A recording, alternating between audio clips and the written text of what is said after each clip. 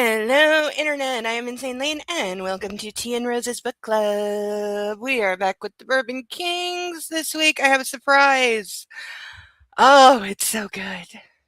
We actually have two surprises. We have unexpected surprise because I keep up on certain things, and wow, we found something.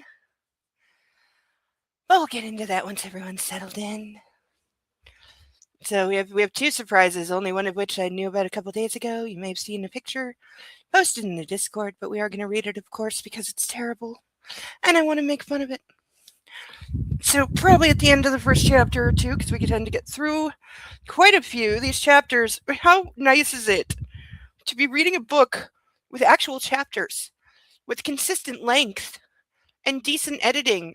I will say decent, not great, because we found a typo, which surprises me. Sorry if you can hear the fan behind me, but it's suddenly as hot as it's supposed to be in the summer. After being, like last week, it was freezing. I was so cold. And now it's so hot I'm not wearing concealer because it would just melt off my face. So forgive me if I look extra hideous tonight. But so far, we have learned a great deal about how to make bourbon. You know, we've learned some new words. The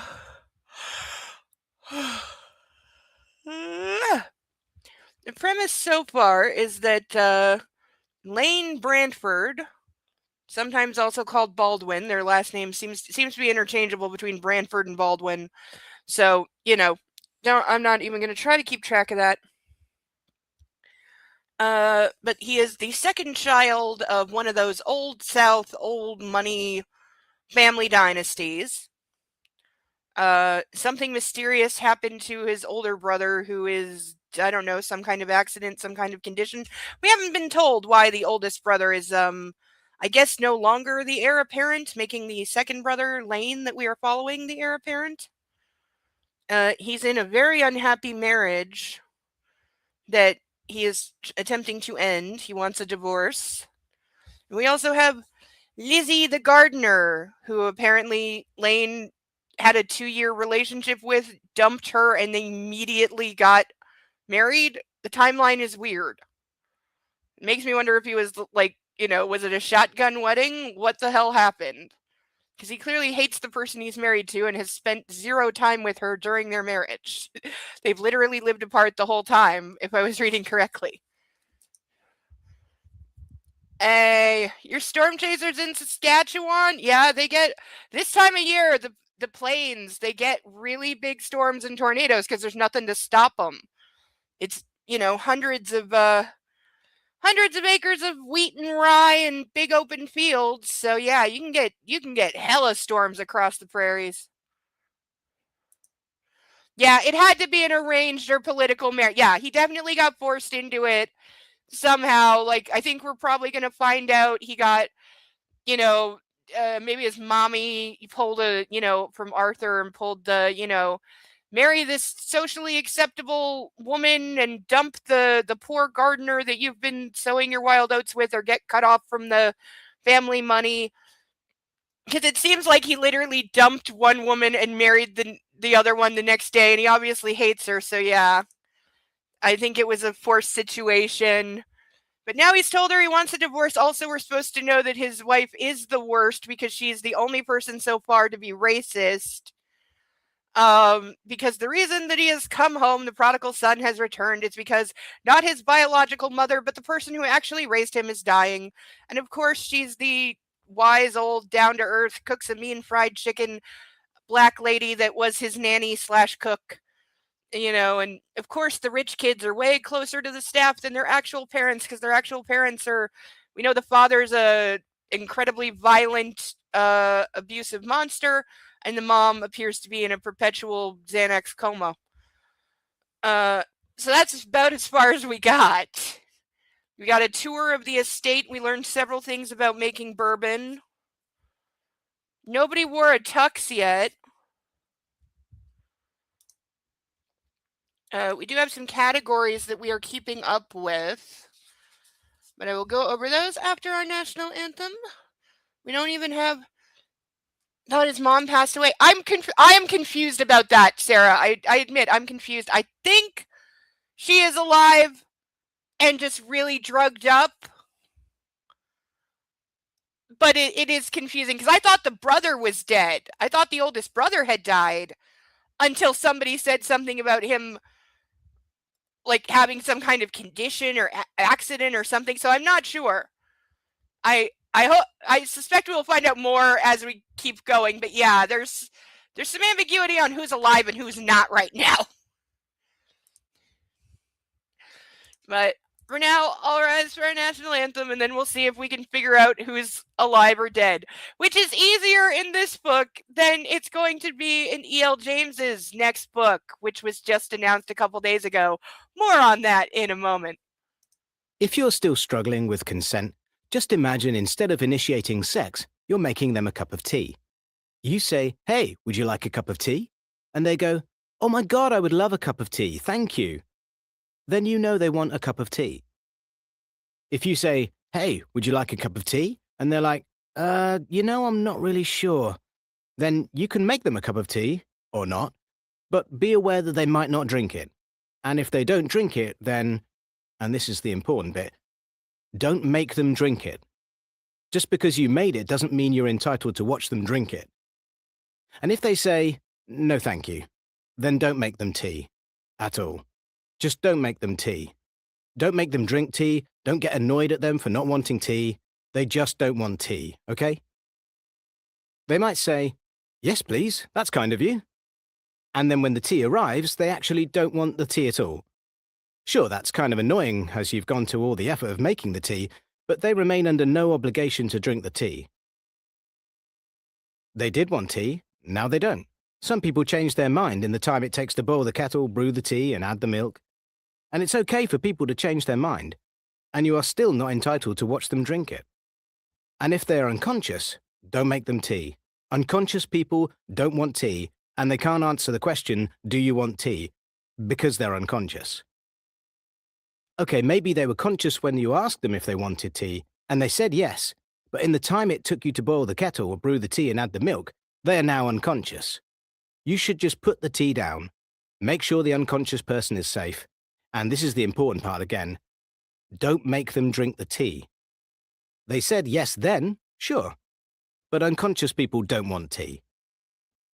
If someone said yes to tea, started drinking it, and then passed out before they'd finished it, don't keep on pouring it down their throat. Take the tea away. Make sure they are safe, because unconscious people don't want tea. Trust me on this. If someone said yes to tea around your house last Saturday, that doesn't mean they want you to make them tea all the time.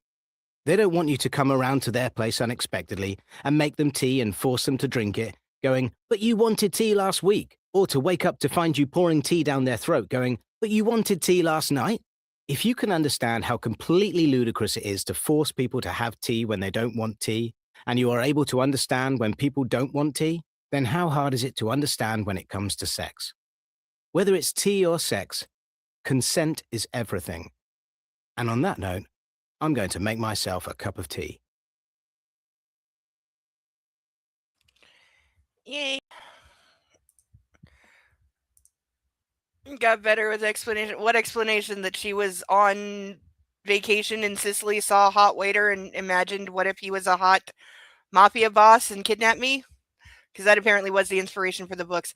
Also, by the way, you know why there's the bullshit explanation at the end of those books of, oh, he went to hypnotherapy and now he understands that he wasn't, I guess, having visions from God that he should marry Laura, that he was just seeing like the last thing he saw before he nearly died and became obsessed with her in an unhealthy way, but he's all cool now. You know why that bullshit is in the end of the book? Because in real life, the author of those so-called books, supposedly the author, is a hypnotherapist in real life. I looked up like what is she doing now after the movies kind of thing. She's an actual hypnotherapist. That's her real job.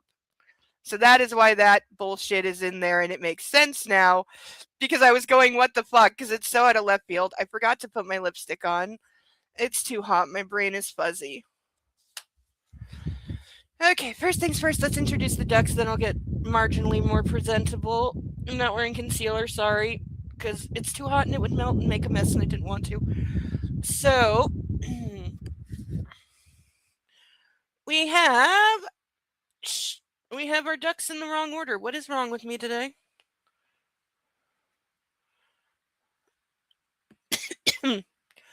Man, I gotta be more vigilant with the duckies. We have Ralph, Charlotte, Steve, Paddington, Caspian, Inspector Clouseau, Dumbo, Sally, Bill, Xavier, Eloise Pongo, Mitch, Sansu, Bob with two B's, Sasha Bartholomew, Alex Chuckles, Melman, Naruto, Jeremy DeWitt, Cinemark, Alan Tudyk, Jeeves,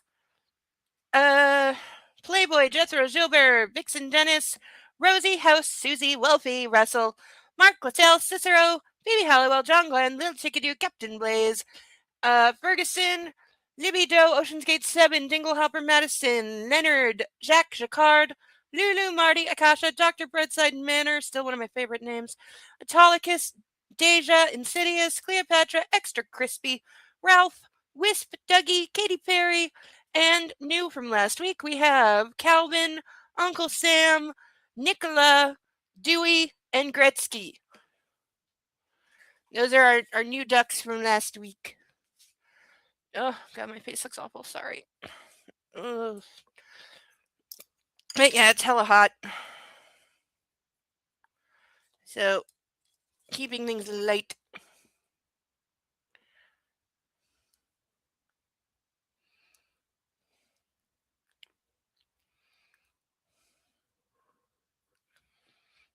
Hello, Deacon. Yes, it's hot. I'm with you. I'm expecting my lipstick to melt off by the halfway point. For anyone who would like to help support the channel and help a girl out, we still have more ducks in our random bag o' ducks for $10. Using the link at the top of the chat, I will draw a random duck, add it to our pantheon of ducks, and you get to name it.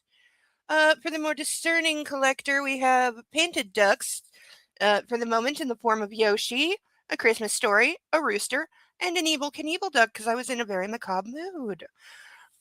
So if you would like one of the painted ducks, please specify in the message. If you would like to put handcuffs on a girl, that is $25. The ducks are 10, in case I forgot to say, which I think I did. There is a key in here, and there's a key on a string around my desk because we practice safety here, and I have dropped this key before while wearing these cups, but I do enjoy wearing these cups. So if you want to make me happy, $25, now we'll put these on. Or for the grand sum, $50, we still have not tried the orange Skittles, and we can try the orange Skittles. Orange Skittles has priority right now because it's the only flavor we haven't tried. After that, I'm going random with the drinks because they're all equally kind of the same unless the orange really stands out, but we'll see. So for $50, I will finally get to try the orange. I do have actual water here to mix it up with, and we will see what delightful shade of orange it turns. I suspect it will be very bright, because that is one thing I can say about these. They did not skimp on the color. I think about half of what's in the packet is just straight up like powdered food dye, because these things turn a very bright color. It's kind of disturbing.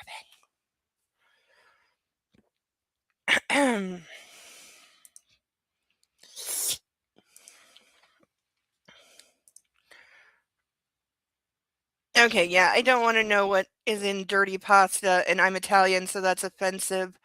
Nuclear orange, yeah, that's definitely going to be the color. Yep. It will be. It's going to be like blindingly bright. Because, it's powdered sugar for children. They're not subtle about it. Not at all.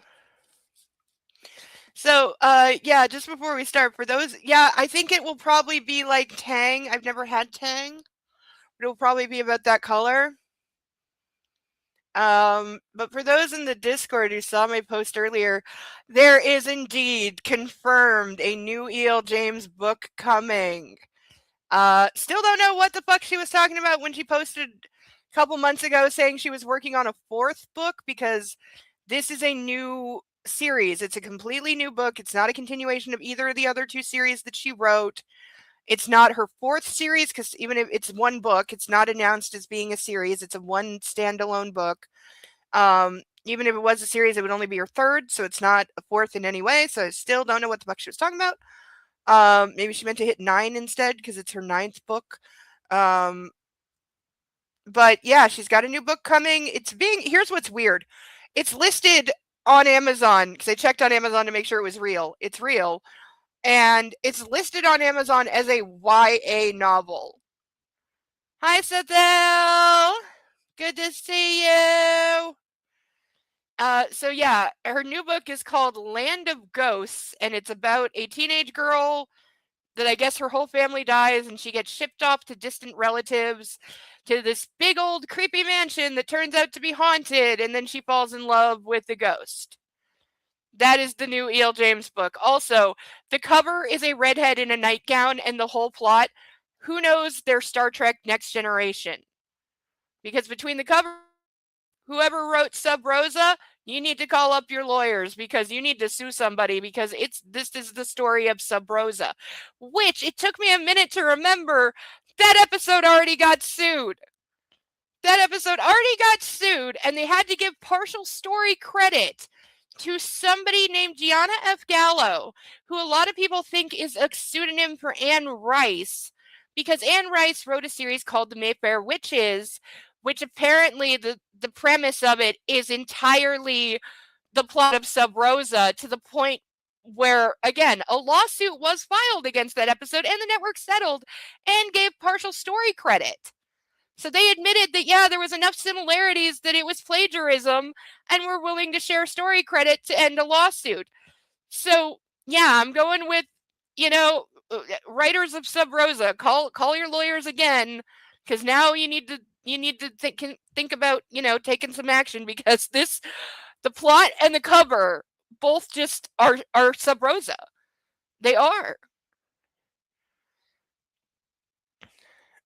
No, she can't. And it's terrifying that it's listed as a YA novel because it's listed as being for 16 to 18-year-olds, which is already on the high side of YA. YA is usually like 12 to 16. So it's already on the high side of being a young adult novel. I don't think I don't know. It probably is not going to be as explicit as the 50 Shades series. But it is still listed as being 400 goddamn pages long. And it is coming out end of October. So we will acquire a copy and see what we see. For now, though, I'm kind of pissed because it's only listed in hardcover, which none of her books have ever been released in hardcover before. So I guess they're really putting their money in on this one. I see a bad movie coming. Still no word on the Mister being made into a movie, but again, the rights are about to change hands because of the Paramount whoever merger. So someday that might happen, or they'll just eat the 30 million they've already thrown away on it. I mean, they'll probably make it someday because they have a script. That's the thing. It already has a completed script, and they paid $30 million. So someday that will get made. But this new one is likely to be made first. I think somebody will snap this up and try to make a quick buck and cash in on the moment. Yeah, for E.L. James's new book, it's only in hardcover. It's currently listed at $33. So I'm hoping it goes down because I don't want to spend that much money. But we shall see. And I'm waiting for Persnickety to get here, and then I discovered something while ripping out pages of the last 365 book to burn, which I'm planning to get the burn video done this week. And I discovered something that is hilarious and that I want to make fun of, but I'm waiting for Persnickety to be here.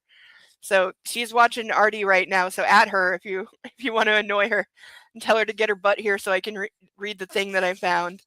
I did post it, so some of you might know already, but if you don't know, don't go look because it's better when read out loud. It's so funny. But for now, we'll get started on this, and we have our list of things we are keeping track of. We have someone drinks bourbon, a tuxedo is worn, name brands are dropped, fancy cars are mentioned, something is repeated to us 3 times. There is a string of adjectives with hyphens. We are told how bourbon is made, or somebody is racist. So far, we've only got one somebody is racist, which for a book set entirely in the South around old money, pretty impressive.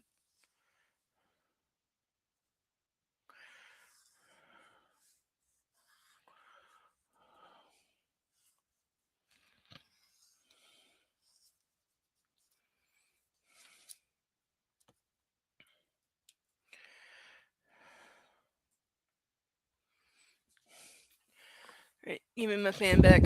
It's way too hot. All right, we're on chapter 7 of how many? I think 50. Yeah, there's 50 chapters. And they're actually consistent lengths. They're not just random lengths. I'm so happy. It's so nice to be reading an actual book. I'm not saying it's War and Peace, but it's an actual book. Oh, and why is the cover? It's going to be all shiny and distracting. All right, that's better. All right, chapter 7. I'm sorry, what was that? As Lizzie spoke, she stared at the flowers in the vase she was holding and couldn't remember what she meant to do with them. Oh, right, put them in a bucket until she got off work, after which she would wrap them in a damp paper towel and Kroger's plastic bag and take them home. I'm sorry, come again? He said, glancing across the conservatory at Greta. I was speaking in English that time, too, you know. I'm just all up in my head. The tent people are demanding to be paid up front, or they're going to take down everything they're putting up. What? Lizzie put the bouquet down next to the empty silver bowls. Is this a new policy for them? Guess so. I'll go talk to Rosalinda. Do you have the total? 12,000 12,459.72. And they've butchered the shit out of that number because the person we're speaking to doesn't speak fluent English. So let's write the numbers really fucked up to remind you this person has an accent.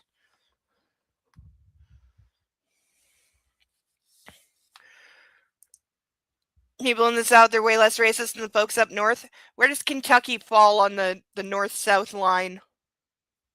Because we're in Kentucky.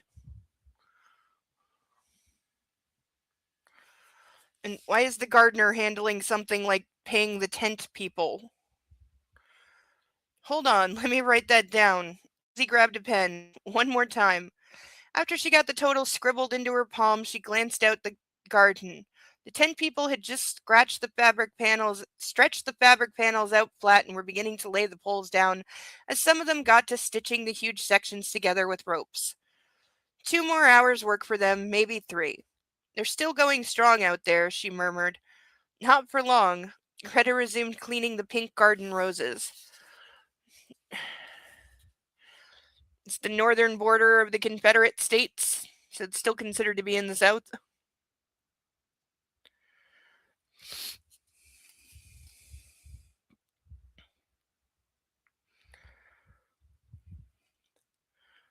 The rental office called me back. They're prepared to order them back into the truck. There's no reason to get hysterical about this, Lizzie mutters as she headed outside.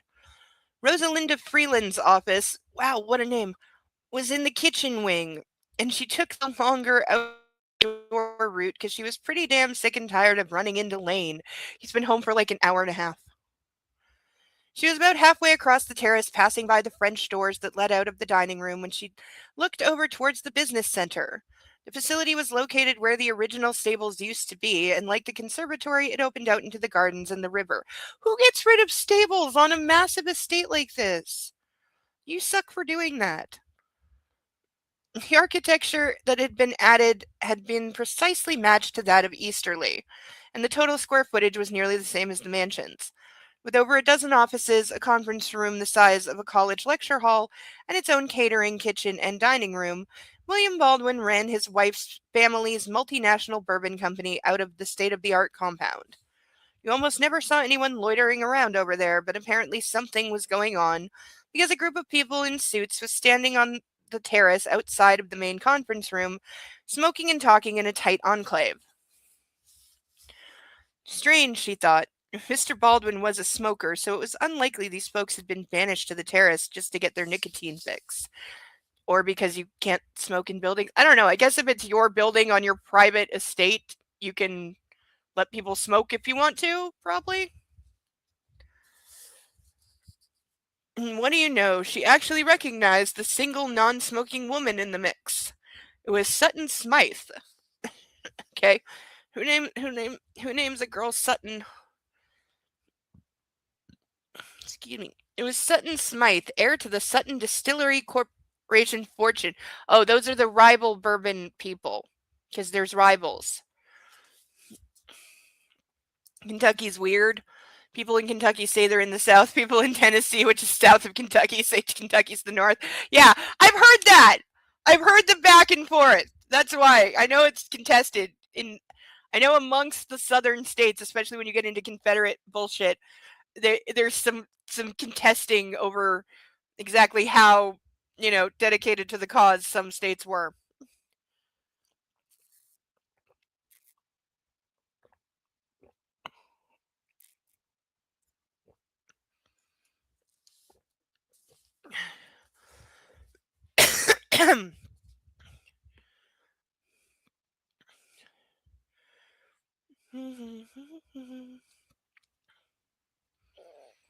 Lizzie had never met her personally, but there had been a lot.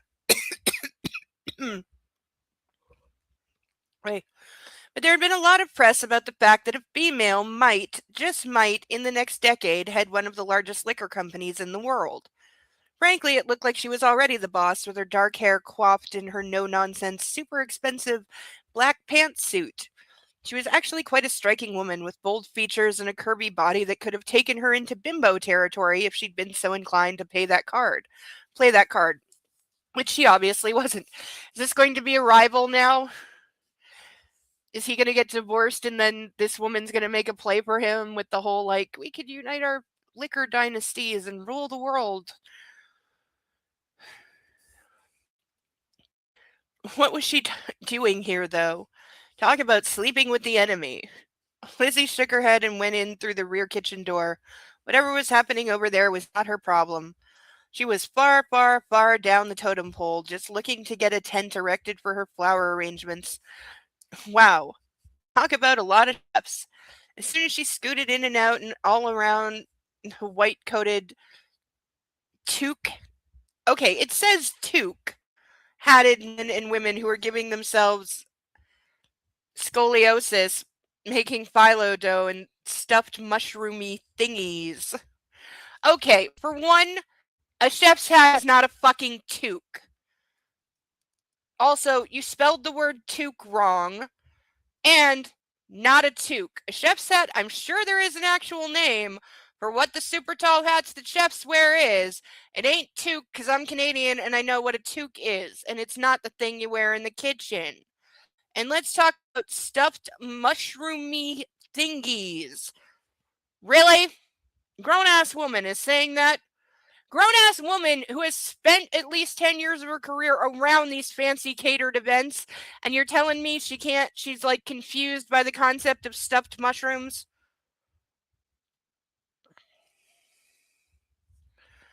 On the far side of all the Gordon Ramsay, there was a heavy, swinging door that opened into a plain corridor full of cleaning closets, laundries, and the maid's break room, as well as the butler's living quarters, the controller's office, and the back staff stairwell.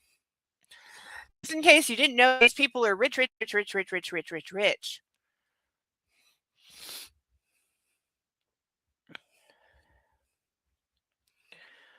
Lizzie went to the door on the right that was marked private and knocked once, twice, 3 times. A lady.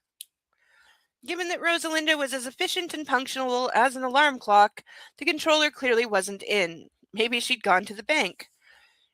Shall I check again in an hour? Mr. Harris said as he entered the hall at the far end with the head housekeeper. Thank you, Mrs. Molly. My pleasure, Mr. Harris, the older woman muttered. Lizzie locked eyes with the butler as Miss Molly paired off. We have a problem. He stopped in front of her. Yes. I need just over 12 grand for the tent company and Mrs. Freeland's not here. Can you cut checks? They require $12,000? He said in his clipped accent. Why ever for? The tent rental. It's a new company policy I'm saying they've never done this before.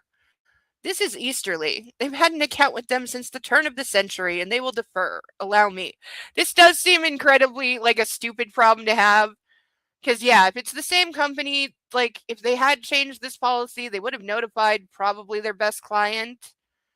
And you don't show up and then demand payment. This is not how you business. especially with wealthy families like this who will tell you to fuck off.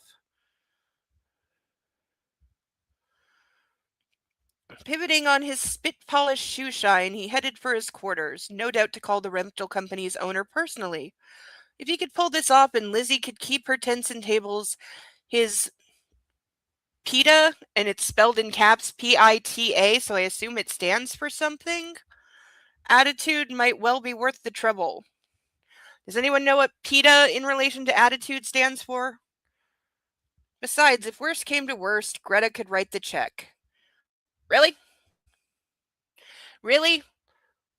The one, why is the gardener, yeah, it's spelled pita like the bread, but it's all in caps, so it has to stand for something.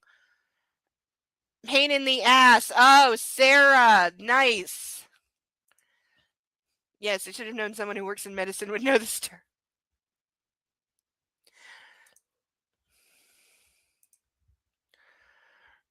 Tall pleated hat worn by chefs is called a toque. That is what it's called. And okay, because toque the hat here, it's TOUQUE. But that is actually what it's called. I need to have a word with the French. Because Escoffier is like the definitive school for the culinary arts. Like, I've heard of Escoffier. I know who they are. And they know what they're talking about, and they get to say things like that and make it true. But yeah, never heard it called that before.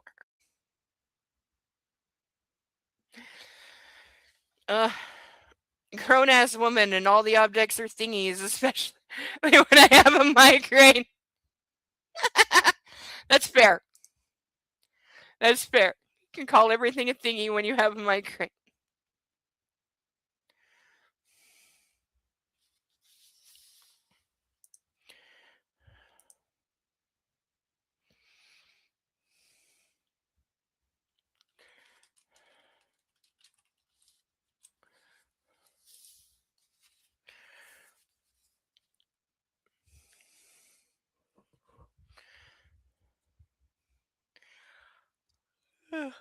Yeah, but why is the gardener handling the tent thing? Like, you have an accountant, there would be a groundskeeper who would handle it. I'm just saying, there's no way this would be her problem. Partial to Thingamabob Deacon? That's because you saw Little Mermaid when you were a kid.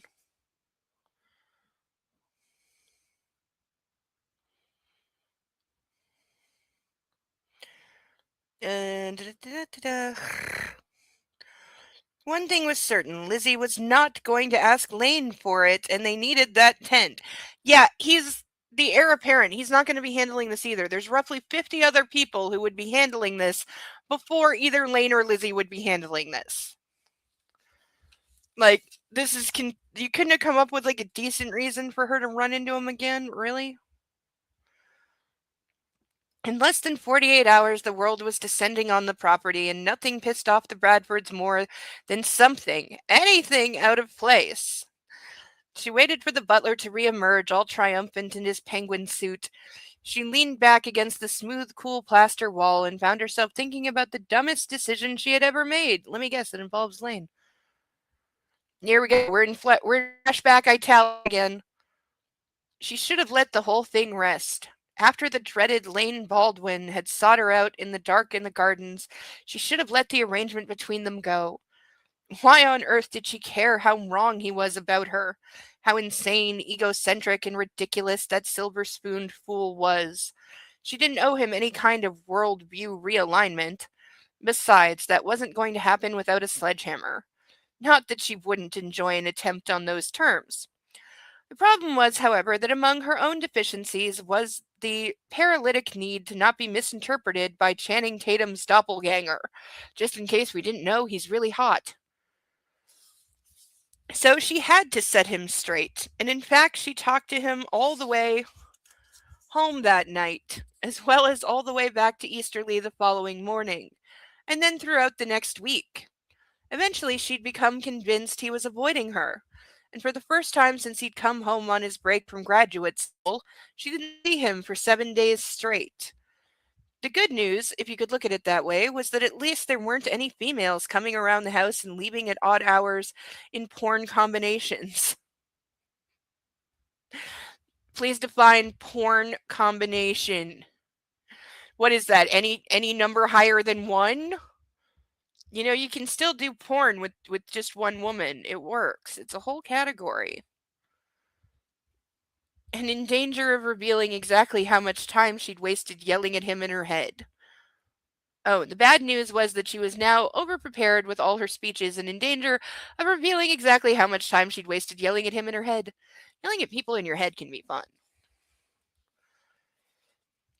And Lane was definitely still at Easterly. His Porsche, like he would drive anything else, was still around by the garages, and whenever she was forced to take a bouquet up to his room, she could smell his cologne in the air and see his wallet on the bureau with his gold cufflinks. He was playing her, and as much as she hated to admit it, the act was working. She was getting more frustrated and more determined to find him instead of less so. He was a master at women, all right. I'm trying not to have automatic loathing for any character that is called a master of women. Oh, Sarah, you're right. Fancy car. I missed it. Because we don't know if it's an ugly one, but it is a fancy car. Because of course he drives a Porsche. What else would he drive? Of course it's a Porsche. Expensive but acceptably classy and not garish like some purple prowler street racer thing. God, I really want to read the thing, but I really want to wait for persnickety. Somebody go tell the dog to drag her.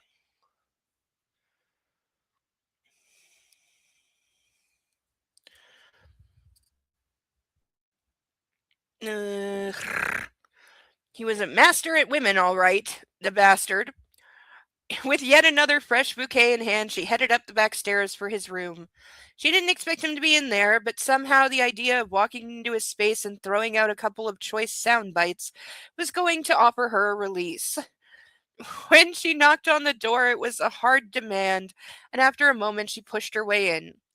Lane was there, sitting on the edge of his bed, head in his hands, body bowed. He did not look at the door. Didn't seem to know anyone had come in. Lizzie cleared her throat once, twice. "Excuse me, I'm here to switch out your flowers." He jumped and twisted around towards her. Red-rimmed eyes seemed to struggle to focus, and when he spoke, his voice was rough. "Sorry, what?" "Flowers." She lifted the bouquet a little higher. "I'm here to replace your flowers."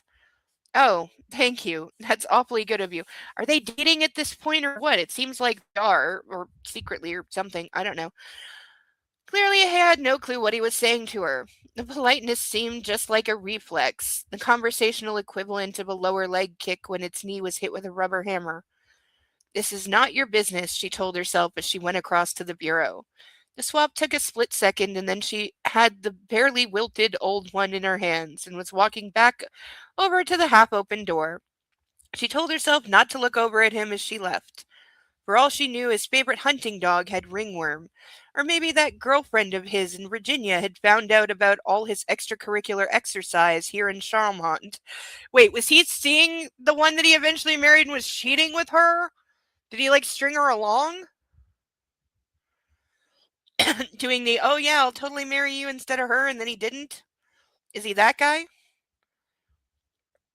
That biggest mistake had happened just as she had gotten to the jams. Later, when things had blown up in her face after she'd overridden her rules of self protection and gotten burned, she would become convinced that if she'd only kept going, she would have been fine. Their lives wouldn't have slammed into each other and left such shrapnel all over her. But she did look back at him, and just as she and just had to open her mouth again.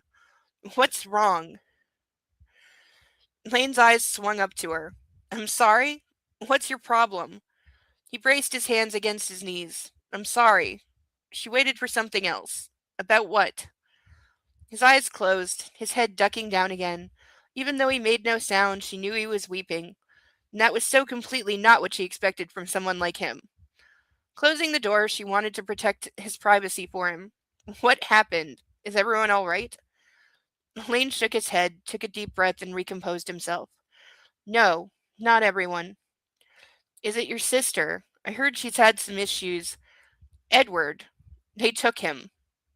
Okay, so this is the older brother, and who took him? Edward. God, she'd seen the man around the estate from time to time, and he appeared to be the last person anyone could take anywhere. Unlike his father, whose office was at Easterly, Edward worked down at BBC headquarters. I know that is not British Broadcasting Corporation, though that's all I'm going to think of, because why in the fuck did you call their bourbon company something that can be abbreviated to BBC? This is a terrible, terrible idea. Somebody should have told her to change it. Headquarters in the heart of the city, and from what little she knew, he was the anti-Lane. Very serious, extremely aggressive businessman. We have, yes, a master at women. Yeah, that's up there on the cringe. It's up there. Oh, I know what breadcrumbing is, but I don't remember.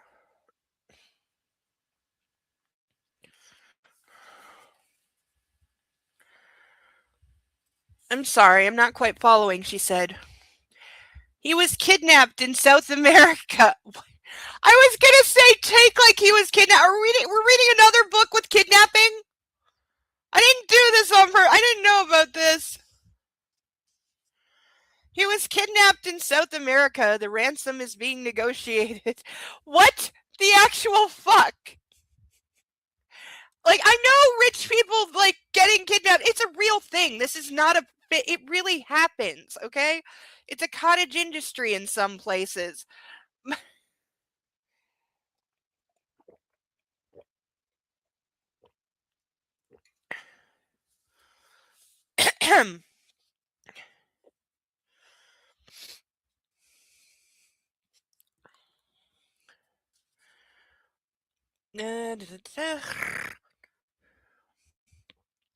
He rubbed his face hard. I can't imagine what they're doing to him. It's been 5 days since the demand. Jesus Christ, how did this happen? He was supposed to be protected down there. How did they let this happen? So is it gonna... What? Did he get tortured or something?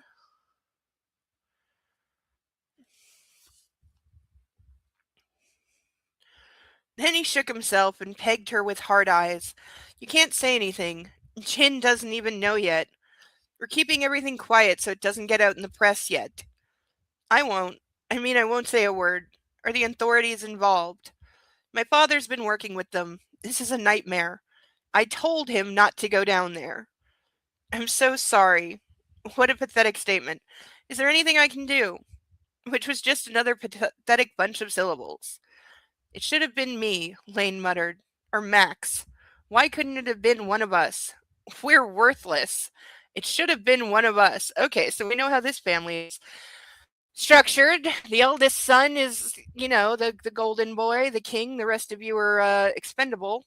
Except, what happens when the golden boy is taken out of action? Because we're told that he no longer runs things, so we don't know what happened to him. Are we actually going to find out? Is the author actually going to tell us what actually happened to him, or is it going to be another vague whatever, like Lara's heart condition? Future faking, I will marry you on Tuesday for a hamburger today. Yeah, I've been there, done that.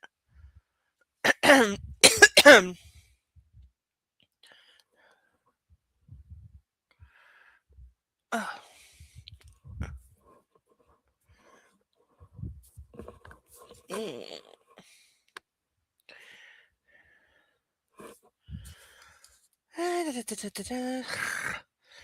Next thing she knew, she'd put the vase down somewhere and was over by the bed. Is there someone I can get for you? It should have been me. She sat next to him and lifted a hand to touch his shoulder, but then she thought better of it. A cell phone went off on the bedside table, and when he made no move to answer it, she asked, Do you want me to pick that up? When he didn't reply, she leaned to the side and looked at the screen. Chantal Blair Stowe. I think it's your girlfriend. He glanced over. Who? Lizzie reached around and picked up the phone, showing him the screen. No, I don't want to talk to her, and she's not my girlfriend. Well, he ended up marrying her, so... Is she aware of that? Lizzie wondered as she put the thing back. Lane shook his head. Edward's the only one of us who's worth a dime. That's not true. He laughed in a hard burst. The hell it's not. That was your point last week, wasn't it? Okay, so maybe they broke up? Abruptly, Lane focused on her, and there was a strange silence, as if it were only then that he realized who was in the room with him. Lizzie's heart began to pound. There was something in those eyes of his that she hadn't seen before, and God help her, she knew what it was. Sex with a playboy was nothing she was interested in. Raw lust with a real man? That was so much harder to walk away from. He is not striking me as a man capable of either raw lust or coming across as a man. Not in that way. Like I don't do the bullshit, you need to know how to bench press and crush a beer can on your head to be a man thing, because that's a bunch of crap. Those are the men you need to stay away from because they're toxic assholes. So real man is defined in many, many other ways, but this guy ain't giving it in that way. You need to go now, he said in a tight voice. Yes, she told herself, I do. And yet, for some crazy reason, she whispered, why? Because if I wanted you when it was just a game, that stare of his locked on her mouth. In my current mood, I'm desperate for you. Lizzie recoiled, and this time when he laughed, it was deeper, lower. Don't you know that stress is like alcohol? It makes you reckless, stupid, and hungry. I should know. My family deals so well in, and that's where we get cut off. So definitely he like grief banged her, and we shouldn't, but we couldn't help ourselves. But then he actually didn't stay with her and went off and married the person he doesn't even like for reasons I'm sure we'll find out that'll be really, really, really Shakespearean. It is taken care of, Miss King. Lizzie jumped out of her skin with a gasp. What? Mr. Harris frowned. The rental tent. It's been taken care of. Oh, yes. Great. Thanks. She stumbled as she turned away from the butler, and then she went the wrong way down the hall, heading to the public rooms of the house, before Mr. Harris called that to her attention. She doubled back and found a door to the outside and broke out. Right into the garden, right below Lane's bedroom window. Putting her hands to her face, she remembered how he had kissed her 2 nights after she had sat with him in the bedroom. She had been the one to seek him out, and there hadn't been any flower excuse that time. She had waited for so long as she'd been able, for as long as she'd been able, excuse me, for as long as she'd been able to stand it. And then she'd deliberately gone to his room at the end of her workday to see how he was doing, what was going on, whether there had been any resolution. Nothing had made it into the press at that point. All the coverage had come later, after Edward had finally come home. That second time she'd gone to his bedroom, she had knocked more softly. After a moment, he had opened the way in, and she could still picture how much he had aged. He'd been gaunt, unshaven, with black circles under his eyes. He had changed his clothes, although they were just different versions of what he'd always worn. A monogram button down, except it was untucked on one side. Expensive slacks, except they were creased at the bend of the pelvis, and unpressed at the heads of the knees. Gucci loafers, brand name. Ugh.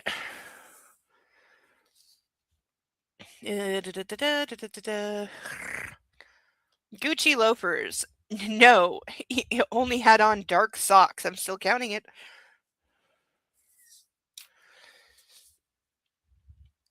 And all that pretty much told her what she needed to know. Come with me, she'd said to him. You need to get out of this room. In a hoarse voice, he'd asked her what time it was, and she told him it was after 8. When he looked confused, she had to clarify that it was night. She had led him down the back stairs as if he were a child, taking him by the hand, talking about nonsense. And the only thing he'd said was that he didn't want anyone to see him. And she'd made sure that happened, directing him away from the talking dining room, keeping him safe from prying eyes. As she had drawn him out into the warm night, she had heard laughter from where dinner was being eaten in the grand formal room. How could they do that, she wondered. Chatter on as if nothing was wrong, as if one of them weren't far, far away in dangerous hands.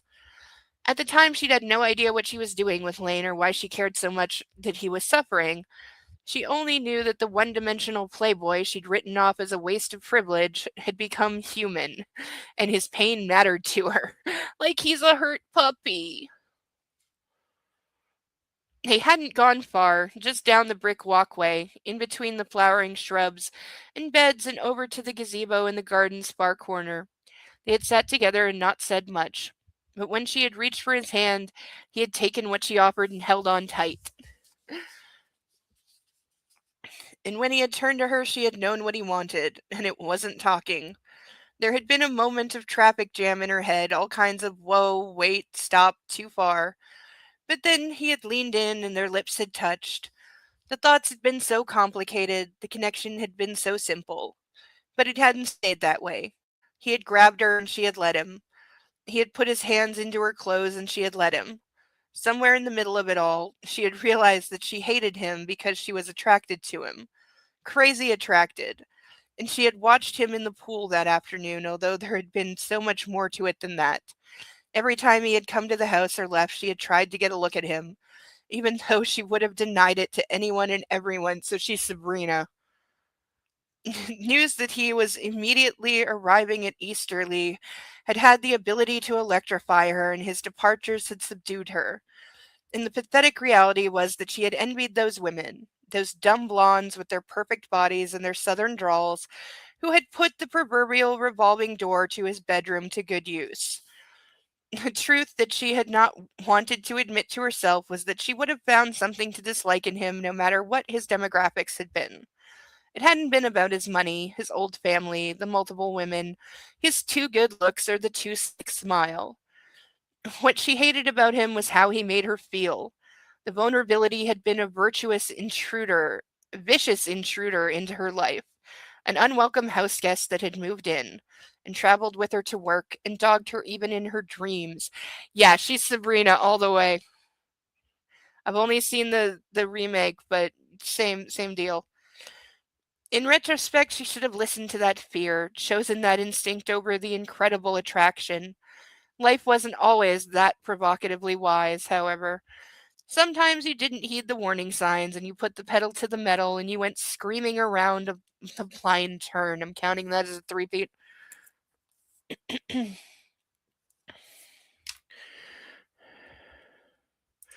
Yeah, I'm not sure what's going on in this book, but yeah, he's a guy thinking with his dick, she's thinking with her pussy, and yep.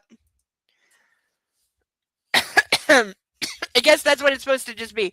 Two pretty people that are attracted to each other, surrounded by money and bourbon, and he couldn't keep his hands off her, but he can't be with her because society wouldn't approve, and classism, and blah blah blah blah blah.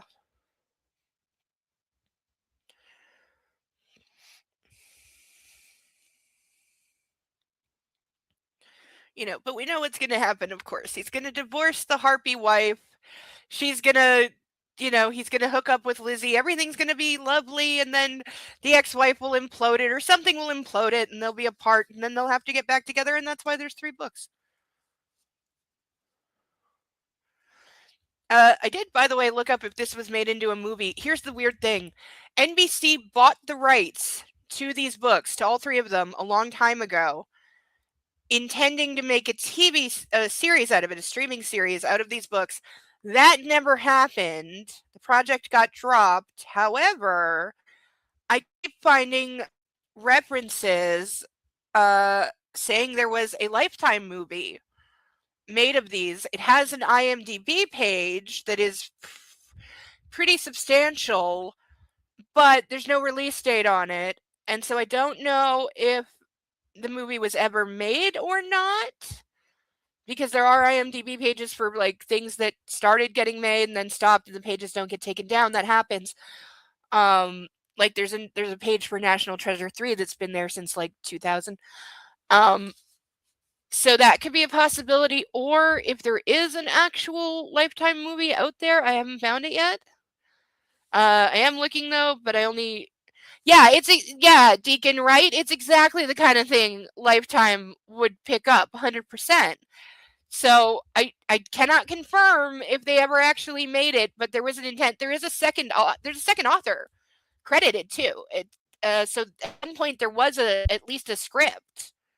There was a screenplay written because there was a second author listed as coming in on the screenplay. So they wrote it. But did they actually film it? I don't know. Given that it's Lifetime, probably, because they make what, like 20 movies a week, because they make them for about $1.50, and they reuse the same actors and the same scripts.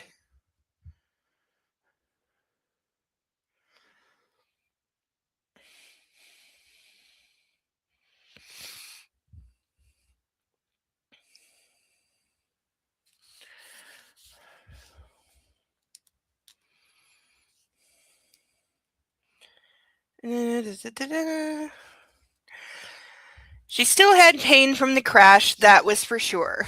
Oh, he broke her heart. We're gonna find out he had to do it, had to hurt her to send her away, but secretly he still loved her. Blah blah blah. End of chapter. Apparently that's an end of chapter. Okay, so we're gonna take a stretch break. Oh, oh, oh, oh.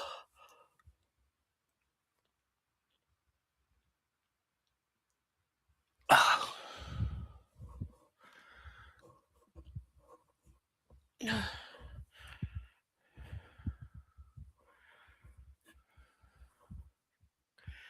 Yes, I know there's a hole in this shirt, but it was clean and it was light enough to wear in this heat. I gotta do laundry tomorrow. Well, tomorrow or Monday. Sunday is not a great day to do laundry. It's usually busy.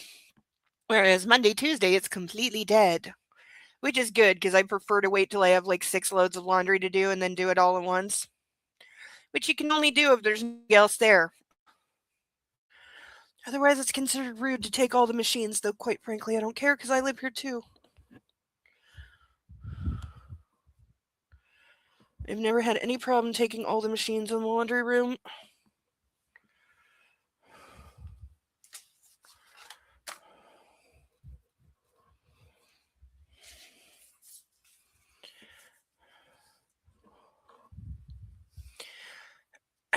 Chapter 8 Red and Black Stables, Ogden County, Kentucky. As the sun began to set, its golden rays penetrated Stable B's open bay, spilling onto the broad concrete aisle and leaving a trail of pure magic through which hay and dust particles ambled. The rhythmic sound of a box broom whisking down the way brought out the mare's head and their intelligent eyes and graceful muzzles popping forward in inquiry. See, finally we have horses. Horses are good. Edward West Fork Bradford Baldwin went slow on the sweeping, his body not what it had once been, and the effort wasn't all that bad. The constant pain he was in ceding to the gentle exercise. The chronic discomfort would return, however, as soon as he stopped or fell into a different series of movements. He had become used to that. Okay, so he was definitely like injured somehow. The combination of muscles and bones and organs that supported his brain on its journey through this current mortal incarnation, there's a hell of a phrase, was a machine that no longer made transitions well. Did he get shot in the head or something? Did he get, what's the guy? Cyril. Who knows the show Oz? Did he get the Cyril treatment? Did that happen to him? By the way, if you have watched Oz and you've only seen the guy who plays Cyril in that, find a clip of him in anything else. It's a huge head fuck to see and hear him acting completely normal and non-brain damaged. It's weird. Also, you will respect just how good an actor that guy fucking is. Wow. Like, but he is like my favorite part of Oz. If you didn't love Cyril, he was like the pet of the group.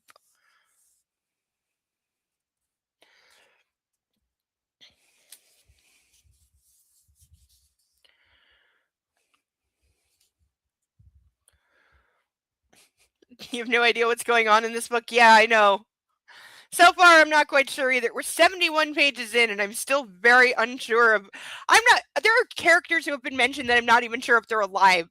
Okay, we're we're getting there.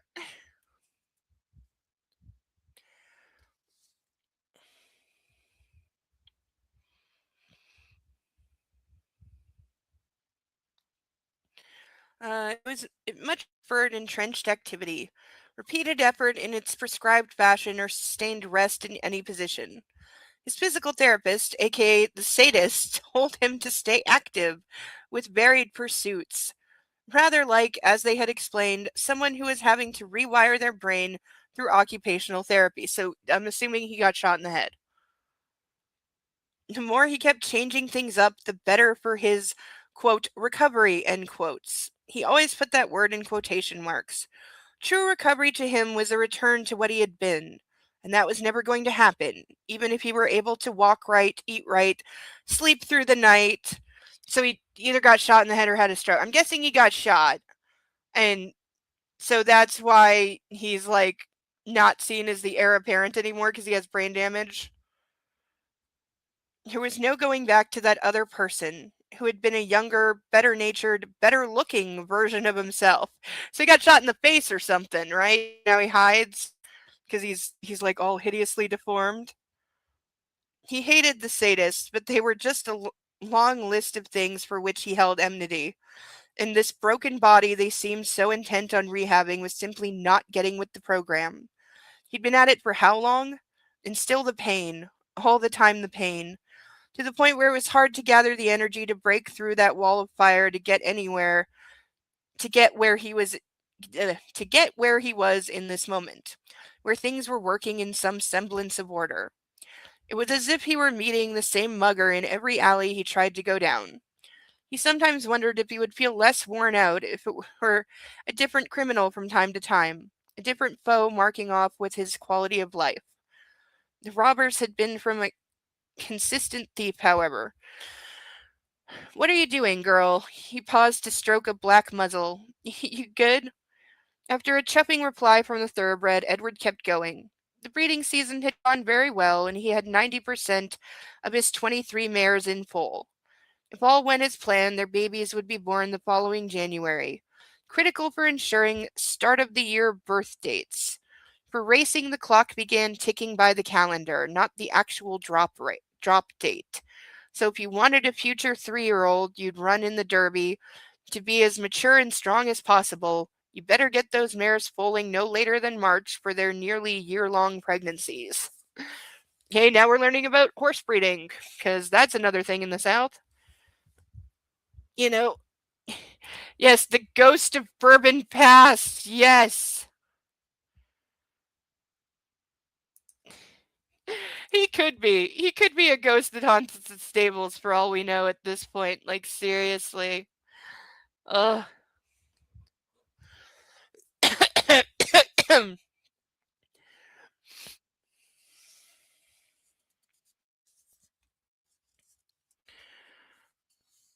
And most racing people operated in a stratified system where the breeders were separate from the yearling breakers, who were different from the track trainers. But he had enough money and time on his hands so that he could not only breed, but ushered his horses through elementary school here on his farm, to middle school at the center he'd bought last year, to the booking blocks of stalls at Steeple Hill Downs in Charlemont and Garland Downs in neighboring Arlington, Kentucky. I'm assuming that's where those places actually are.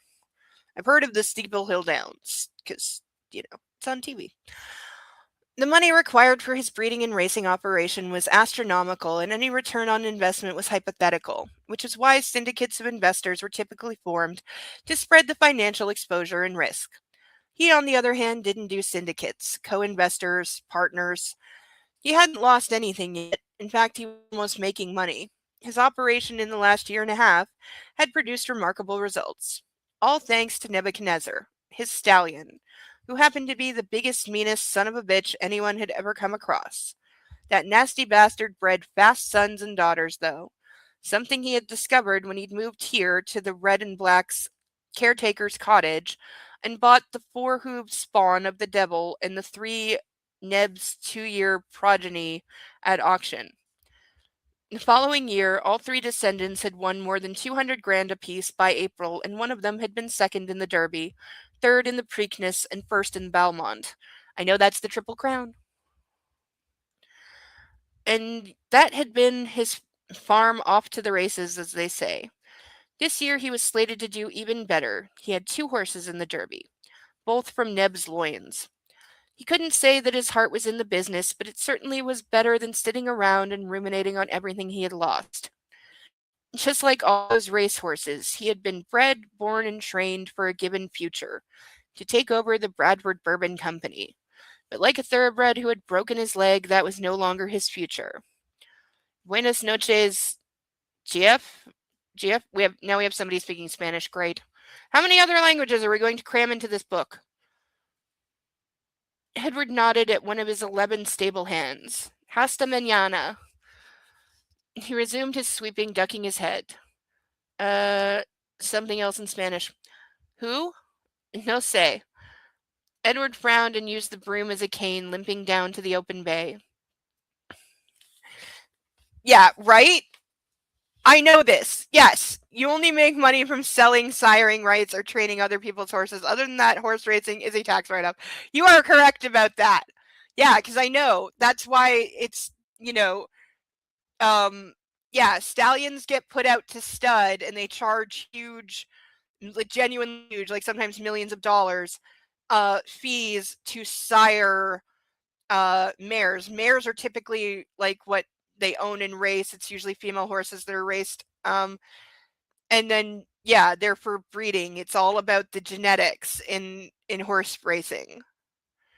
But yeah, the money is in breeding the horses, not racing the horses, because it costs way more for the training, the board, the entrance fees, transport, vets. Like, it costs way more than you're going to win, even if your horse is a Triple Crown winner. The reason you want to say, I own a Triple Crown Derby champion, is so you can charge $1 million for that stallion to breed somebody else's mare. That's where the money is. That's why you want the titles. It's to raise the price when you breed it. It is not for winning. But that's the only reason you want those titles, is so you can point to the pedigree of the horse and increase its value for breeding. Like, that's why the horses are so carefully microchipped, because there's so much fraud that goes on with the legacy of horses, and like false, people will say they won races that they didn't, or they're from a foreign land where they've won a ton of races and you can't verify anything. There's so much fraud that goes on. But it's something old money does. Absolutely. Like the Queen of England, famously, no joke, had a stable of thoroughbred horses most of her life because she liked horses. And guess what? She made a good income on. It was the breeding of those horses. It was not them winning races. She attended the Kentucky Derby, I think, more than once, and probably had horses in it, but that's not where the money came from.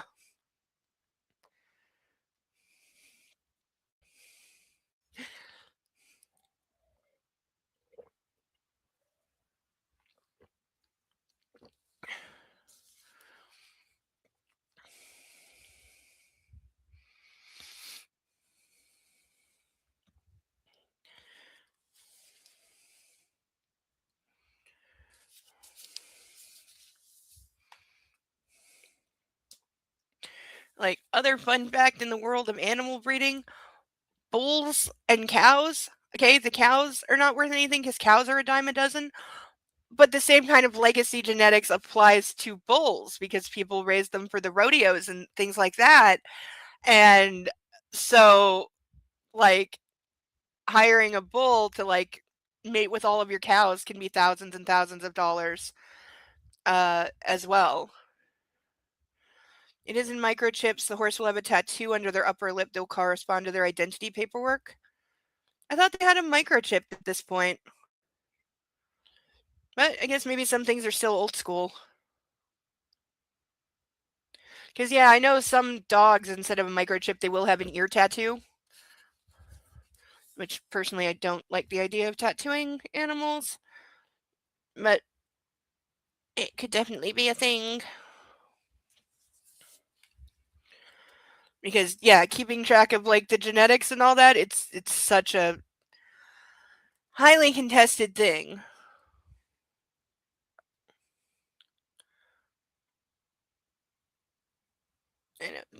Dog breeding does it a little bit, but not too much. But horse breeding, man, they take it to the extreme.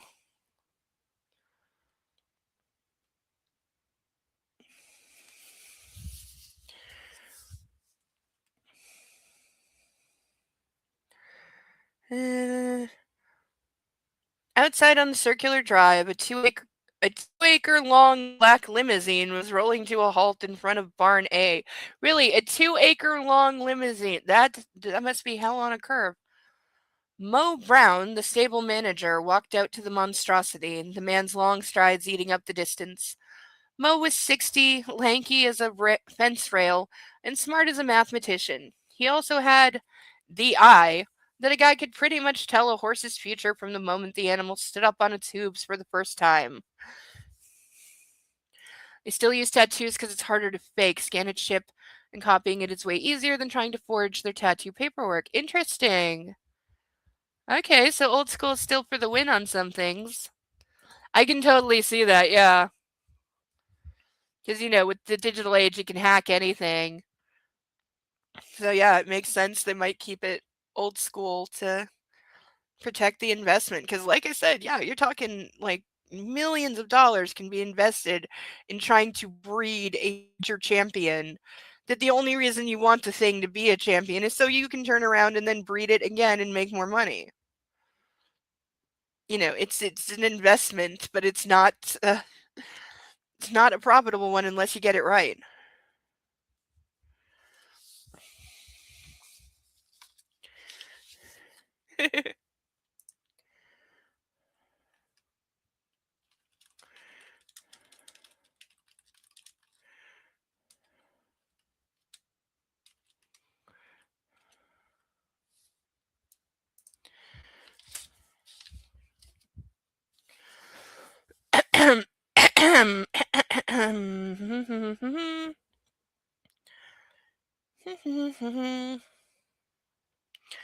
And he was slowly but surely teaching his secrets to Edward. Edward's innate knack, on the other hand, was the breeding. He just seemed to know which bloodlines to cross. As Mo stopped at the limo, a uniformed chauffeur got out and went around to the rear doors, and Edward shook his head when he saw what emerged. The Prendergasts were sending in the heavy guns. Okay, so we have more people. The 40-ish woman emerging from the vehicle's back seat was thinner by 3 times than even Mo, dressed in pink Chanel. There we go. Brand name drop. Gotta have Chanel.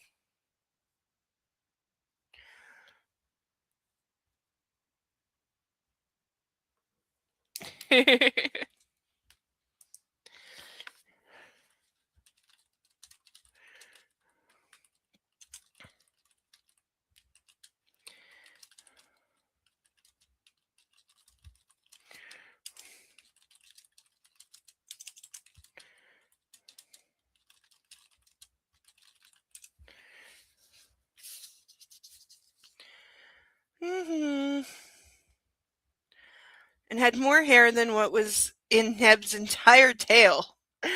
Beauty and pretty and pampered as a Pomeranian, and with a will to give those steel magnolias a run for their money. Never saw that. Buggy Prendergast was used to getting her way. Wow, way to tell me we're not supposed to like this character with a name like that. That's great. Yeah. For example, about 5 years ago, she'd played her hand and gotten one of the Sycons in an old oil family to throw out his perfectly good first wife in favor of her. Whoa! His perfectly good first wife? What? Oh, that is a horrific sentence. And ever since then, she'd been dumping his money into thoroughbreds. Edward had already told her no 3 times over the phone. No syndicates, no co-investors, no partners.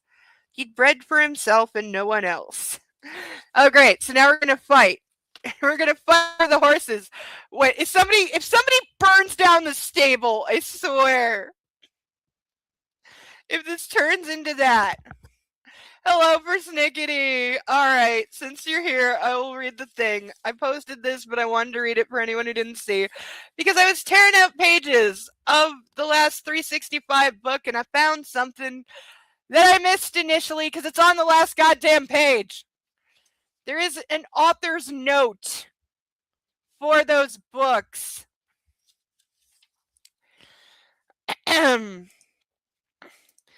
Yes, right? Yeah, people that make money in racing are the trainers and the jockeys. Yep. If they're lucky. It's a hard business. We have an author's note from 365 days. This is the last page of the last goddamn book, so that's why I missed it. I'm guessing a lot of people should. Nobody should credit themselves as an author for that dribble. Oh, we'll get there.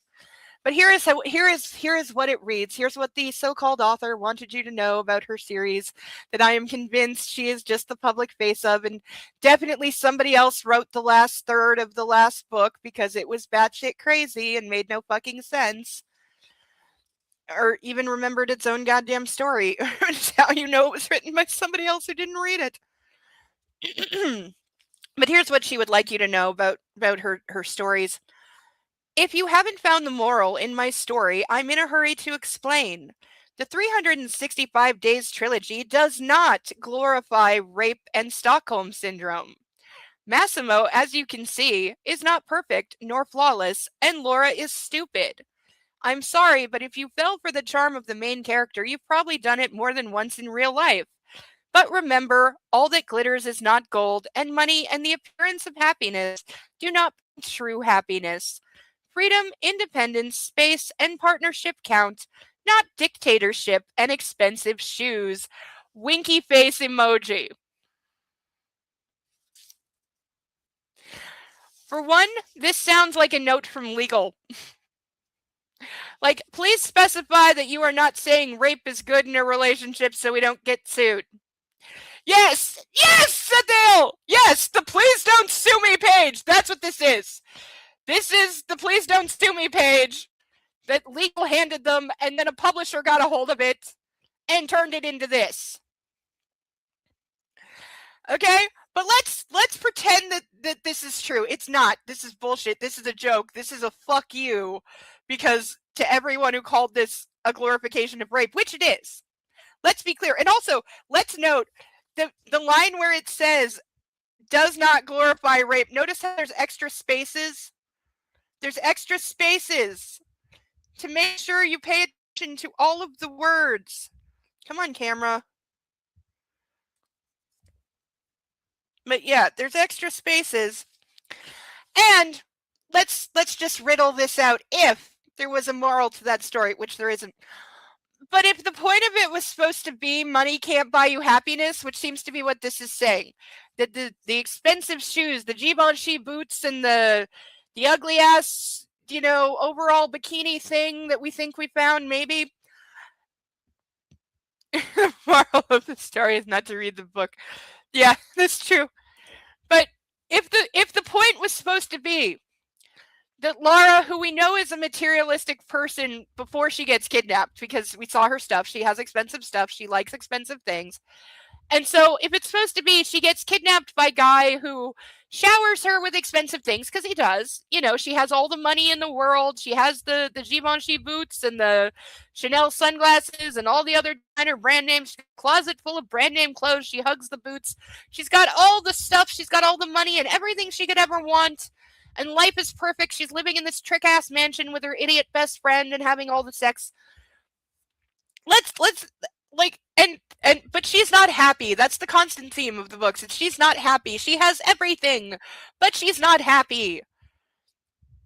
That's not even the entire premise, because the other half of that is she's being held captive and sexually violated and raped and physically abused and choked and treated like a hostage and carted from place to place like a piece of furniture. She has no freedom, no independence of movement, no control over anything. She gets treated like a fuck doll and worse. But she's not happy and she has the boots, and shouldn't you be happy if you have the boots and all the stuff? So that already fails on that level, because there's other reasons she's not happy other than, oh, I just have stuff and I'm a vapid, empty person. She's quite happy being a vapid, empty person. But if you want to have the story that money doesn't buy happiness, here's what you have to do. You have to have the other guy be poor.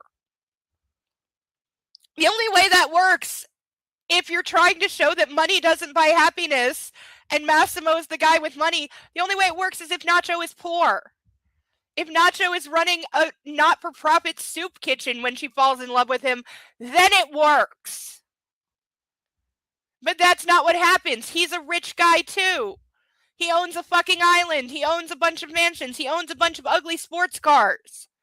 And yes, she might wear jeans, like shorts and a t-shirt when she's with Nacho instead of a Chanel suit, but I guarantee you those are $900 Gucci shorts she's wearing.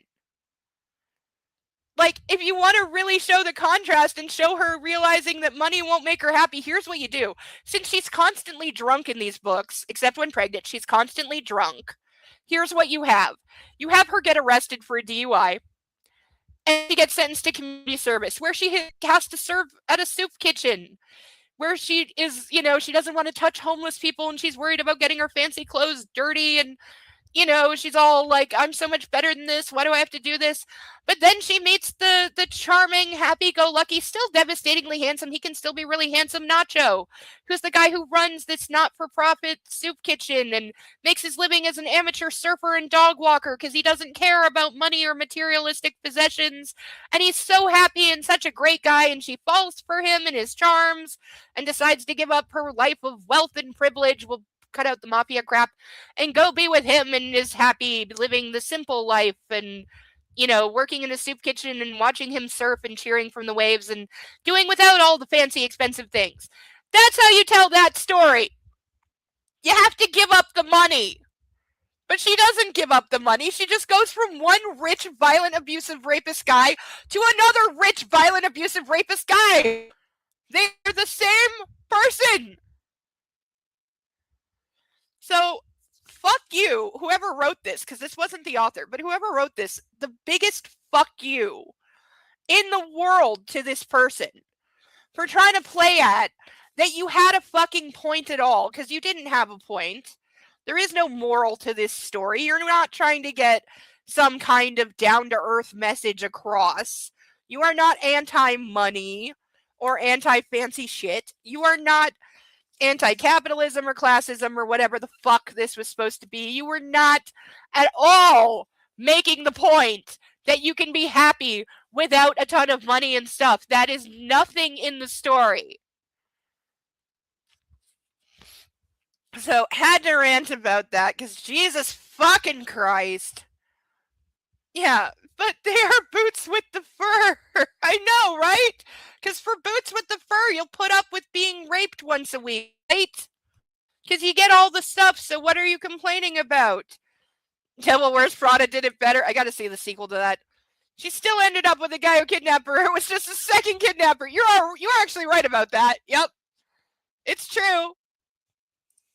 Have her bump him to the MMA fighter and fall for him. Wasn't he nice and presumably not a rich monster? Yes. Yeah, we only saw him briefly, and then Massimo had both his arms and legs broken, and he was weirdly fine with it, saying to Laura, oh, I didn't know who you were now. I didn't know you belonged to him. I shouldn't have sexually assaulted you in the elevator, which he did. But he's still the least rapey guy in all of them. Yeah, there were no good male characters in that story at all. There were no good female characters. There are no good characters in that story. But fuck whoever wrote that author's note and thinks they're being cute, especially with the winky face emoji at the end. You're not cute. That was no part of the intention. And that is just saying fuck you to the haters. That's what that is. That is just to piss people off and try and, not get sued. Yeah, there's barely a story in the story, and it contradicts itself. Because at the end, it seems to forget its own story and contradicts itself several times. So there's that as well. But yeah, fuck that shit. Oh, and persnickety, in case you didn't hear, E.L. James has a new book coming out in October. This one's about a teenage girl that falls in love with a ghost. And looks like it's a ripoff of the TNG episode Sub Rosa, which already got sued once for copyright infringement. Can a different party sue them again? Because they might. And you know what's weird is I just saw Gates McFadden doing an interview with a Star Trek YouTube channel that blew up very quickly, and she actually brought up Sub Rosa because apparently I didn't know this. She directed that episode. I did not know that. Um, and she is quite fond of it in her own way, and hinted that there is an action figure of Beverly Crusher from that episode apparently being made. I want this now if it's real. If that was not a joke, I want the Beverly Crusher Sub Rosa action figure. If it becomes real, I want one.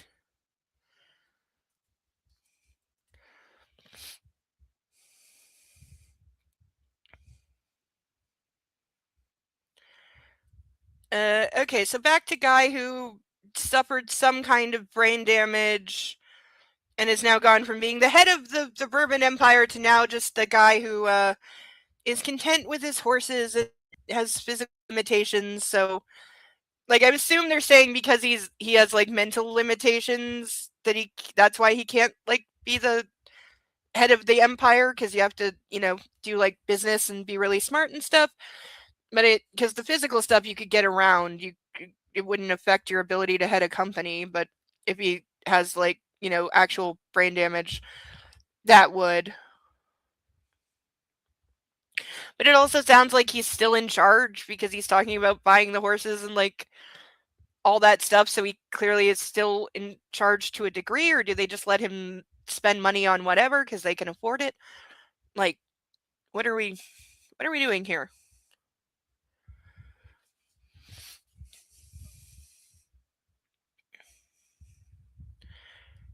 Uh,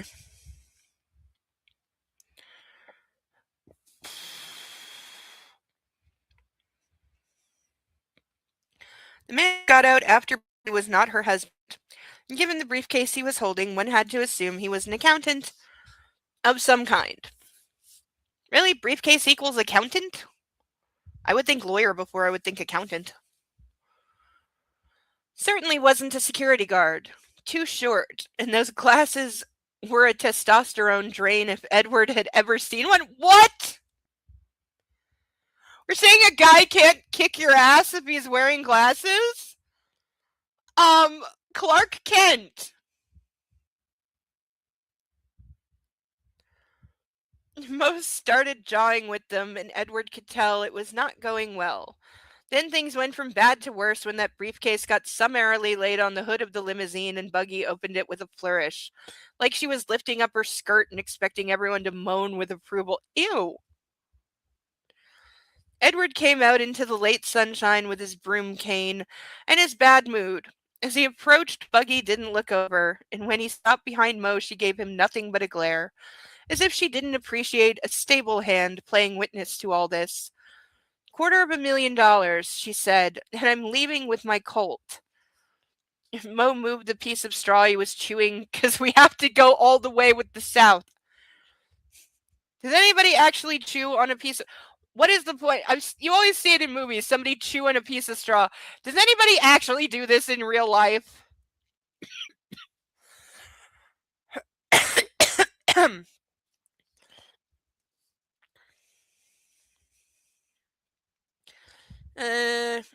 Move the piece of straw he was chewing on to the other side of his mouth. I don't think so. I have the money. Y'all need to leave the property. Where is Edward Baldwin? I demand to speak with... I'm right here, Edward said in a low voice. Mo, I'll handle this. And the Lord grants us small miracles, the man muttered as he walked off. As Buggy's colored contacts went up and down Edward's body, even her Botox face strained with the shock she clearly felt. Edward, you look... Smashing, I know. He nodded at the money. Close that ridiculous show up and get back in your vehicle and go about your business. I told you over the phone I do not sell my stock. Buggy cleared her throat. I heard what happened to you. I didn't realize, however, the plastic surgeons did a fine job with my face, don't you think? Did you get shot in the face? Yes, they did. But enough catching up. You're leaving. Buggy pinned a smile on her face. Now, Edward, how long have our families gone back? Your husband's family and mine have known each other for over 200 years. Wow. I don't know. I don't know your kin, and I have no intention of making their acquaintance. What I am very sure of, however, is that you're not leaving here with the rights to any foal. Now, gone. Gone. It's just G apostrophe O-N, so forgive me if I can't say it. Get going. As he turned away, she said, There's $250,000 in that briefcase. Is that supposed to impress me? My dear woman, I can find quarter of a million in the cushions of my couch, so I assure you, I'm wholly unswayed by your show of liquidity. More to the point, I can't be bought. Not for $1, not for a billion. He glanced over at the chauffeur. Am I getting my shotgun, or are you squeezing yourself back into that limo and having your driver hit the gas? I'm going to tell your father about this. This is disgraceful. My father is dead to me. You're more than welcome to discuss my business with him, but it will get you no further than this wasted trip out to the country. Enjoy your derby weekend elsewhere. Okay, seriously, no self-respecting business person is going to just show up with a briefcase full of money and demand to be able to buy a horse. That is not how anything works, and nobody would do that. And I'm guessing we're going to find out the father, who apparently is still alive, uh, is just a son of a bitch, and now that his eldest son, heir apparent, is injured, defective, deformed, ugly, impaired, whatever words will be used, probably all of the above, uh, he's like, now he's been passed over to run the company. They, they've just completely split ways. Or maybe are we gonna find out his father didn't want to pay the ransom or something, and that's why he got shot? Is that what it's gonna be? Are we gonna go that hardcore? Hey, there's Zeus. More exposition for the reader because these two would know how long their families have known each other. Yes. Is the author Southern at all? I don't know. I don't think so. J.R. Ward is her pen name. Her real name is, I believe, Jessica Bird. Hold on. Let me see. Yeah. Okay. Here's a picture. This is the actual author. Let's see. Does it say? It says she lives in the South with her family. I don't know if she is originally from the South.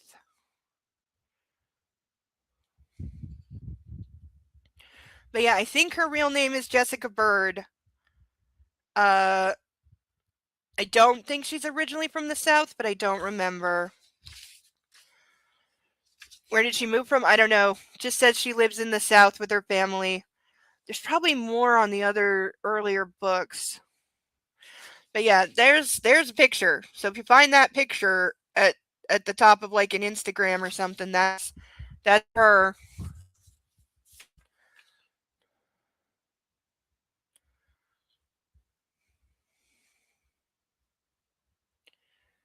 But yeah, I don't know where she's originally from.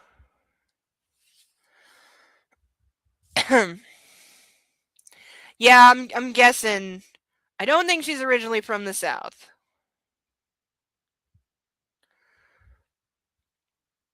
Yeah, it doesn't sound like it. Doesn't sound like it. Can AI be Southern? It's a possibility. That's also a possibility because these were written in the mid to late 2010s.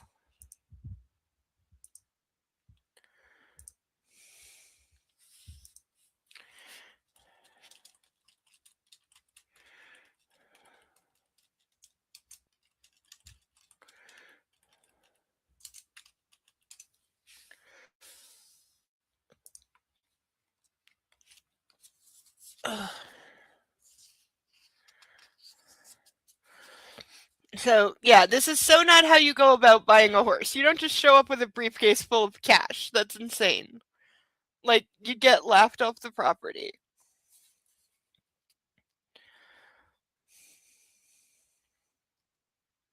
And like, especially, why would you think cash would sway this guy? He's like the heir apparent to a probably multi-billion-dollar dynasty. He doesn't care about your money. Like, if you want a horse from this guy, you better find something that he wants, like a super expensive yacht, and make a trade, because that'll get you somewhere. But cash ain't gonna do it, because he don't need your cash.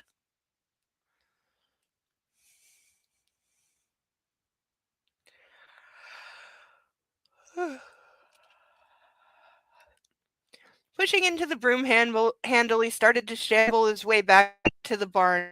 In his wake, the chorus of multiple car doors opening and closing as the limo's tires squealing out on the asphalt suggested that the woman was on her cell phone bitching to her 20 years older husband about the shameful way she'd just been treated.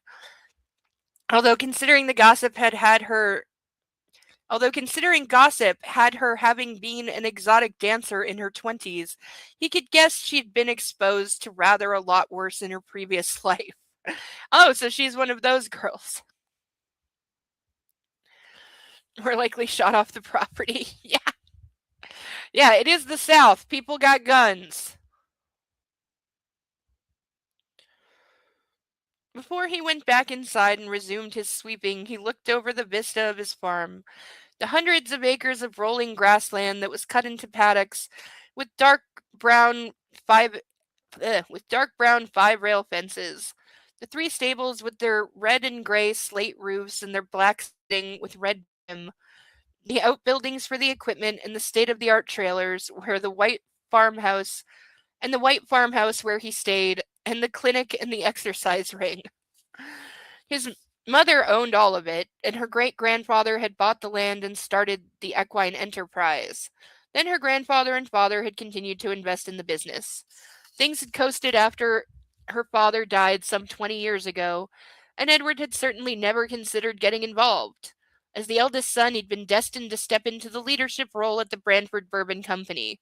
And actually, more than what legacy or primogeniture. Okay, here's a thesaurus.com word for you. Grab a pen. PRIMOGENITURE.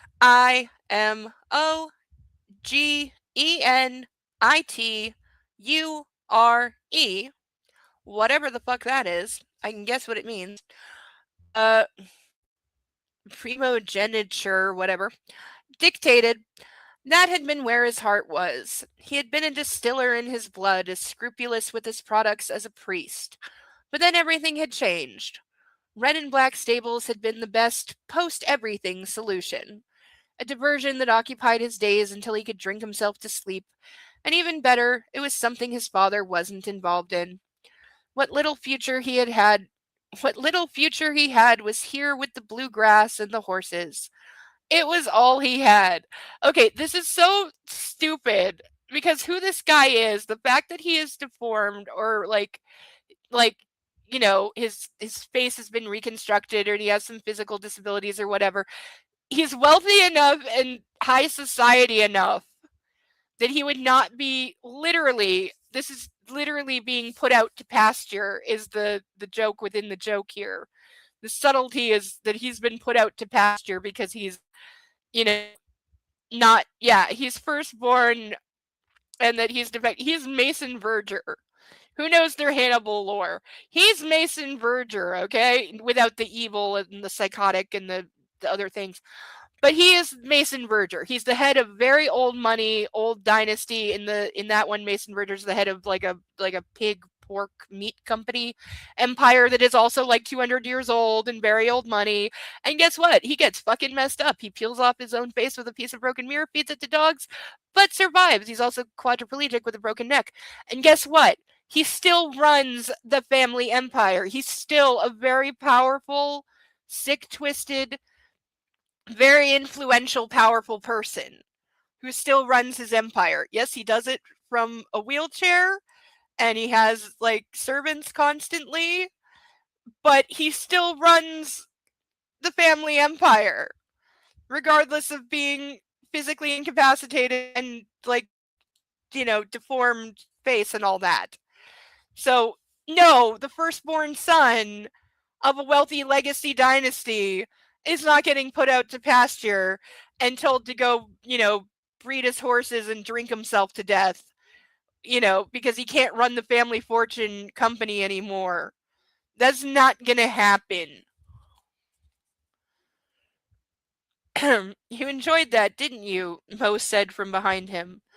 Not really. He shifted his weight and began to sweep the aisle again. But no one is getting a part of this farm, not even God himself. You shouldn't talk like that. Edward glanced over his shoulder to remind the man what his face looked like. You really think there's anything I'm afraid of now? Oh, because he's not devastatingly handsome anymore and therefore his life is over. Kill me with this fucking. As Mo made the sign of the cross. Oh, yes, because somebody has to be religious. Edward rolled his eyes and went back to work. Why is there always a dash of religion in these books? Why? Ugh. End of chapter. See, we got through 2 chapters already. You know why? Because they're a reasonable length. And they all have roughly the same amount of pages. It's so nice. Okay, so I'm going to take a 2-second break because I drank a bunch of iced tea. And, things and things and things. Yeah, he is the firstborn. Everything is weird. So far, everything is weird. A lot of actual people in the horse world that are loaded would rather be out on their farm and left alone. Yeah, if that's what he wants, if she had said like he never wanted to be head of the Bourbon company, and so that's why he was happy to have the opportunity to just go be with the horses, but it sounds like he's pissed off that he got passed over. Because he said he wanted to be the distiller, he wanted to run the thing, but now he's not allowed to do that, but he's allowed to do the horses. So, like, hey, if it makes you happy. But yes, bathroom break and stretch. That's Texas, Arkansas, and Louisiana owners and trainers. Kentucky folk are different. Okay. I need more information. School me on the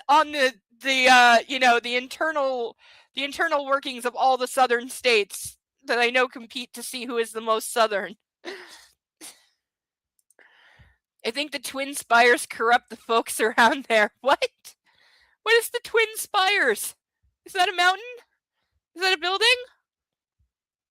I was gonna say volcano, but there's no volcanoes in Central America. Not Central America. The center of America is what I meant. Because I think the only state that has active volcanoes in it is Hawaii. I'm pretty sure. Except for that one movie set in LA, which is called Volcano, and it's a fun movie. It makes no sense, but it's fun. But yes, bathroom and stretch break. We'll be right back. I remind everyone we have ducks available, we have handcuffs available, and we have Skittles drink mix orange flavor left to try and find out what that tastes like.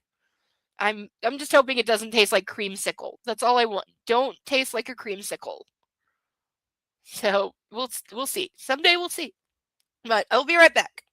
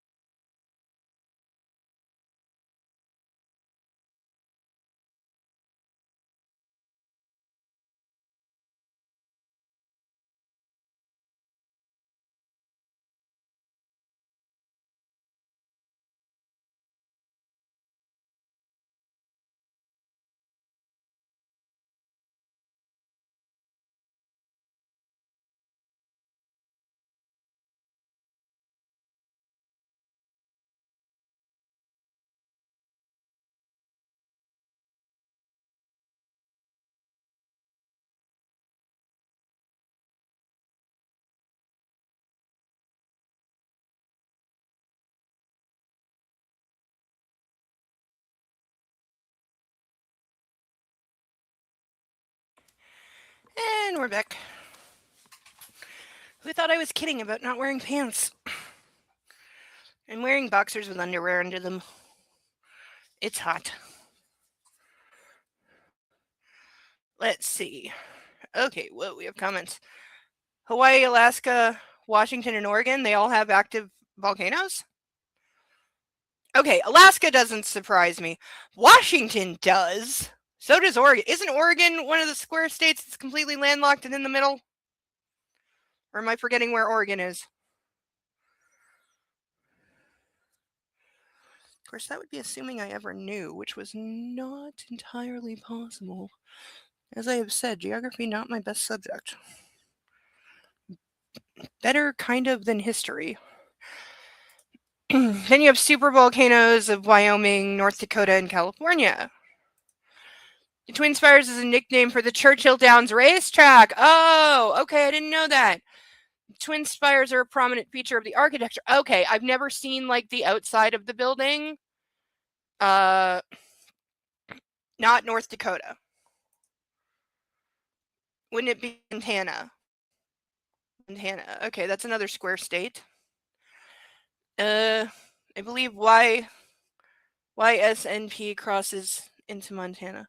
Is that the name of the volcano? Oh, is that Yellowstone National Park? Yeah, I've seen, there is actually a really good, it's one of those like Discovery Channel documentary movies, the What If movies, called Super Volcano, where it does a little kind of lifetime style movie of what happens if Yellowstone National Park ever actually erupts. It's pretty good. For being like a low budget made for TV movie, it was a pretty good movie. I would like to have a copy. Ah, Ralph! Oh no, duck down! Where'd he go? Ralph! Where is he? Ralph! Say something! Seriously, where the hell is the duck? I don't see. Wait, where's the dog? The dog was on the couch. Where's the dog? No, where is the... No, seriously, what the fuck? Where is the duck? Oh, there he is. I see him. I see him. Hold on. We've got it. Ralph has been rescued. Sorry, Ralph. Okay, I know, it's the fan. I gotta fix it. Okay. Stay. Okay, who in the chat talks to their inanimate objects, and when you put something just so, you tell it to stay because on some level you think that it helps? Wait, Sarah Vellum, do you actually know what I'm talking about? You've seen this? It's really good, right? I want a copy of this. I was not talking about the Ninja Turtle, though. No, we do. That's Raphael. The Ninja Turtle is Raphael. And I also want to be studying history again. As long as you ask me to remember that's the only part I ever fucked up in history. I can tell you the who, I can tell you the where, I can tell you what happened, and I can tell you why it happened. I'm very good at the history of history. I'm just atrociously bad at the dates.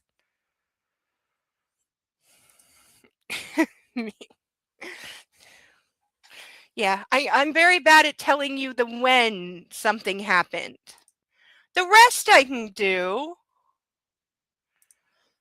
You know, geography was mostly about me not paying attention because I didn't care.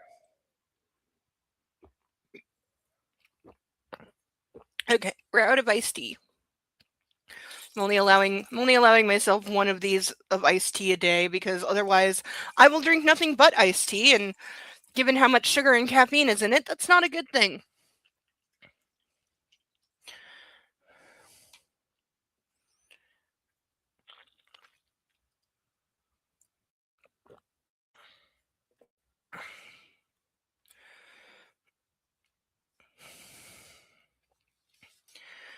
Okay, so lost my page. All right, there we go. Chapter 9. Laying in bed and playing with my breasts. Okay. Virginia Elizabeth Baldwin Jin, to her family, leaned back in her padded chair. And then I'm putting my hand between my legs. What do you want me to do now it's there? I assume she's like talking to a boyfriend. Yes, I'm naked. What else would I be? Now tell me what to do. She tapped her cigarette over the Baccarat crystal wine glass she'd emptied about 10 minutes ago and crossed her legs under her silk robe. Okay, so she's lying about being naked, but we have another brand name. I know Baccarat. Very popular among wealthy people, even though it is for an expensive thing, it's strangely affordable. You could just put less sugar in. I can't. It's a pre-made powder. Iced tea is different in Canada to what it is in the States. In the States, you brew actual like tea and then just chill it down and dump in sugar and lemon. It's a completely different thing here. Yeah, I need to find a less sugar. See, because where is it? What I'm using is this. Here. It's the English side. If it's in a can, it has to be Nestea. Or Brisk. Brisk is acceptable in an emergency. But for powder, it's that one, and it's too sugary. And you need something with less sugar and less caffeine. Who wrote this? Jessica Bird / J.R. Ward. That's who wrote it. See? Says so right there. What do you mean, show me? I live in Texas. Well, isn't Texas the show me state? One of them is the show me state. I forget which one. I think it's Texas, but one of them is the show me state. Because that's one thing y'all freaking do in the states. Every state has like a quarter, a bird, an animal, a motto, a like coat of arms. Every state has its own flag. Like the provinces do have their own flag, so I can't rag too hard on that, but like it's not Texas. One of them is the show me state. I don't know which one. Is Texas the we have guns state? You know, I know everything's bigger in Texas. Is that the official motto of the state? Show me is East Coast New England. Okay, so I'm way off. That's about as far from Texas as you get. Texas is a Lone Star state. Of course it is. Fuck, I knew that. Somewhere I knew that. Though I shall always remember that my at the time like in her 80s grandmother in their very white upper middle class suburb of retired old people, a younger couple moved into the neighborhood right across the street, and they put a giant black Texas star on the front of their house, presumably because they were from the States. And my grandmother thought it was a witchcraft star and was like refused to talk to them or like say hi to them when I moved in. And I told her it was a Texas star because it was the 5-pointed filled in Texas star. It was not the pentagram star of Wicca. But to her, they're the same thing because there's a giant star on the front of their house. And I'm like, Grandma, it's a Texas star. They're probably from Texas. She said they were from the States. But she was freaked out by those people and would never talk to them. Missouri is the show me state. Okay. Someday I gotta look up why it's called that. Dixie for Atlanta. Like, I know they say, like, way down in Dixie. Is there actually a place called Dixie? I'm sure there is. There's probably more than one. There was a show called Heart of Dixie that was a cute, charming little rom-com about big city doctor moves to small town and doesn't fit in and meets handsome guy, and that's as far as I. Dixie's in Alabama. Yeah, it's in some songs too. Crossed her legs under her silk robe. The tugging on her hair was beyond annoying, and she glared at her hairstylist in the mirror of her bathroom. Oh, so she's fully lying, saying she's being all sexy to whoever's on the phone when she's having her hair done for something. Oh, yes, she moaned into her cell phone. I'm wet. So wet. Only for you. So she's stringing this guy along, whoever the hell this is. Can you imagine even faking this with your hairstylist in the room? Because I have had many a phone call like this for fun and for profit. Not recently, sadly, but I've had many a phone call like this. There was nobody else in the room. No, I was not. I was doing exactly what she was doing and faking it, but there was nobody else in the room. Well, except for the occasional fur-bearing animal.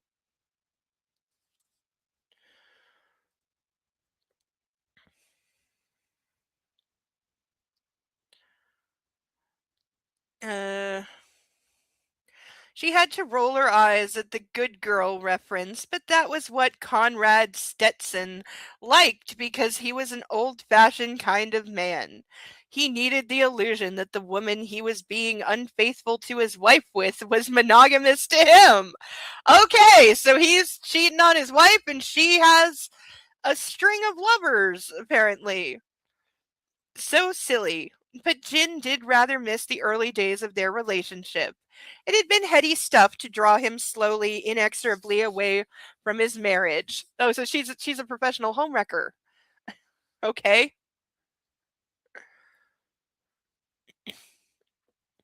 She had reveled in how hard he'd fought the attraction to her, the shame he'd felt when they first kissed, the way he tried so valiantly not to call her, see her, seek her out. What? She's a succubus. What the fuck? And for a week or two, she'd actually been interested in him. His his attention a drug well worth binging on. Once she'd fucked him a few times, though. Well, it was too much missionary for one thing. Okay, so she's more kinky than him. Oh, yes, yes, yes. I'm coming, I'm coming. As she orgasmed, and it's in quotes, her stylist flushed from embarrassment but kept pinning her dark hair in place while a maid came in from the walk in closet with a velvet tray in her hands. On it were two parures, something, some kind of jewelry. Uh, Parures. Uh, Not sure what the hell that is. So we now have two words we need to look up. One made of Burmese Rubens by Cartier and in the 40s, and the other a sapphire creation done in the late 50s by Van Cleef and Arpels. Okay, I'm writing down my pen. I'm dropping everything tonight. Ow.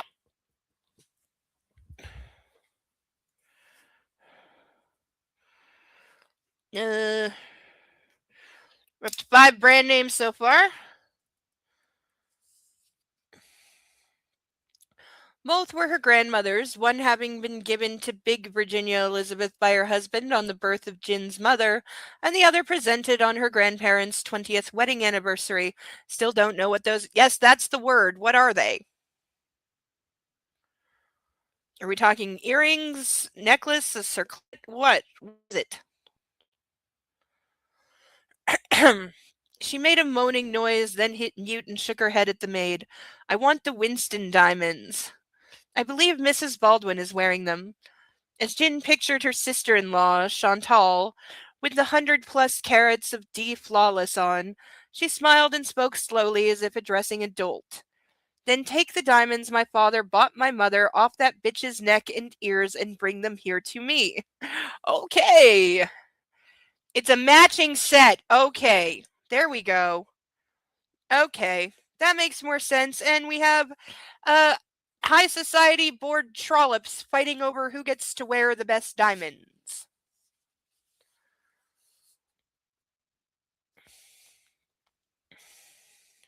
The maid blanched. My pleasure?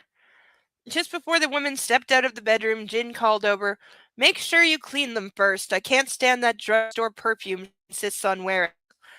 My pleasure. You really don't want the maid washing your diamonds.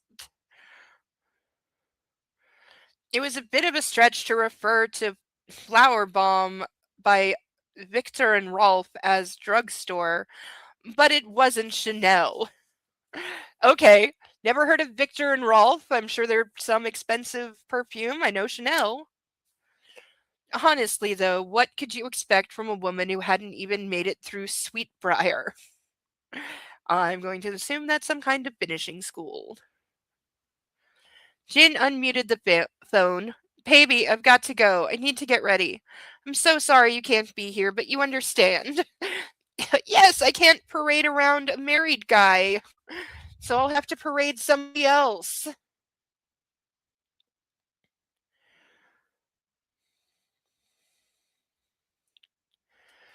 Yeah, that's what I know of American iced tea. That's what it is. It's real tea that you then add sugar.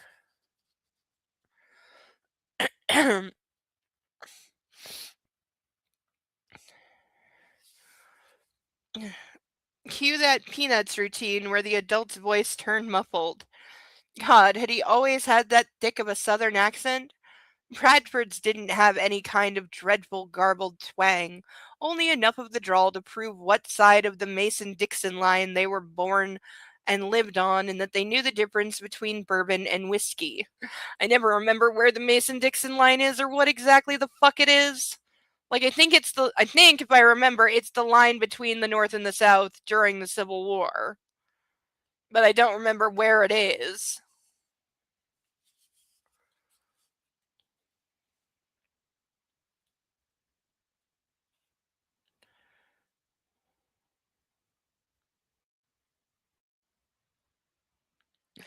You know, that's not a bad idea, said Dale. I might try that.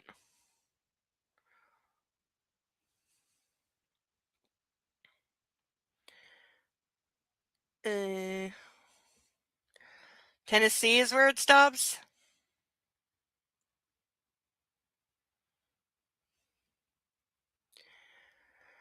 The latter being beneath contempt.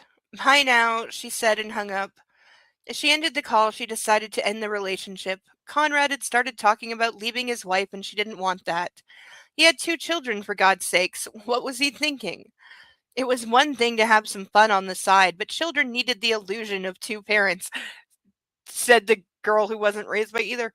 Plus, she'd already proven she had no business being a mother to anything, not even a goldfish. Okay, you're super rich. Do you think for a second you would ever have to do anything that resembled raising somebody else's children or even your own? That would be no. Though the directions say to let it steep for hours. No, Virginia? What? Isn't Virginia pretty damn far north? Like, Virginia's not that far from me.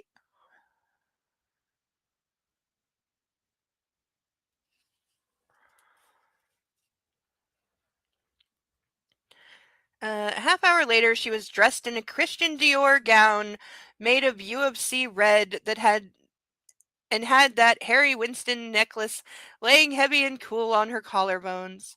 Her perfume was Coco by Chanel, a classic that she decided she could carry off when she hit 30. Her shoes were Lubus. That's Louis Vuitton. So we got 4 more brand name drops.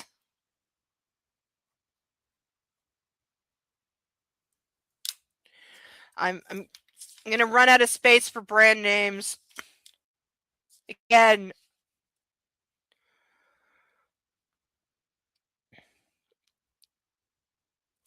Here's a very classy line. She was not wearing panties. Samuel Theodore Lodge was coming to dinner. Okay, so she's like a almost professional house wrecker. She just enjoys sleeping with other rich men who are married and feeling powerful by getting them between her legs and then throwing them away because she's not interested in anything real.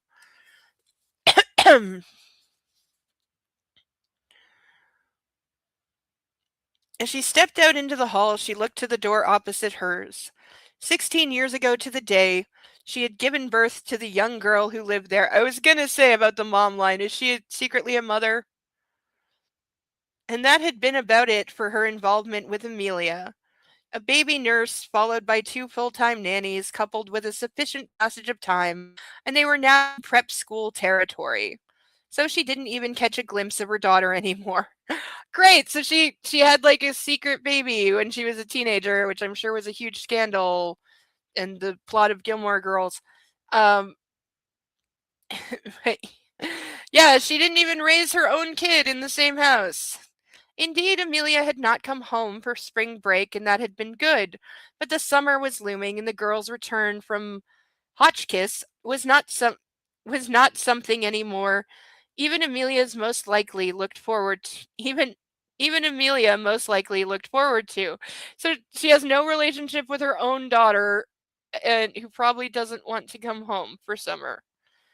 Could you even send a 16-year-old off to summer camp? Yes. Maybe they could just ship her over to Europe for a month or two. Victorians had done that 100 years ago, before even airplanes and cars with the airbags. Could pay someone to be her chaperone. Okay, why does she actively hate her child? Like, what the actual fuck?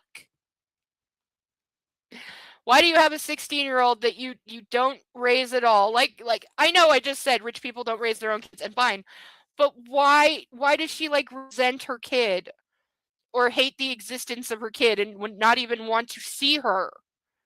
Are we going to find out that this is a rape baby? Because that's all I'm getting, is that she was raped, she got pregnant, she couldn't have an abortion because reasons, and that's why she hates the child and wanted nothing to do with raising her or even seeing her? Is that what we're going to find out? I'm I'm I'm locking that in as prediction.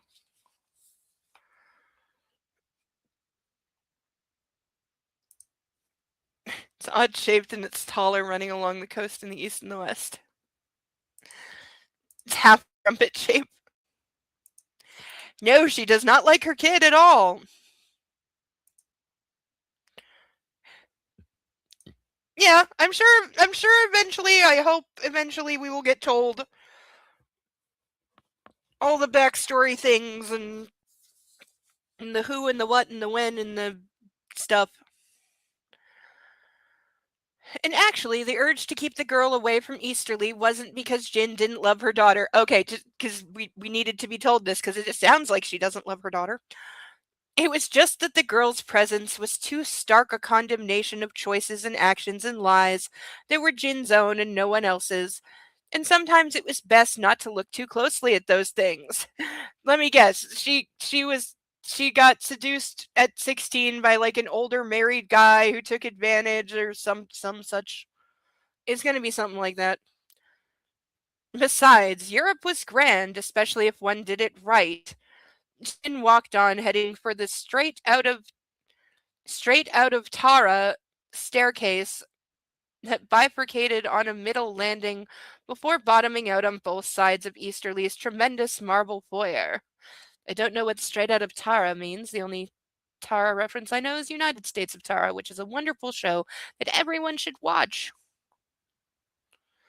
Oh, I haven't watched that in so damn long, but it's so good. And yet every time I show it to people, they don't understand it, and then I cry.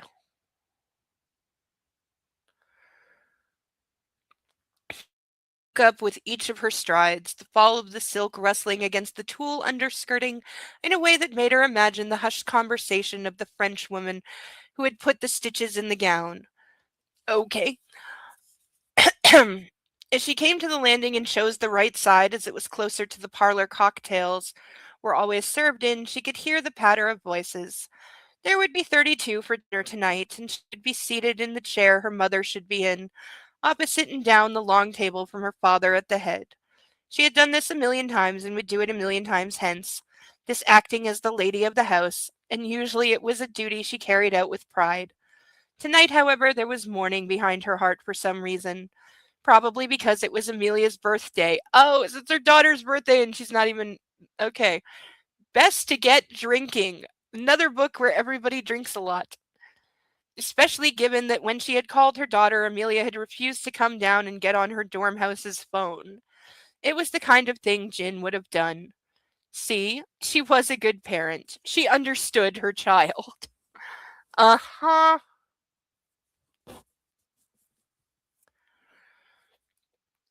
Lane refused to dress in black tie for dinner.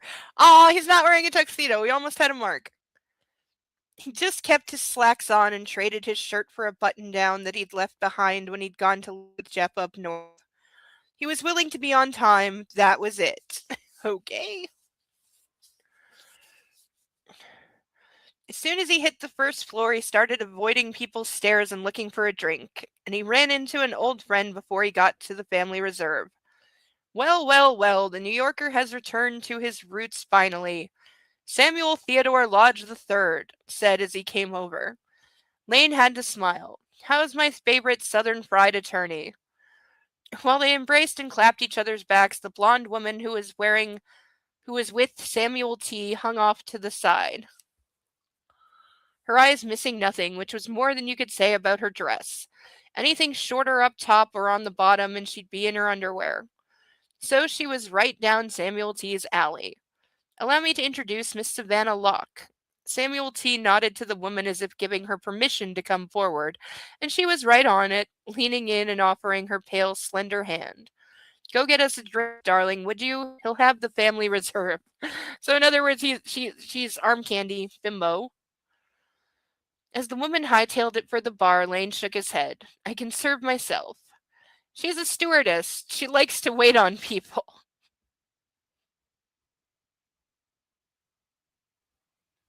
Yeah, I was going to defend stewardesses, but there's a reason that the cliche exists. It's not unwarranted. Aren't they called flight attendants now?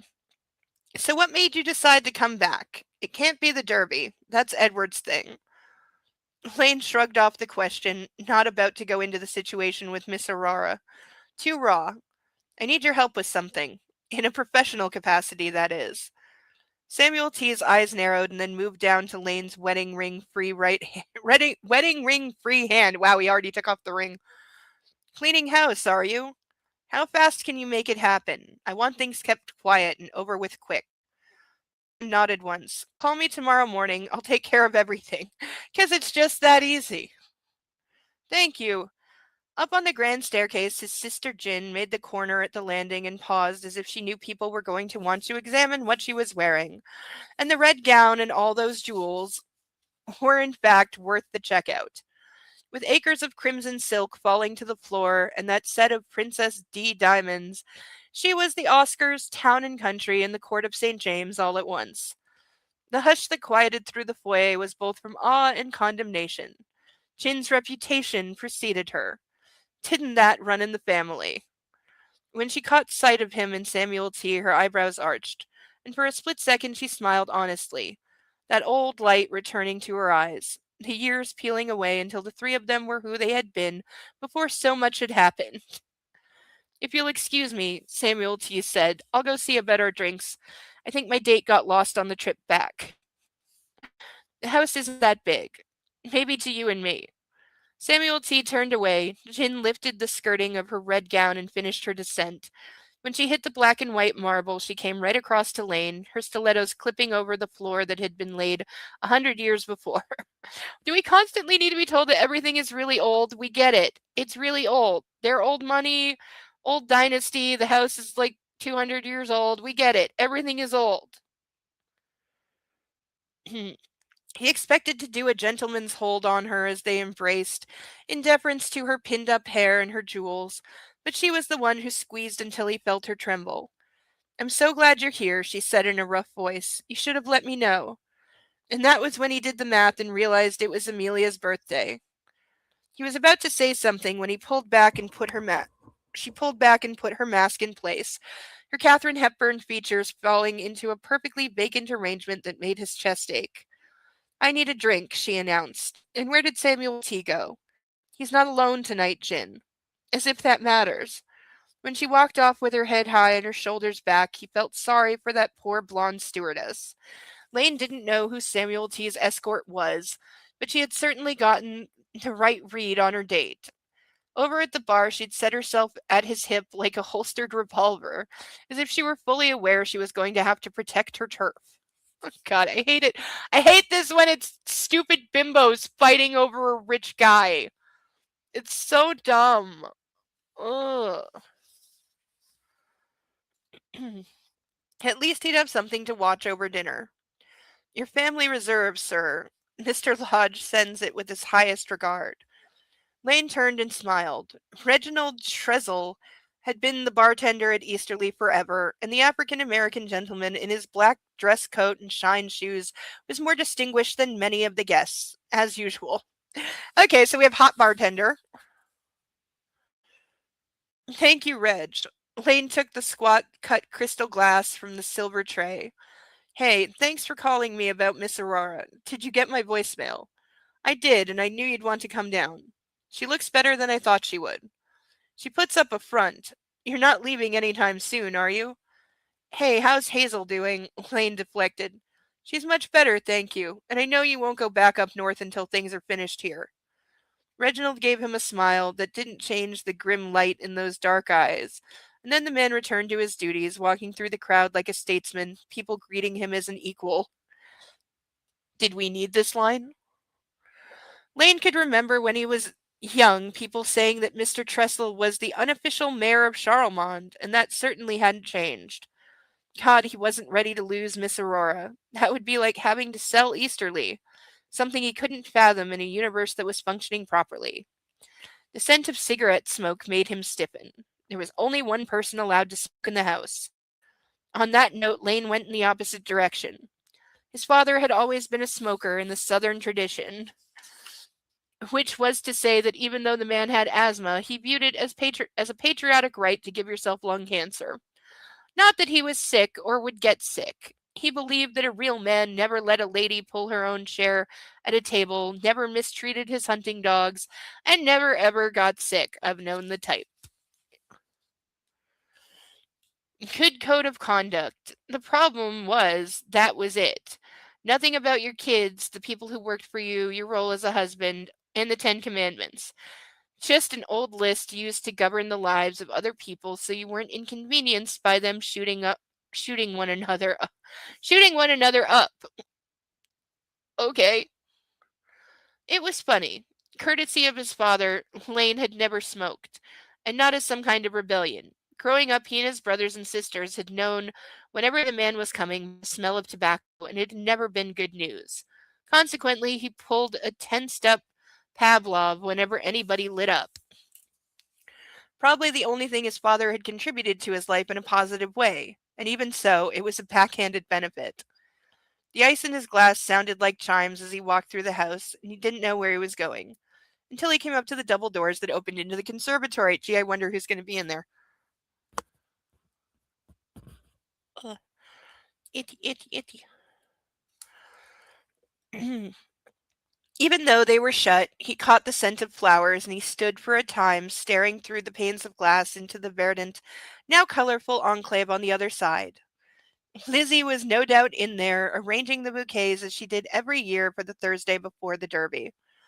Moth to a flame and all that, he thought as he watched his hand reach out and turn the brass handle. The sound of Greta von Schlieber speaking in that German-tinted voice almost made him turn back. Courtesy of everything that had gone down, the woman hated him, and she was not one to hide her opinions. She was also likely to have a set of garden shears in her hand. But the pull to Lizzie was stronger than the urge for self-preservation. Like, dude, you're not even divorced yet. And there she was. Even though it was past 8 at night, she was sitting on a rolling stool in front of a table set with 25 silver bowls the size of basketballs, half of them filled with pale pink and white and cream flowers. The others were ready to get their due. Wet floral sponges waiting to anchor countless blooms. She glanced over her shoulder, took one look at him, and kept on speaking without missing a beat. The tables and chairs under the tent. Also, can you get some more preservative spray? Is that a real thing? Probably. Greta was not so phlegmatic. Okay, we have word number 3 that I need to know what the fuck. PHLEGMATIC. Really gotta stop with the thesaurusing. Even though she was obviously on her way out with a big, bright green Prada bag on her shoulder, a smaller orange one in her hand, and her car keys dangling from her grip, that glare, coupled with her abrupt silence, suggested she wasn't heading off anywhere until he went back to his family's party. And we got Prada.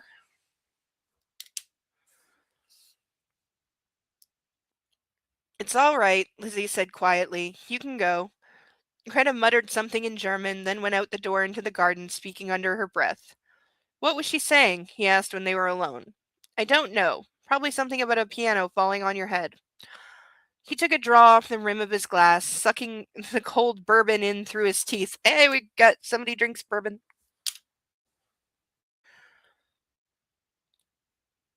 That it. I would have expected something more bloody. I think a Steinway dropped from a short height could do some damage. Yep, there are cartoons that will back you up on that. There were a half-dozen 5-gallon plastic buckets around her, each stuffed with a different kind of flower, and she chose them as if she were playing notes on a musical instrument. This one, then that one, back to the first, then the third, fourth, fifth. The result, in a short order of time, was a glorious head of petals sprouting above the highly polished silver container. Describes a person who is calm, even-tempered, and not easily excited to emotion or action. Oh, nice. Excellent word.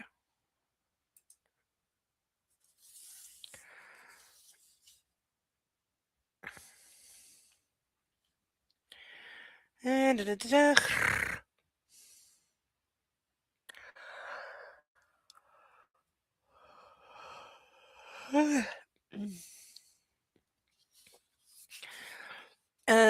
can I help? He said.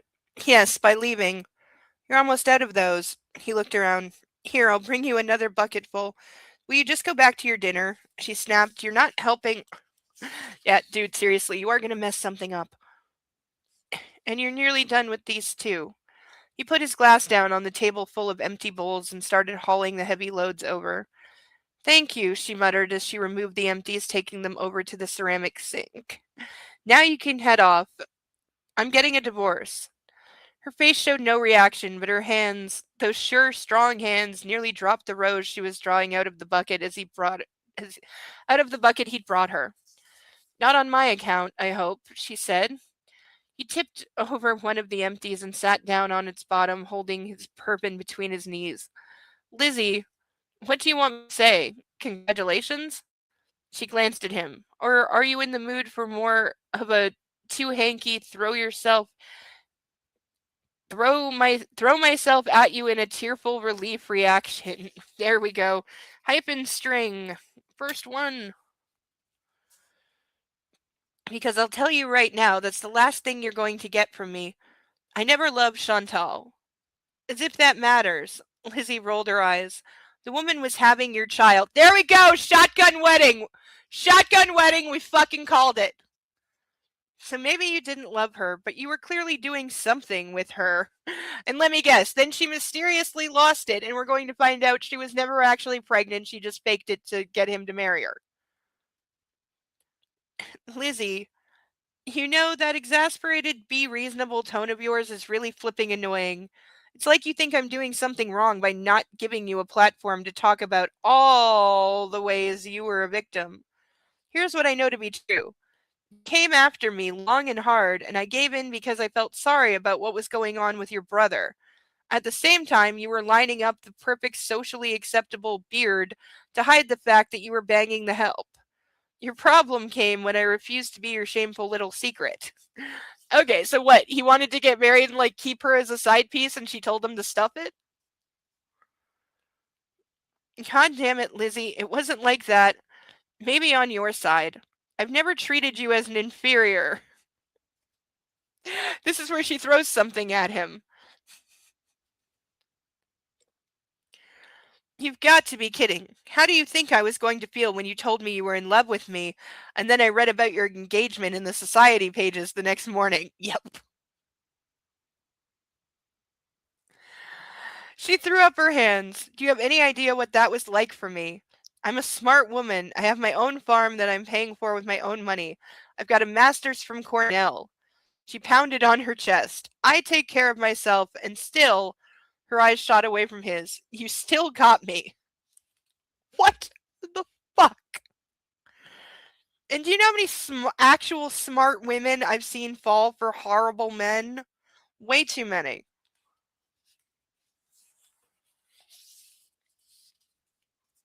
Oh, okay. Gotta sit up more. Gotta practice sitting up more.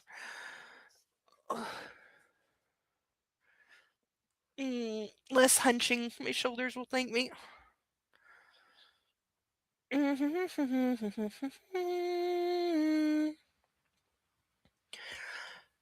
didn't put that announcement out.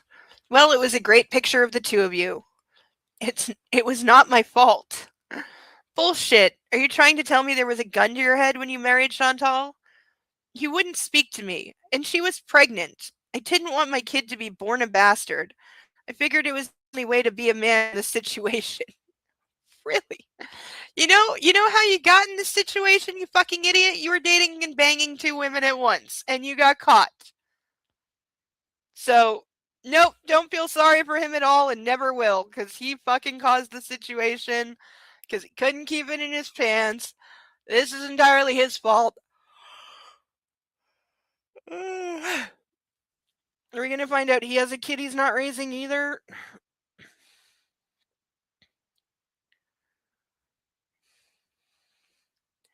Oh, you were a man, all right. That was how she ended up carrying your baby. He deserved that.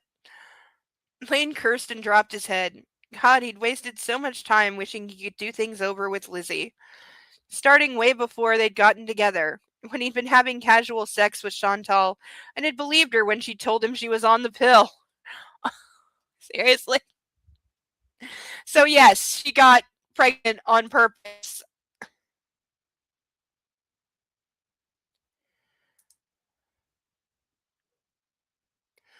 Oh, nice. Yes, that level of smart that makes them think they know everything and gets in trouble because they actually don't. Yes.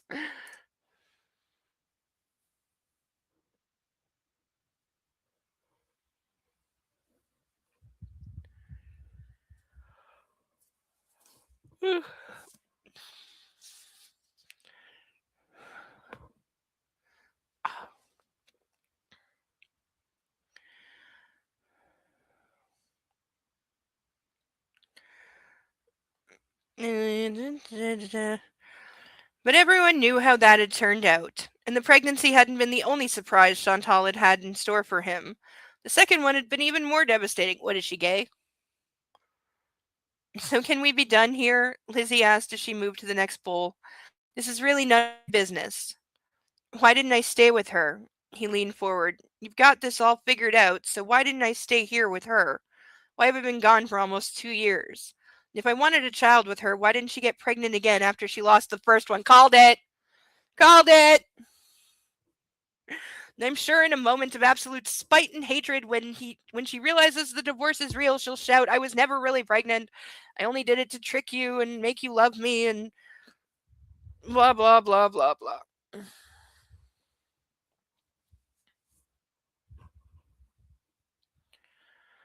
But I am not anticipating feeling sorry for any of these people.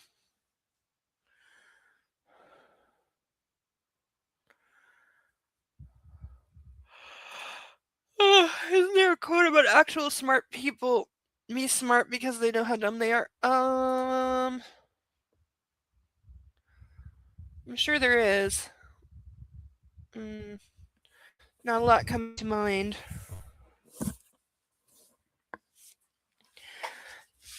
Okay. Man, Puppy be having an extended nap. I think he's on the couch. Bo! Bo, you want to cuddle?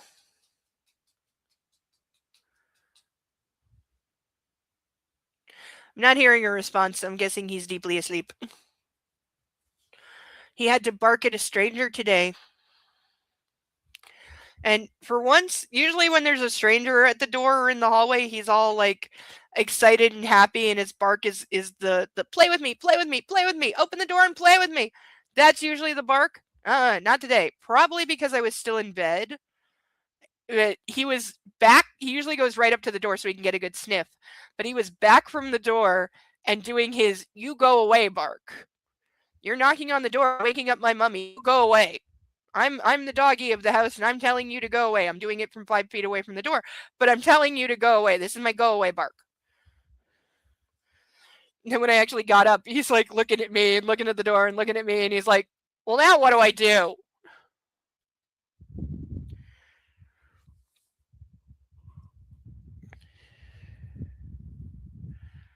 So he had a very stressful morning. It was the Census Canada people reminding me that I have yet to fill out the census. What the fuck they are doing knocking on my door on a Saturday fucking morning? Like, seriously.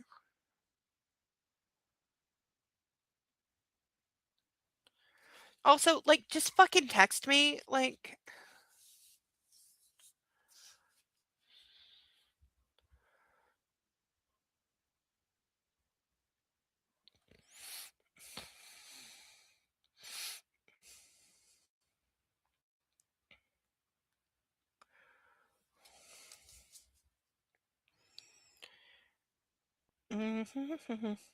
Lizzie shook her head and stared at him. What part of not my business are you failing to comprehend? That was when he went for her. As with their first kiss in the garden, in the darkness, in the summer heat, he rode an out of control emotion as he took her mouth. The instinct, nothing that he was going to fight. Oh yeah, so they're doing the we're having a fight and somebody just suddenly kisses somebody thing that's in every.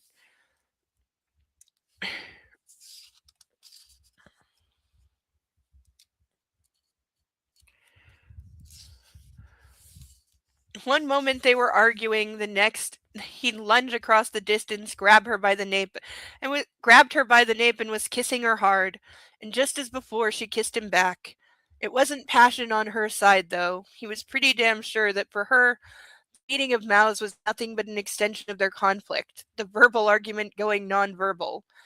Lane didn't care. He'd take her any way he could get her. Okay, so he's been obsessed with this woman for 2 years. End of chapter. Oh.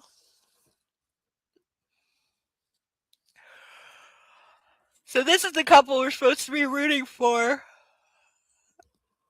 So far, she's the only partially likable character, and we don't really know anything about her.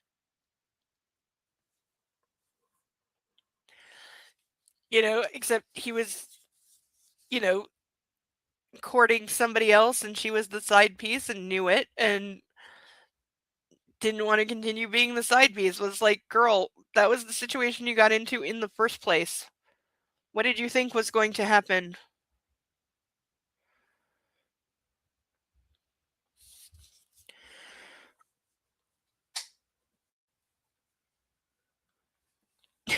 Deacon, I support your welcome mat plans. Chapter 10. It was, of course, a perfectly stupid idea. But as Lizzie kissed Lane back, it was as if she were funneling 2 years of anger, frustration, and pain directly into him. And damn him to hell, he tasted of bourbon and desperation and raw sex. And she liked it. I am not even going to guess what raw sex tastes like because I'm gagging at things in my head. Oh, I knew I should have eaten Tums. I thought it was safe because this is not E.L. James or trash novel, but I didn't eat Tums and I should have. And she liked it. She missed it. And didn't that just make her more mad? She wanted to say that this was horrible, against her will, a violation. None of that was true. She was the one who thrust her tongue into his mouth, and she was the one whose fingers bit into his shoulders, and she was the one, God help her, who brought their bodies up close together so that she felt his erection. Hey, we're on page 89 and not 69, but we're finally getting some action. His body hadn't changed in the time they'd been apart, all hard muscle and long limbs. as he kissed the same as and he kissed the same as he had before, rough and hungry in spite of the fact he'd been raised a gentleman. And the heat was just as hot. Oh, so he's a gentleman on the outside, but in the bedroom banging. Uh-huh. I always think rich guys are probably really bad in bed.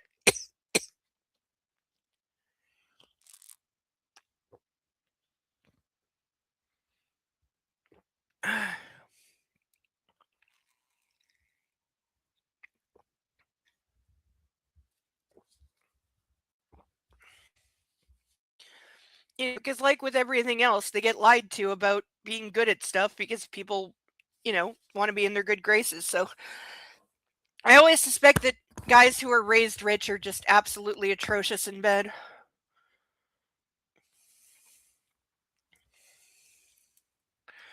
And then to make things even worse, memories of them being together, skin to skin, straining, rocking, egging her on, burying all the hurt and the sense of betrayal under an avalanche of erotic recollections.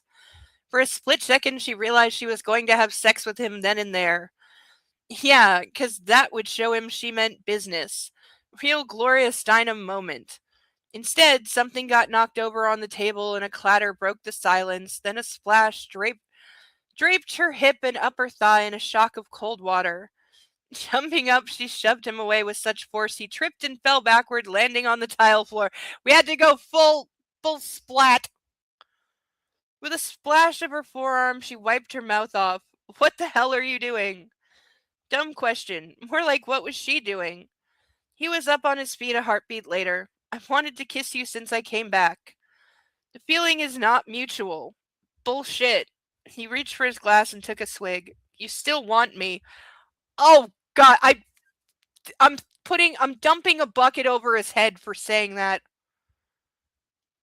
Get out. Yeah, get out's the least of what I would fucking say. You're kicking me out of my own conservatory. Either you leave or I do, she snapped, and these flowers are not going to get into these bowls themselves. Unless you want half your tables empty at your derby party. I don't care what they look like, or about the damn party, or any of this. He waved his hand. As he waved his hand around, it might have been more convincing if he hadn't had a ration of his family's bourbon in that glass of his. I left this behind, Lizzie. I'm really done with it. Yeah, right. The guy who is now the heir apparent just wants to walk away from it all and live the simple multimillionaire life and not the billionaire life. Yeah, fucking A.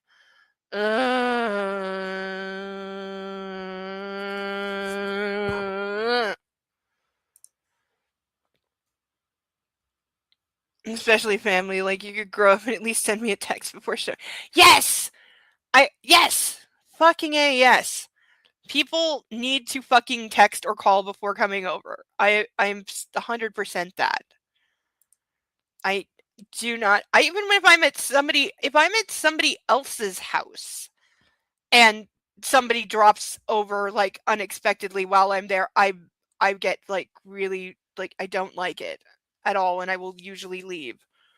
Even if I'm supposed to be there all day, it's like, well, yeah, I was supposed to be here all day with you, not with you and rando person who happened to show up and is now, moving, joining whatever the fuck we were supposed to be doing. It's like, no, I sign up for extra people. So I'm going home now, and we'll do this another day.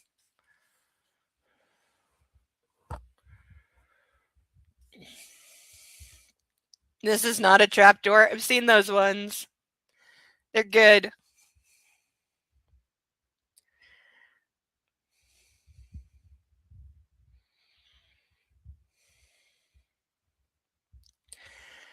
I've left this behind, Lizzie. I'm really done with it. Motrin. That's what she needed. Less being around him, more pain relief in a bottle. I give up, she muttered. You win. I'll go away. As she turned away, he caught her and spun her around, dragging her against that body of his. Whoa! I didn't put up a non-con warning. It was then that she noticed how much older he'd gotten since she'd last seen him. His face was leaner, his stare more cynical, and the crow's feet were deeper at the corners of his eyes. Unfortunately, it only made him look more handsome. Oh, God. Why does every guy in these books have to be devastatingly handsome? And why do we need to be told that roughly 1,000 times? None of the crap with Chantal is what you think, he said darkly. Even if only half of it was. You don't understand. I was in love with you. As her voice cracked, she pushed away from him. I didn't think you were going to get I didn't think we were going to get married necessarily, but not because you were heading to the altar with somebody else who was pregnant and got that way while you were with me. I ended it with her, Lizzie. Before I came back here that April, I told her it was over. That didn't stick though, did it? She was 3 months along when I found out, Lizzie. Do the math with me. The night before I came home for Mother's birthday at the end of March was the last time I was with Chantal. You and we got together that May, and it was at the end of June that I found out about the pregnancy. If you remember, I didn't leave Easterly that entire time. You knew where I was every night and day because I was with you.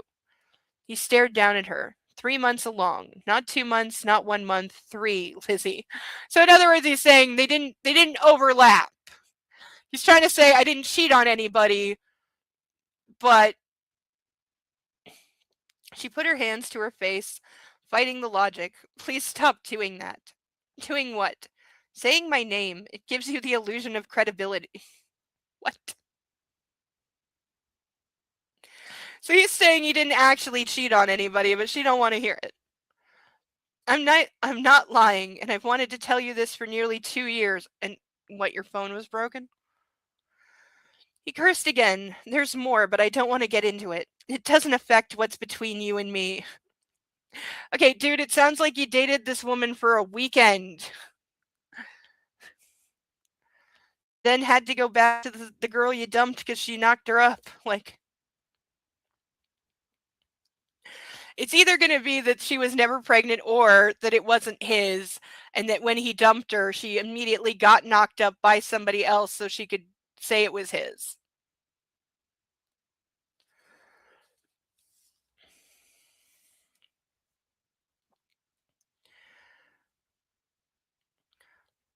Before she was aware of making a conscious decision to sit down, she discovered she was in the rolling seat she'd been using, staring at her hands, her flexed fingers feeling the stiffness in the joints, and for some reason she thought of Chantal's perfectly manicured tips and smooth, unmarked palms. Talk about your opposites. The hands she were looking at were a workman's, with scratches on the backs from errant rose thorns and dirt under the nails that she would get out only when she was home tonight. There were freckles, too, from digging in the sun without gloves on, and absolutely positively no $1 million diamonds. I married Chantal at the courthouse after you left me, he said starkly. It wasn't the baby's fault, and growing up without parents, I wasn't going to do the same to any kid I had, regardless of how I felt about its mother. But then I just had to get out of town. Chantal didn't get that the marriage was in name only, so I went up north to New York and stayed with a buddy of mine from UVA. It was shortly after that Chantal decided to call me and tell me she'd lost the pregnancy. The bitterness in his voice made the words so low she could barely understand them. Okay, so you married someone out of seeming obligation. Also, nobody this rich is having a courthouse wedding. That's not fucking happening. And did you tell her it was an in-name only marriage before going through with it? Was that clearly understood? Because apparently not. So you're still a cheating bastard. And you didn't want to be an absent father like yours and have the staff raise your kid. And yet, while she was still pregnant, you fucked off to another state because you didn't want to be around her. How does that work? I want to be involved, but I'm moving several states away because I can't stand the mother.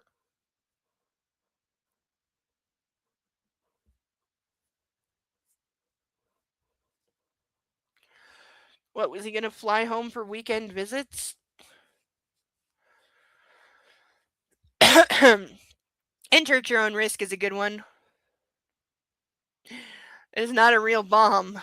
That is great. I like the fake claymore. That is good. I mean, nowadays somebody'd like call the FBI or some shit, but it's a good one.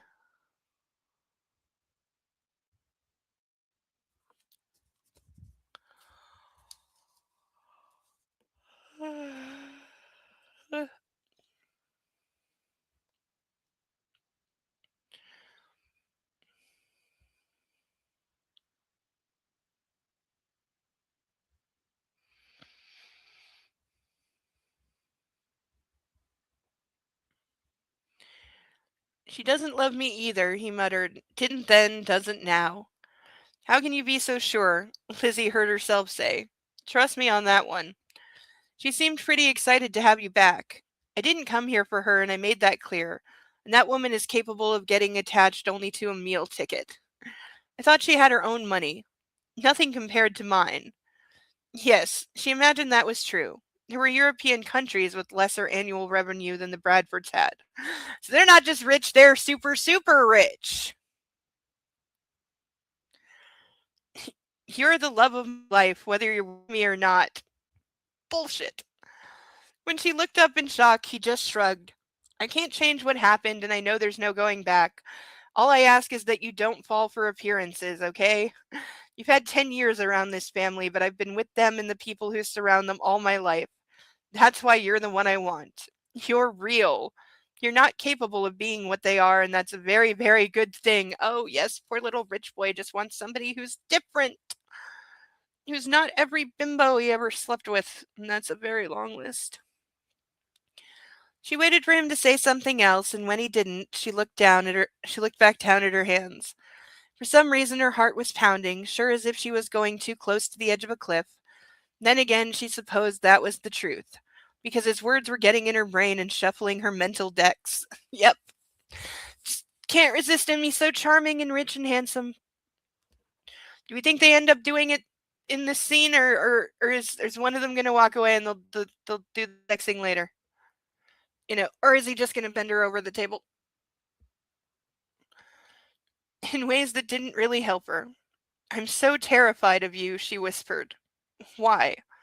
Because she wanted to believe what he was saying with the desperation of an addict. Don't be, he said when she didn't reply. I never meant for any of this to happen, and I've wanted to make it right for so long. And yet you came here to have sex with her. You haven't said anything about making it right. You're still married.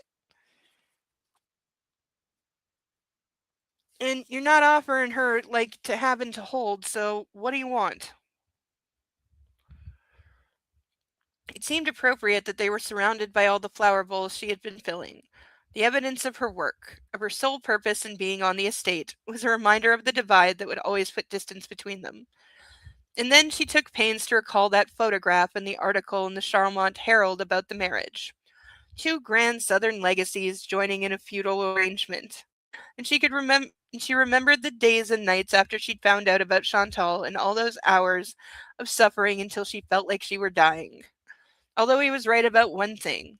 Pride had mandated that she continued working at Easterly, and so she had been on the estate every day but Sunday for essentially the last 24 months.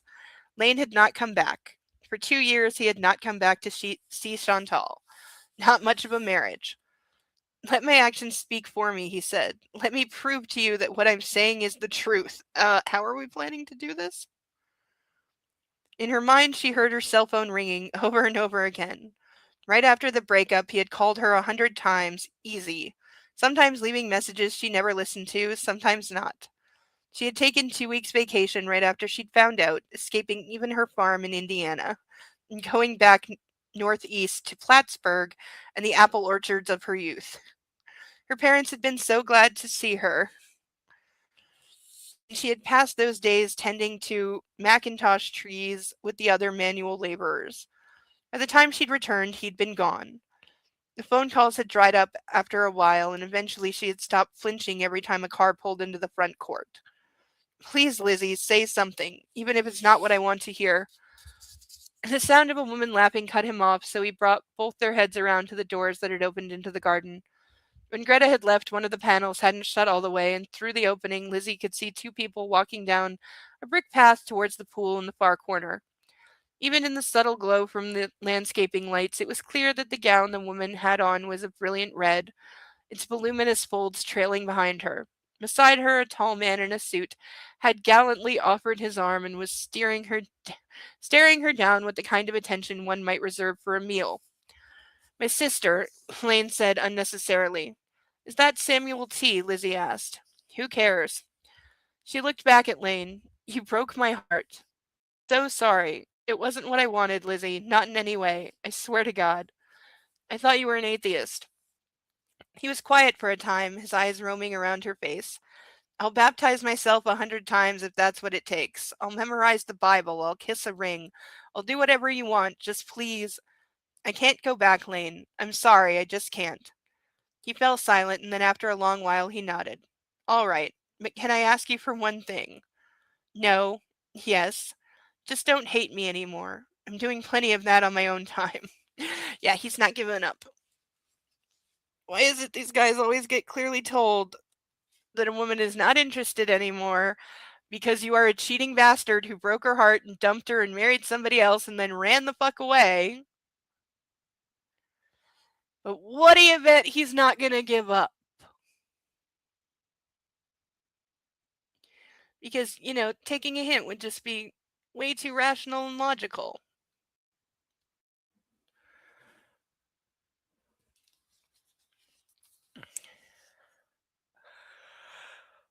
All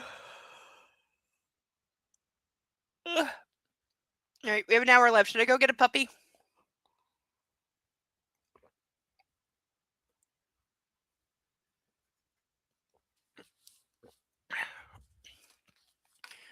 Let's find a puppy. Oh. Come here, you little thing. Come here. Where are you? Oh, on the couch with his belly up. Oh, yes. Just so I can rub your belly when I go by, huh? Rub the belly. Hold the belly. Come here. Come here. Yes, I'm picking you up. I know. I don't usually come get you off the couch. I know. What's going on? What is going on, huh? What's going on? Oh, you stink. You stink. He does smell. Just a little bit. Ah!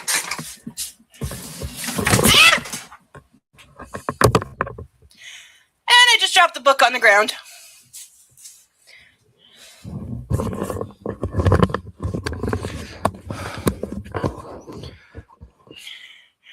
That's not your fault. Don't worry. So we have a puppy. This is exactly how he was on the couch. Thank you for the puppy breath. But look at the puppy. Look at the puppy. Look how cute he is. Yes, he's so sleepy. He's so sleepy. Yes, he's so sleepy. You crushy baby. Yes, I love you. Yes, I love you. I'm getting eye blinks. Yes. Oh, isn't he sweet? They dropped a duck earlier and he couldn't go for it. He was very disappointed. Yes, you're disappointed. You couldn't eat the duck and you wanted to eat the duck. And you couldn't do it because you know you get in trouble. Yeah. He's just staring at me with I love you face. Yes. Oh, you're so sweet. Oh, I love you so much. Yes, I love you so much. No, I love you so much. Yes, I do. You're just enjoying getting your belly rubbed, aren't you? Yes, you're just enjoying your belly rubs. Yes, you're such a good baby, aren't you? Yeah. Yes, and I wanted to show you to everybody because you're such a good boy. And you're such a handsome doggy, aren't you? Yes, you're just a handsome doggy. Isn't he just the handsomest doggy? Look at him. Look at this little boy. Isn't he the handsomest doggy? He has no bones right now. He's just completely. I think he's still half asleep. Oh, you have to head out? Okay, night, Deacon. Oh, just a puppy. Just so everyone knows, there will be a movie night after this because I have to help someone stay up to make her flight. So we'll be in there watching, I don't know yet, I haven't decided yet, stuff. Right, puppy? Right? Yeah. You're a puppy. There's not a single thought in his head right now. Not one single thought. No, you don't have any thoughts in your head at all, and you're so cute. Oh my god, you're heavy when you're dead weight. Yes. You just have no intention of moving at all. Yep. I'm gonna stay right here and get petted because I'm a doggy and I'm being petted. Yes. Oh, you can lick. I'm not wearing concealer. It's okay. You can lick. You don't want to move at all, do you? No. No, I don't want to. No. No, I want to be cuddled. No, I just want to be cuddled. Yes, I do. Yes, you're so cuddly. Oh, my sleepy little baby. Yes, you are. Yeah, he's really not even. He's not even trying to. He just did that. He's just like, nope. I'm permanently being cuddled. I'm never moving again. I refuse to be moved or remember how to walk. Yes, I know. I know you don't want me to put you down. I know. But I have to pick up the book. Okay. You are so long. Look at you. You're so long. You're so long, and I love you so much. I love you so much. I love you so much. I love you so much. Yes, I love you so much. Okay. Yes, I know. Rub the belly. I know. I know you love your belly. I know. I know. I know. I know. You're so cute. He's just completely melted. Are you pretending you've forgotten how to be a dog? Huh?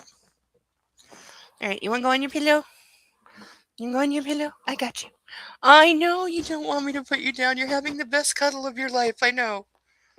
All right, come here. I stop kicking. I know. I know you don't. I know you don't want me to put you down. I know. Okay. Okay. Okay. Wiggly thing. There we go.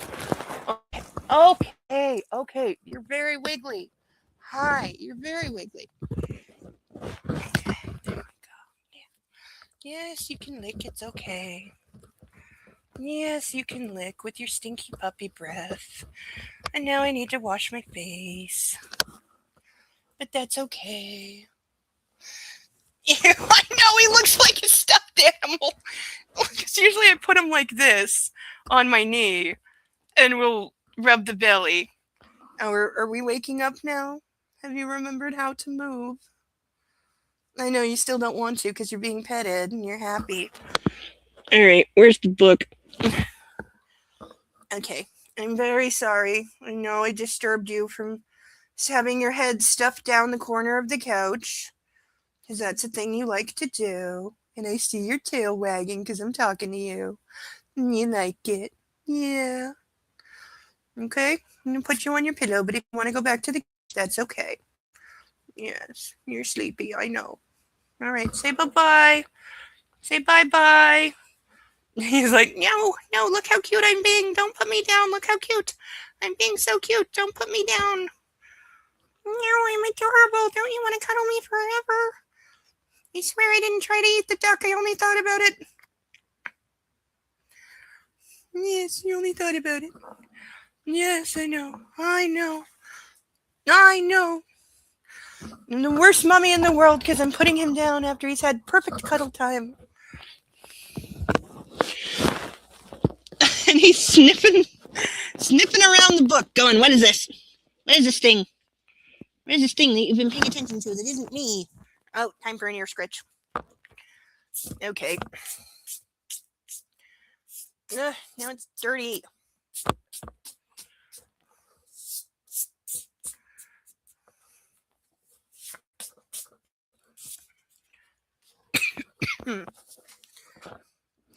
Yes, you did a good impression of a stuffed animal. My little baby.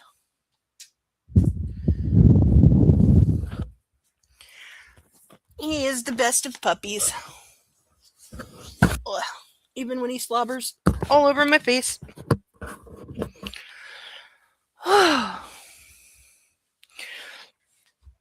Yes, you slobbery little thing.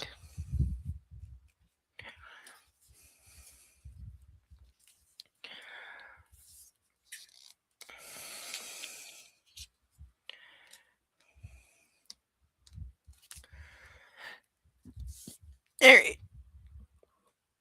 Puppy interlude sadly over. Excuse me.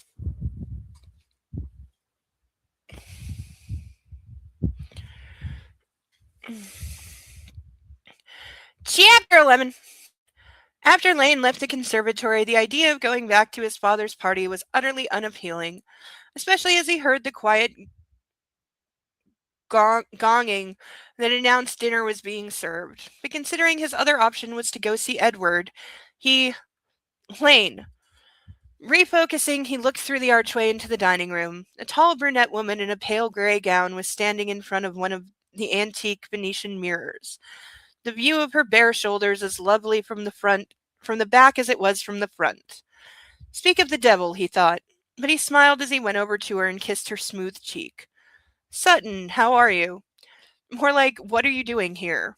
She and her kin were the enemy, the owners of the Sutton distillery, makers of the famous Sutton brand of bourbons and liquors, which was not to say he personally had anything against the woman. Traditionally, however, people from that bloodline were persona non grata at Easterly, in conversation, in nightly prayers. And they were KU fans, so they wore blue, not red, at games. Just in case we didn't know that certain places in the States take their sports very, very seriously. Now that, now that was something he could actually get worked up about. As they embraced, she smelled like the rich woman she was, her delicate fragrance lingering in his nose as he stepped back. Just the way her perfect body and couture gown flashed again when he blinked. But that wasn't because he was attracted to her. It was more in the way he'd remember a museum quality painting or a Duesenberg. Oh, is a Duesenberg a car? I think it's a car. I didn't know you were coming down this weekend. She smiled, but it's good to see you after all this time. You're looking well. That was funny. He felt like shit. And you, beautiful as always.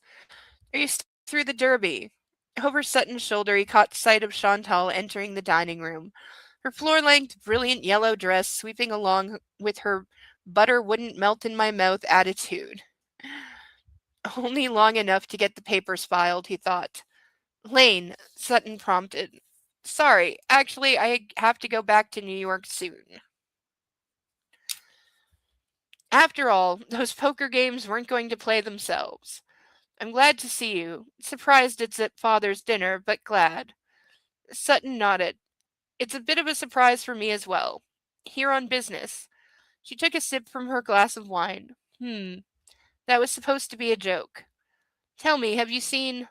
As she trailed off without throwing in a proper noun, there was, once again, no reason for her to finish the sentence with Edward for a number of reasons. Not yet, but I'm going to go out to the farm. You know, Edward never comes into town. Sun took another draw off the razor sharp lip of her glass.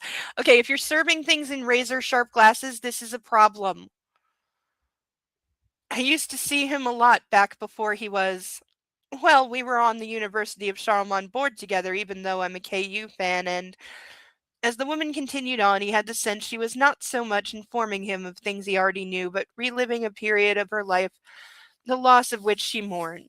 Were they dating? But for the first time, he had to wonder what had really happened between his family's golden boy and their competitor's lovely daughter. Yep, called it, called it. They were supposed to be getting together and bringing the dynasties together, but then he got ugly and that ruined everything. Oh, hello. Hi. Hi. What are you wanting? You're just wanting more attention? You want to go on your pillow? He's like, belly? More belly. Need more belly. You want to come up? Hmm? No. Sleepy doggy. Don't want up, just want belly. Yes. I just want belly. Rub my belly. Come on, you can come up if you want. No? Too sleepy? You probably will in a minute. He's a very sleepy dog. It's okay, you can be a sleepy baby. Yes, wag the tail.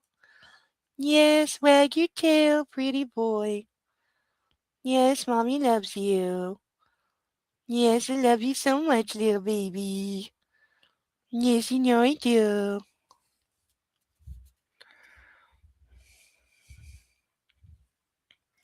Yep, there's the paw. All right, come on, up. Okay, yeah, now he's awake. He wants proper cuddling. Uh-huh. Yes. Now I'm the doggy that's in charge of things. This is my house, and I barked away a stranger. I did a really good job. I didn't get enough praise for the barking. Okay. Very hot and very heavy. Okay, let's see if I can balance dog and book. Okay, dog is going partially on the desk. Okay, I know. I know you don't like it when I put your butt on the desk because I need my hands. But you're still getting cuddled, okay?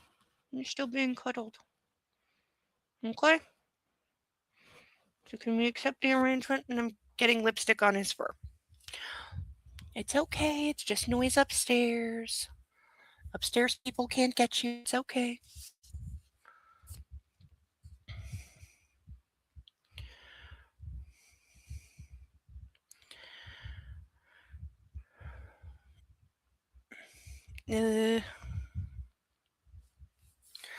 Oh, wait. I completely lost my place. Oh.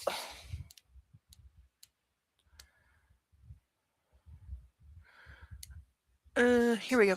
Okay. Found it. we're so very put together tonight. Uh.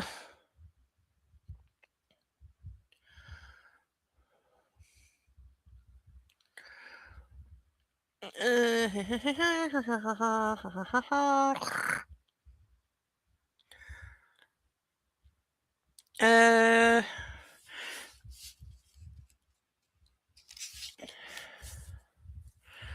If it isn't the prodigal son returned, the sound of his father's voice was like a warning shot across his bow, and Lane covered his distaste by taking a drink of his bourbon. Father. William Baldwin was almost as tall as he was, with the same dark hair and blue eyes, the same jaw, the same shoulders. The differences were in the aging details, the gray at the temple, the tortoiseshell bifocals, the furrow at the brow from decades of frowning. Somehow, though, those AARP-isms didn't lessen his father's stature. If anything, they just backed up the aura of power. Do I need to have a place set for you? Behind those glasses, his father's eyes regarded Lane's clothes with the kind of disdain more appropriate to dog feces in the parlor. Or are you leaving? Let me think. Lane narrowed his stare. As much as I would enjoy degrading your table in this button down, I'd have to be in your presence for at least 3 courses, so I think I'll take my leave. Okay, so there's a lot of hatred. Lane put his family reserve down on the nearest sideboard and bowed to Sutton, who was looking like he'd prefer to go with him rather than stay. Sutton, as always, a pleasure. He glanced at his father, at his sire. Father, fuck you. Okay, it's pretty aggressive in public. With that grenade having been lobbed, he strode through the gathering crowd, nodding at the politicians and the socialites, those 2 actors from that HBO series he was addicted to. Okay, these were being written in like 2013, 2014. What was the big show on HBO? Is that Game of Thrones era? I think we're in the time frame of Game of Thrones there.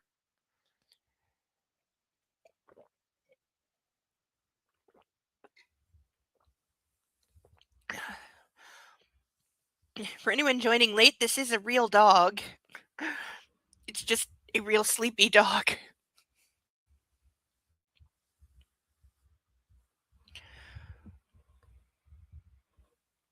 Eyes are still open, but I think he's just enjoying himself. Yes.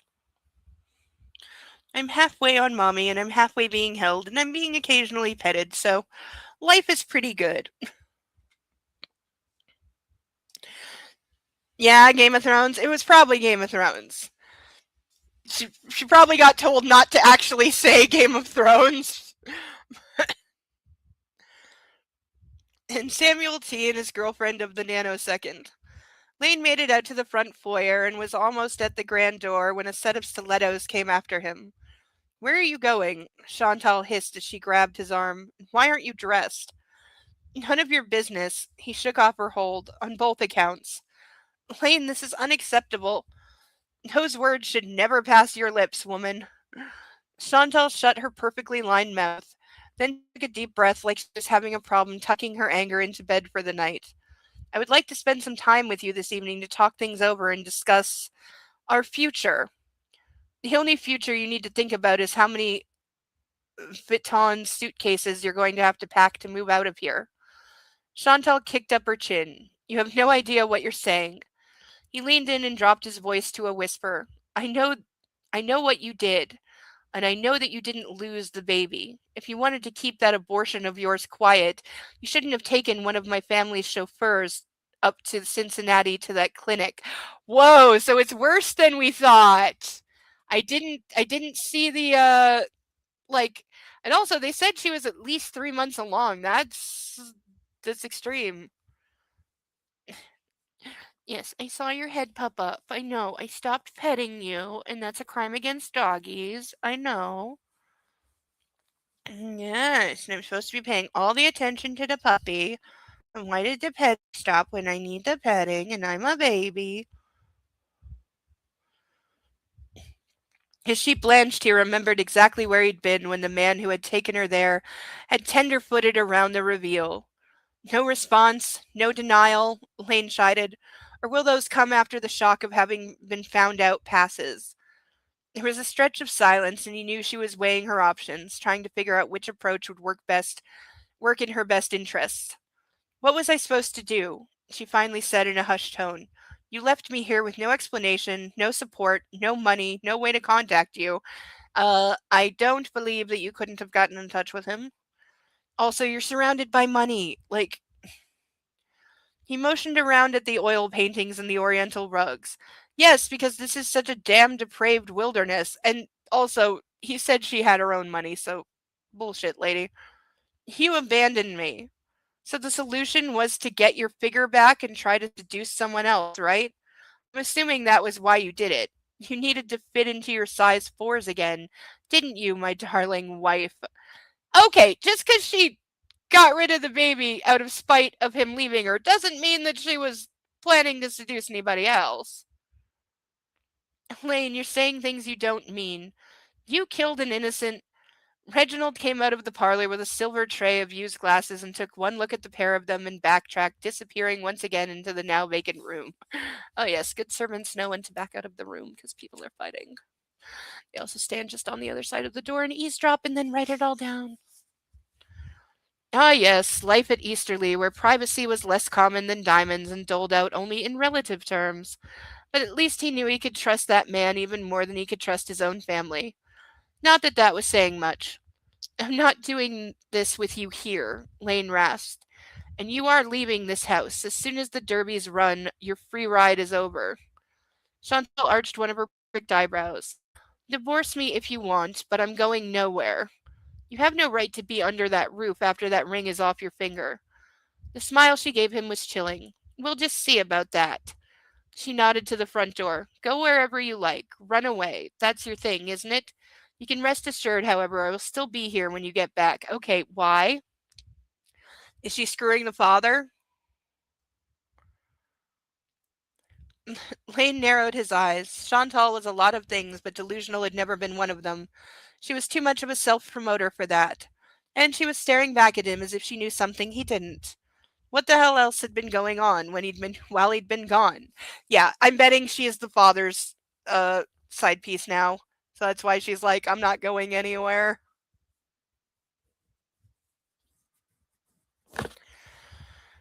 Oh, hello, fuzzy thing. Hi, fuzzy thing. You're such a fuzzy thing. So cute. Out at the Red and Black, Edward sat in an old leather armchair in front of a television that was so ancient it still had bunny ears. Okay, no rich person is watching this TV. That's something I know about men. If they have the option of a 90-inch flat screen, they will always go for the 90-inch flat screen because it's just a guy thing to have a TV that takes up literally an entire wall. If they can afford it, they will have it.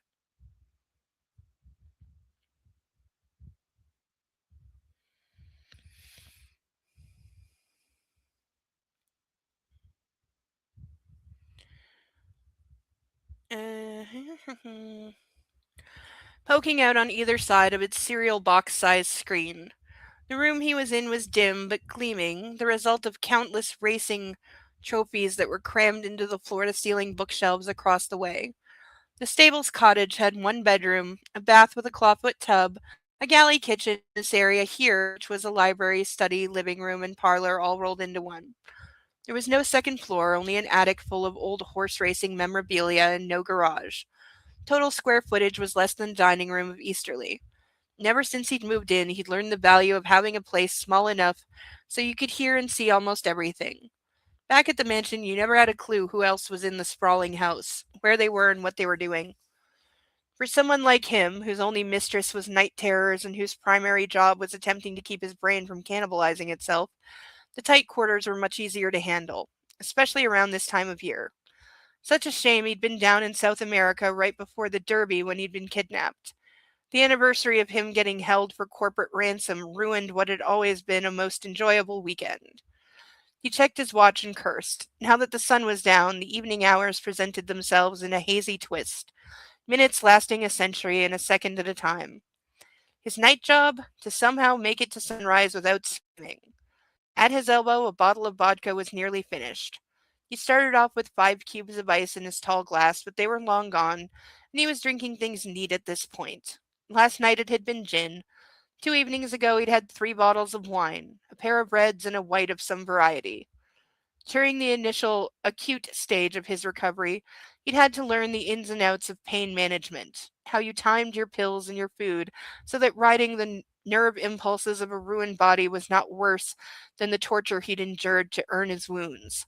And that masters in medication management had translated nicely over to this second chronic part of his recovery. Thanks to the early trial and error he'd had with bottles of pills, he was able to arrange things for optimal sedative effect. In other words, he's been mixing drugs and alcohol for quite a while and has figured out how to do it without overdosing. Every afternoon, he would have a meal of some sort around 4 p.m., and by 6 o'clock, when the stables were flushed out of employees, he could start drinking on an essentially empty stomach. Nothing set his quick temper off faster than someone getting in the way of his buzz. When the knock sounded out, he reached for the handgun beside the Grey Goose and tried to remember what day it was. Oh, yeah, sure. Pills, booze, and a gun. Let's just, yeah.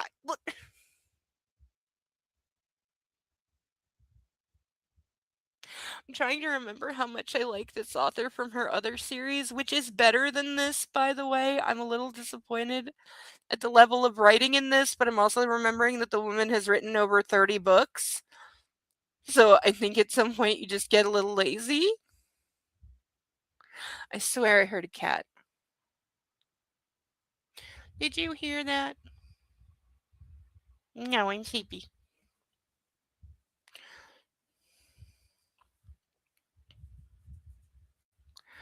Instead of planning a kitty, just my litter box plans went awry and it takes mental time to recover and form a new plan to get a litter box. Also, I have to figure out what the hell I'm going to do about the one that I ordered that never came because Walmart is claiming they're not responsible for giving me a refund even though I ordered it from them and it never arrived.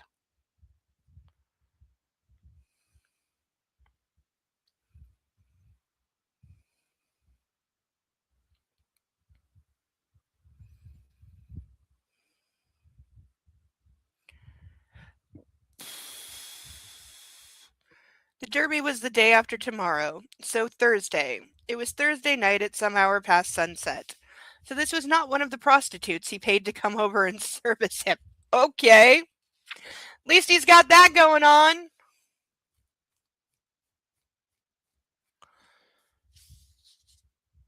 They were Friday.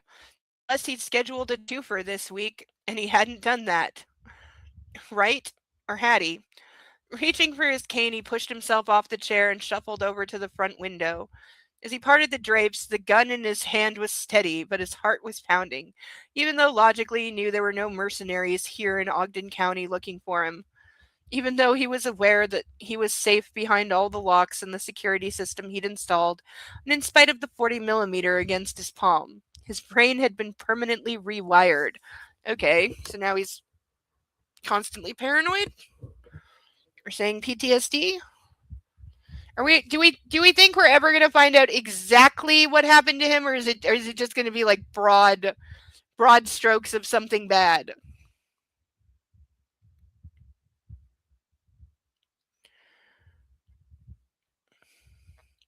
When he saw who it was, he frowned and lowered the weapon. Going over to the door, he undid the chain, the deadbolts, and the latch and opened up, the hinges squeaking like mice. Another warning mechanism for him. Wrong client, he muttered dryly at the small blonde woman wearing old jeans and a clean muscle shirt. I order brunettes in ball gowns. For some reason, for a reason he preferred to keep to himself. Oh, was he banging his brother's wife?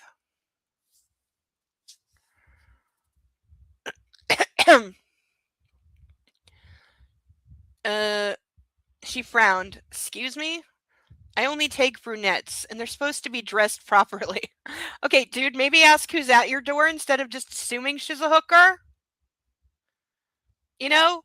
Maybe? He wanted long dark hair that curled at the end and a gown that reached the floorboards. And they had to wear must de quartier. It literally just says must de quartier. Oh, and keep their mouths shut. They weren't allowed to speak to him as he fucked them. Okay, so he's real classy. Although the horse could get the outside almost right, the fragile illusion would be broken the instant their voices didn't sound like the woman he wanted but could not have. Okay, does he want the brother's wife? Who does he want? He had enough trouble keeping an erection going as it was. In fact, the only way he could get it up at all is if he believed the lie for the duration it took him to pump his way to an orgasm. Okay, why are you hiring hookers if you're clearly like not having good sex? Like just why? Is it cuz guys think they'll explode if they go without? Like what? Because seriously, women do not have this thing. Chantal is blonde. Thank you for reminding me of that. She's blonde. So who's the brunette? Who's the wealthy brunette that he wants? Is it the Sutton? Is it the Sutton girl? It's got to be her because it was implied that they were a thing. She has dark hair. So it's got to be her. And it's got to be that, like, once he was, like, disfigured, she dumped him. It's got to be that. So I think the brother's wife is the one that he's trying to divorce. I think she's banging the father. And then and then firstborn son, who's now Frankenstein, wants the Sutton woman because they were like the handsome power couple until he wasn't handsome anymore. And she probably dumped him.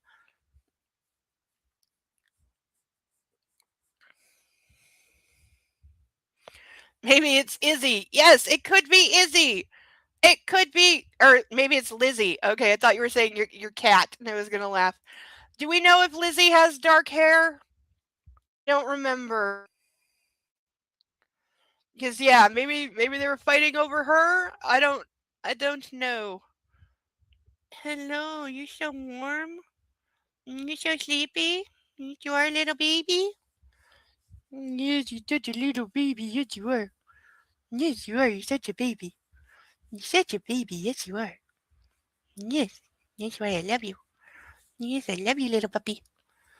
Lizzie. Yes, I see it now. I'm sorry. Did I move and disturb your head? Oh, I'm so sorry. Anyone with pets, you know, when you're being used as a pillow.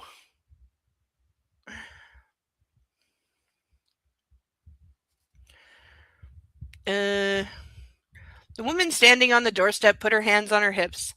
I don't believe I know what you're talking about, but I know I'm in the right place, Cher. You're Edward Baldwin, and this is the red and black. Who are you? Yeah, maybe you started with that, dumbass. Jeb Landis's daughter, Shelby. Shelby Landis? Okay, we have another new character. Great. I'm never going to keep track of all these people.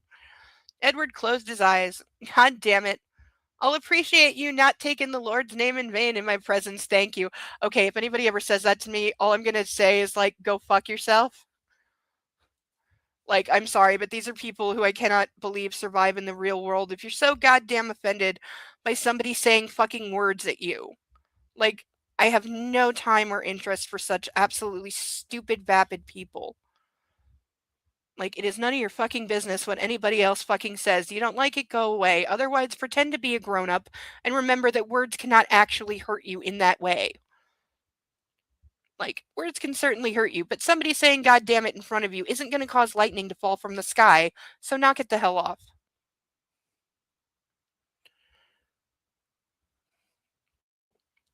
Cracked his lids. What do you want? My father's dead. What? Edward focused over her head at the moon that was rising above Barnsea. Do you want to come in? If you put that weapon away, yes. Oh, yeah, he's still holding a gun as he's talking to this person. Because that's not disturbing at all. He tucked the gun into the waistband of his jeans and stepped back. You want a drink? As she came in, he realized how truly short she was. And she probably weighed 90 pounds tops, soaking wet while holding a bale of hay. No, thank you. I do not abide by alcohol. But I would care to avail myself of your facilities. I've had a long trip. They're over there. Thank you kindly. Okay, who is this person? He leaned out the door. The pickup truck she'd evidently driven here from God only knew where was parked on the left, the engine still ticking after she turned it off. Is that a thing? As he shut the heavy weight and went through the procedure of relocking things, the toilet flushed back of the house and the water ran. A moment later, the girl emerged and went over to look at the trophies. Edward returned to his chair, grimacing as he arranged himself. When? Excuse me. Why am I having hiccups? As he poured the rest of the vodka into his glass. A week ago. Excuse me. She replied without looking over at him. How? Trampled. Well, the doctors say his heart gave out, but it was caused by a trample. That how you got maimed? No. He took a long drink. So what are you doing here? She turned around. My father always said I was to come and find you if anything ever happened to him. He said that you owed him, and I never asked for what. Oh, okay. Trying to turn the page without disturbing the very, very sleepy puppy. Yes. Edward regarded her for a long time. How old are you? 12? 22. Jesus, you're young. Watch your mouth around me. Okay, shut up. I hate this already. He had to smile. You're just like your old man, you know. Oh, what? What? Am I not petting you enough? What? You're not getting enough attention? If I move back at all, he'll fall. He's curled up on my chest now. Yes. Little cuddly baby. You're too distracting. Ugh. Yes, you are too distracting. Yes, you are. Why do you have white stuff on your nose? I know. Don't touch your nose. I know.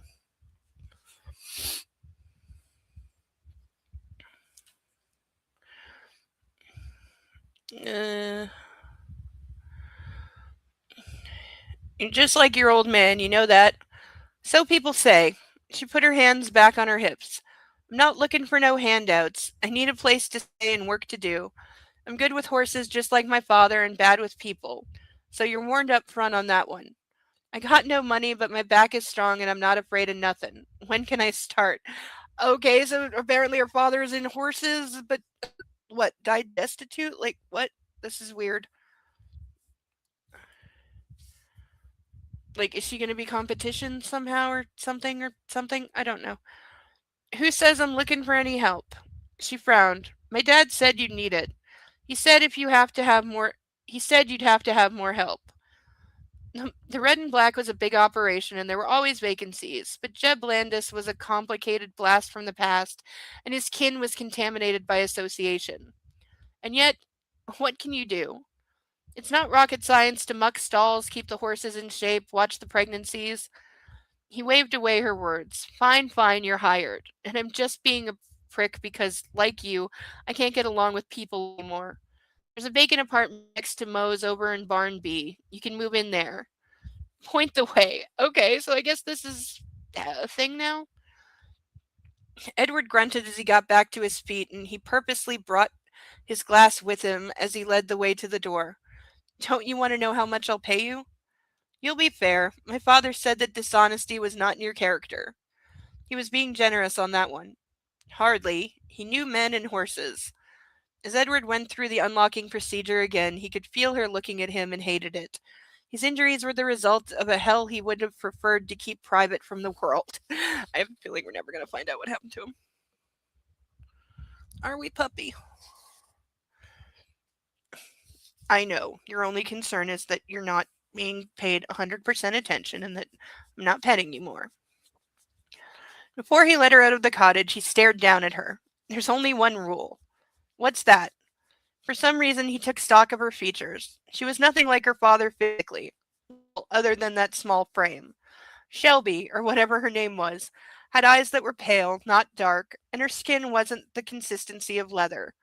Yet, she also didn't smell like horse sweat, although that would change. Is he gonna fall for her?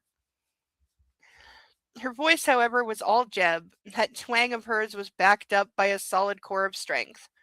You don't go near my stallion, Edward said. He's mean to the core. Nebuchadnezzar. You know him. My father used to say that horse had gasoline in his veins and acid in his eyes.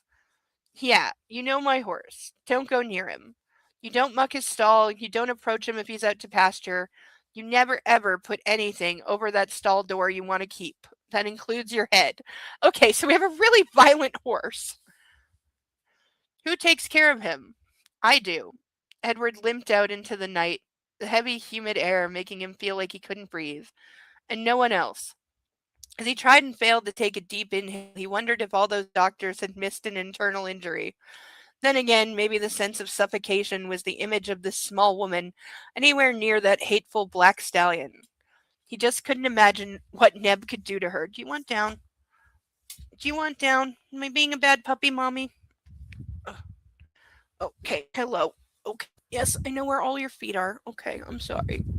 Am I being a bad mommy? Am I disturbing you too much? And you just want to sleep? Okay, I'll put you on your pillow. Okay, say goodnight.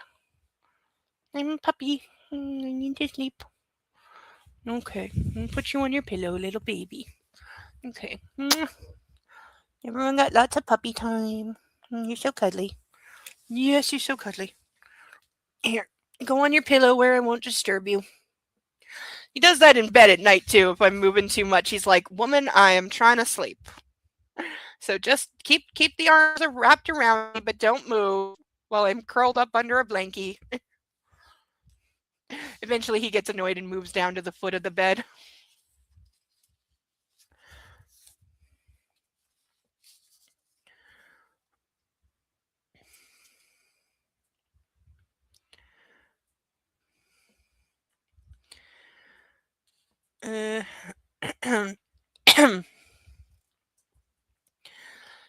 She went ahead of him and grabbed a backpack out of the passenger side of the truck.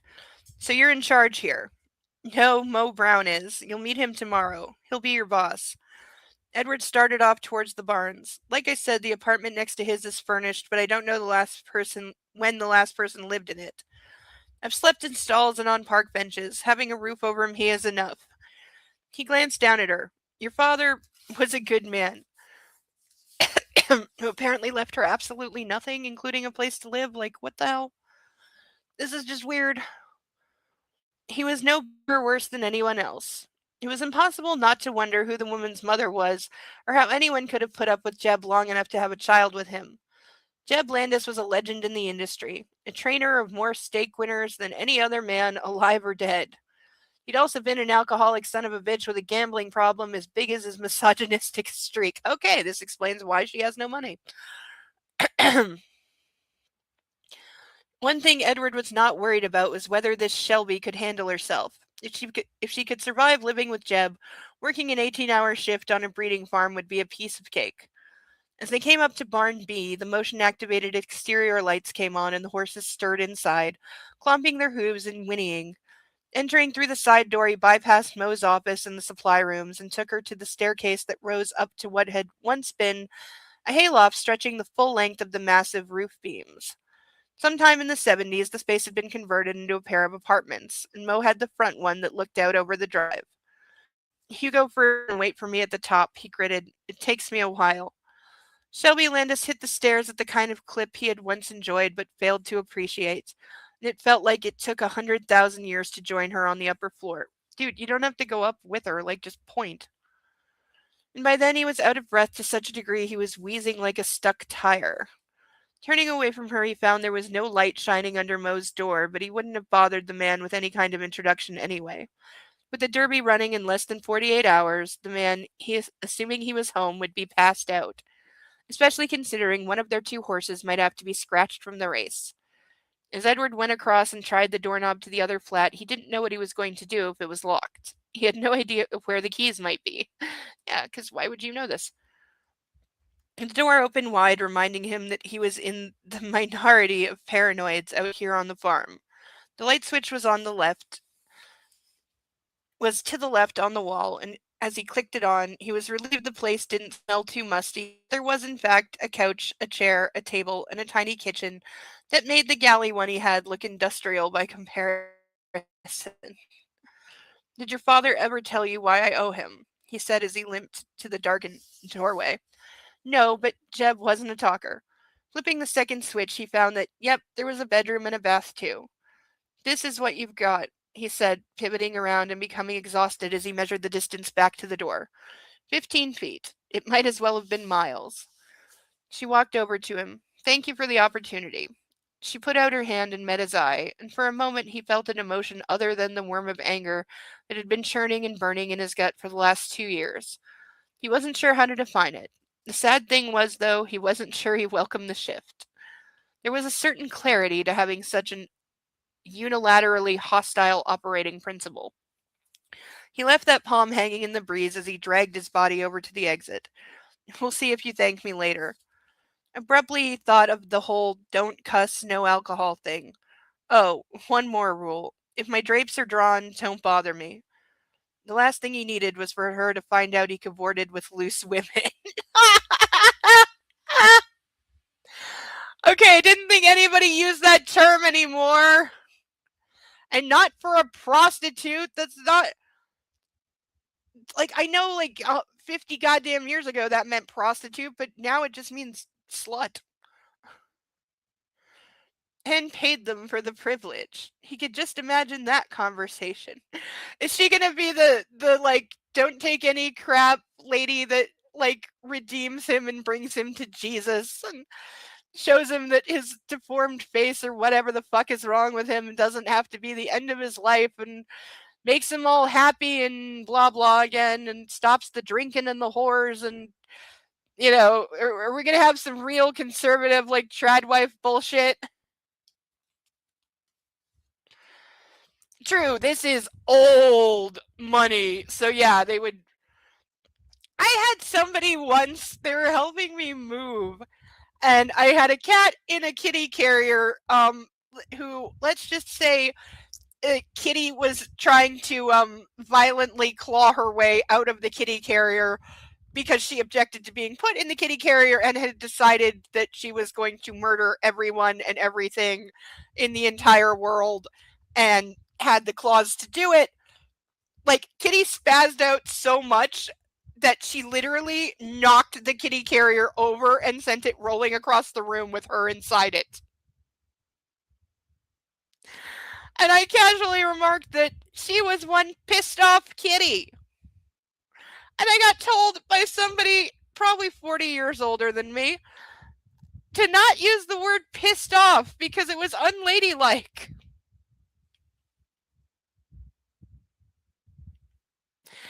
The word pissed off ain't vulgar. Okay? There's about 100 other words I could have said that I would consider actual curse words. But pissed ain't one of them. And I don't care if you're referring to angry or drunk. It's not a bad word. But yeah, I have been around the type of people who, let's just say, they take, they consider a lot more words to be blue than your average person. And yeah, old money is a great one for that. Ugh.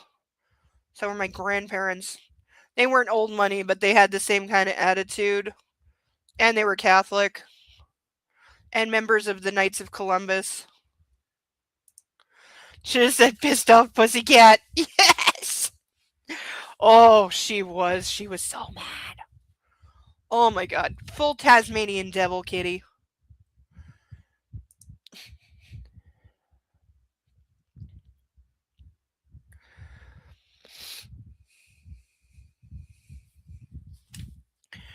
Oh, I loved her. She was a very good kitty. She just was very high-spirited kitty. I used to have to tell people, don't try to pet her because she will smack the shit out of you with some claws, and she has very sharp claws. She sees to that. Too many people didn't fucking believe me until they were bleeding, and it's like, well, I fucking told you don't pet the cat. She doesn't like it. You are not on the approved list of people, therefore she's going to swat at you if you try to touch her.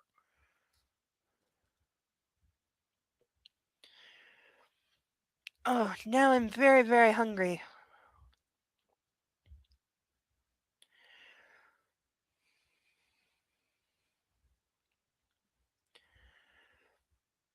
So, always listen if somebody tells you don't go near an animal.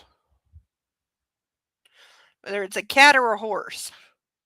Because they will both fuck you up. Though a horse can fuck you up into a coffin. So especially if somebody says, don't go near the horse, don't go near the horse. I would be like, yep, stay away from that one. Okay, yep, good.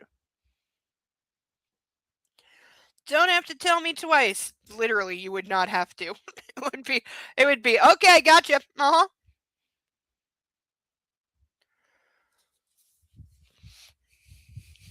The moment of whatever's in the carrier staying in the carrier. Oh, the looks I got, because there were so many people, some of whom, like, I guess probably didn't know it was a cat in the carrier, because she did not stop. When the carrier was just sitting there, she was still, like, thrashing side to side, meowing, growling, like, I mean, like, demon growl, like, the way cats can sound like demons.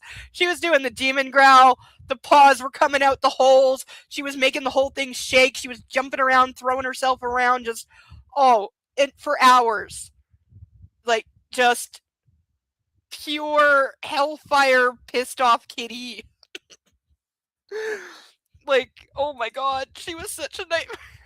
Yeah, nobody wanted to go near the carrier. They're like, okay, you have a demon in the carrier. That's what it is. It's not a kitty.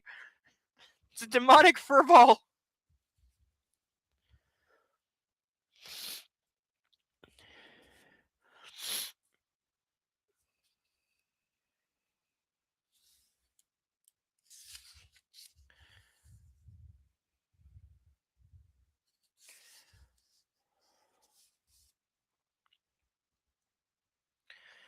And paid them for the privilege. He could just imagine that conversation. Yes, sir.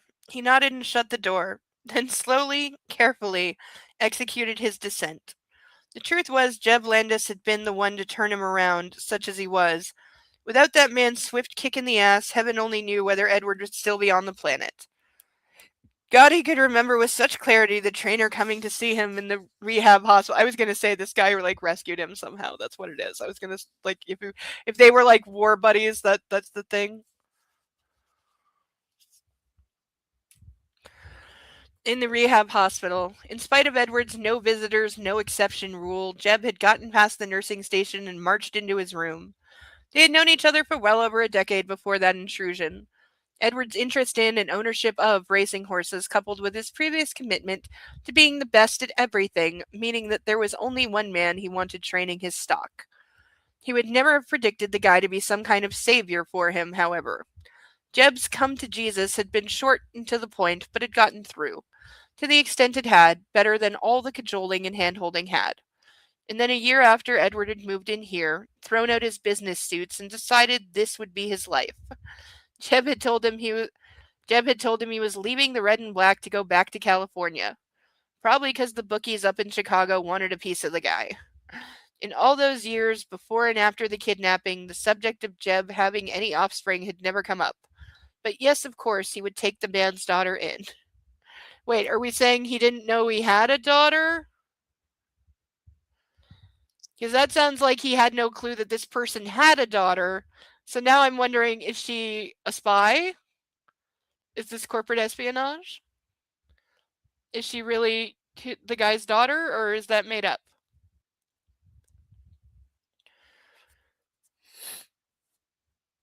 Yeah, the subject of Jeb having any offspring had never come up, so did he really, or...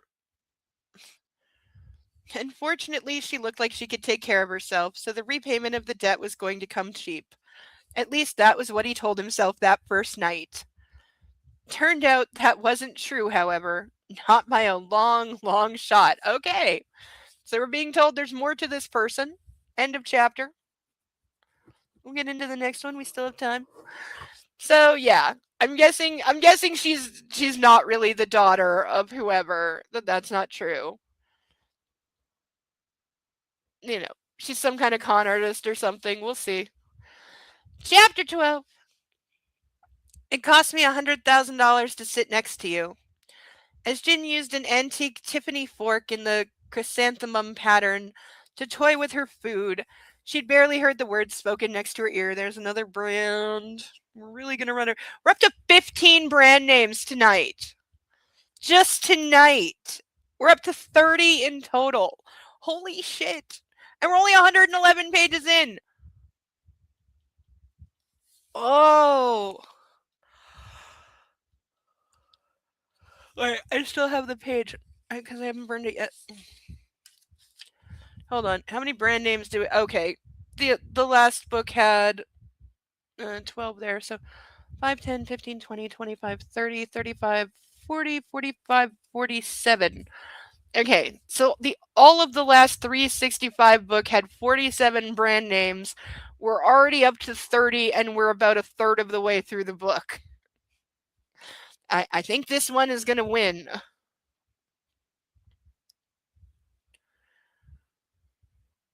Ugh. She barely heard the words spoken into her right ear. She was too busy focusing through the crystal stemware on the bouquet in front of her. Samuel T. was off to the left, and with this rose-centric focal point, her peripheral vision could keep tragic track of him and his little girlfriend, Veronica/Savannah. Okay. So you can at least speak to me. Shaking herself, she glanced over at the dreaded Richard Pford. It literally is capital Pford. I'm assuming there's a way to pronounce that. Richard whatever the fourth. The man was in his boyhood. The man was as his boyhood self had been. Tall and thin, with eyes that could cut glass and a suspicious nature that was in contrast to his enviable position in the Charlemont social hierarchy. The son of Richard whatever the third, he was the sole heir to that name, liquor and spirits distributor. Okay, so everybody makes booze. They only know other people that make booze. They don't know other rich people that do other rich people things. Everyone they associate with makes booze. A nationwide network that funneled wine, beer, bourbon, gin, vodka, champagne, whiskey, etc. onto the shelves of bars and stores across America. So they make everything. Which was to say he could well afford to pay 6 figures for a specific seating arrangement every night of the week and twice on Sunday. He was swimming in millions, and people hadn't even started to die in his family yet. My father's deals are not my own, she countered, so it looks like you've wasted that money. He took a sip from his wine glass, and to think it went to the U of C basketball program. I didn't know you were a fan. I'm not. No wonder we don't get along. KU, she should have known. Okay, I'm starting a counter for every time the football teams are mentioned.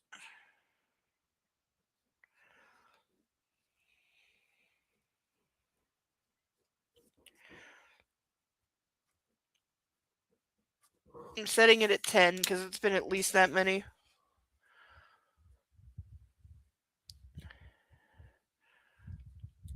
Hi. We want back up? Alright, come on. Oh, yep, hi. Okay, hi. Okay, hi. Hi. Hi. Okay. Hello. Okay, let me get my cord so you don't break it like you've done before. I know you didn't mean to, but you're still expensive. Hi. Okay, we just wanted more attention. Yeah. Oh, okay. Yeah. Now he wants to use me as a pillow, is what it is. Yes, I want to use mommy as a pillow. And now I'm sleepy and I'm going back to sleep. I'm a sleepy doggy, and there goes my ear. And I'm a sleepy doggy, and don't stop petting me, and I'm a sleepy doggy. Yes. Yes, you are. You're a sleepy doggy. I know. We didn't get any ducks tonight for you to play with. I know. We didn't get any new ducks. No. And how are you going to steal one if I don't have to open the bag and get new ducks, huh? He's just biding his time, man. One of these days, he knows he will get all the ducks.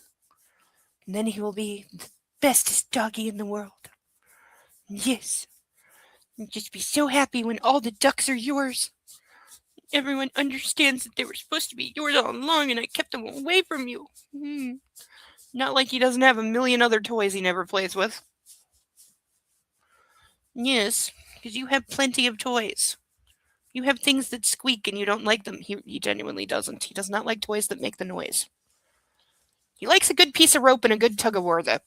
He will take you up on that. You gotta let him win, though. You gotta let him win a little bit so he can, feel like a big, strong, tough puppy. Right? Yes. Gotta let you win.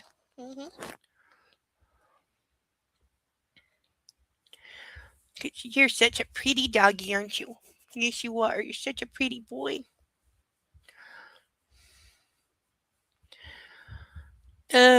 Besides, didn't I hear that you got married? Rumors of my engagement were greatly exaggerated. Hard to imagine with all your redeeming qualities.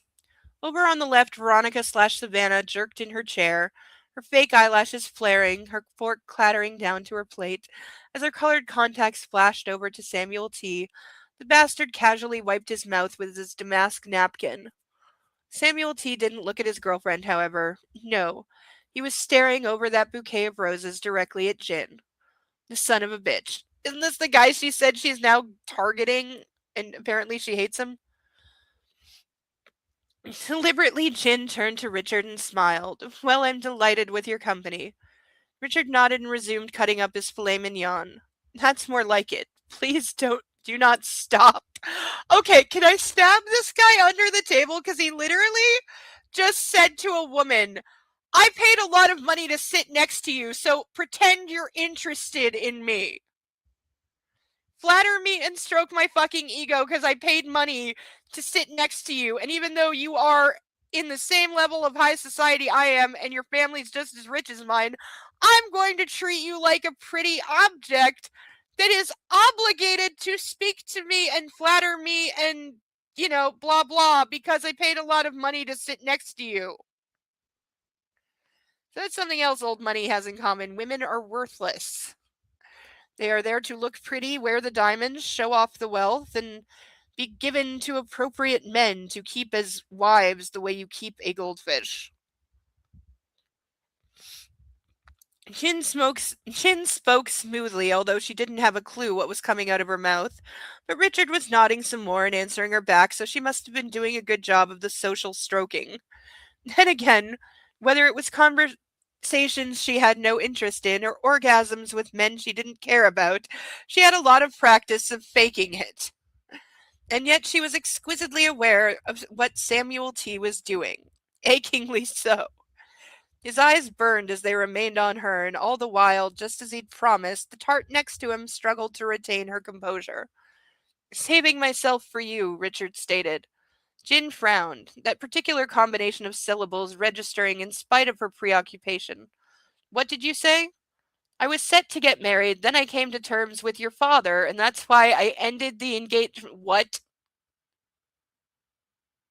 See, this is what I'm talking about with the women getting his fucking trophies, because apparently, yeah.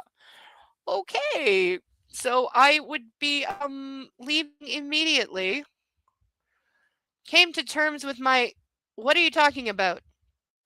Richard smiled coldly. Your father and I have come to an agreement about the future.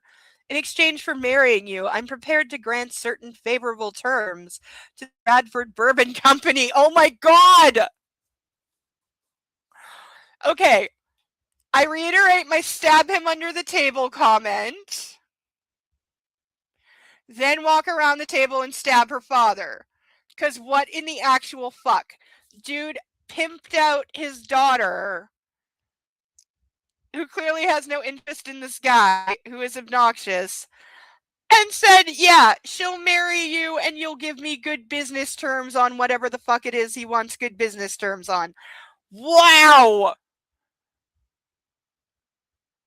So far, everyone is the worst, except for possibly Lizzie. She's got some redemption room. But other than that, everyone is the worst. Why are you looking at me? Because I'm not paying enough attention to you? No, I'm not paying enough attention to me, and I'm a puppy, and you're supposed to pay all the attention to me, and I'm a baby. Baby doggy. I'm a baby doggy. Okay. I know you're a baby doggy and you want all the attention. I know. I know you do. You just want all the attention all the time, and you're a baby, yes you are. Okay, I'm circling for a landing. We're looking for a place to stop. Okay, can you stop with the head, because you're interrupting me and distracting. Okay, this is why I can't have you at the desk when I'm reading. All I will do is pay attention to you. No. I know you're adorable. I know. Do you want me to stop petting you? No. No, never stop petting me. Always with the petting of me. I'm a doggy. Chin blinked, then shook her head. I'm not hearing this correctly. Yes, you are. I've even purchased the diamond. Oh my god!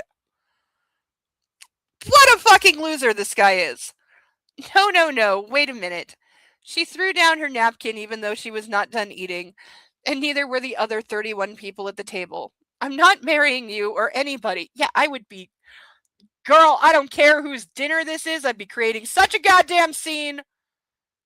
Really? I'm quite sure that you bought a seat at this table, but no one makes me do a damn thing, and that includes my father. She supposed it was a sad commentary that she didn't question whether her girl dad could sell her to benefit the family's share price.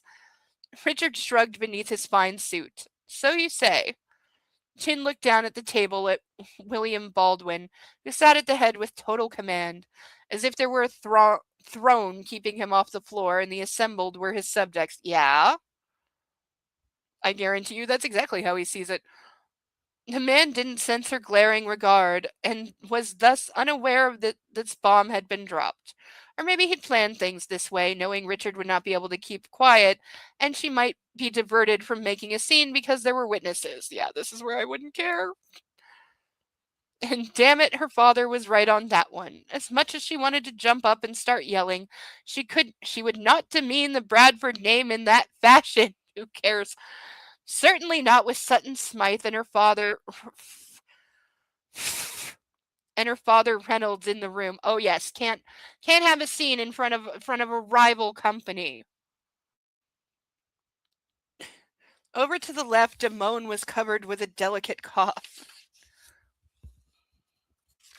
Jin shifted her glare from her father to Samuel T., whereupon the lawyer promptly cocked a brow and sent an air kiss her way. You're blowing an air kiss at another woman while you have a girlfriend next to you? Why are all these men disgusting? Yes, you can take her plate away, she heard Richard say to the uniformed waiter. She's finished.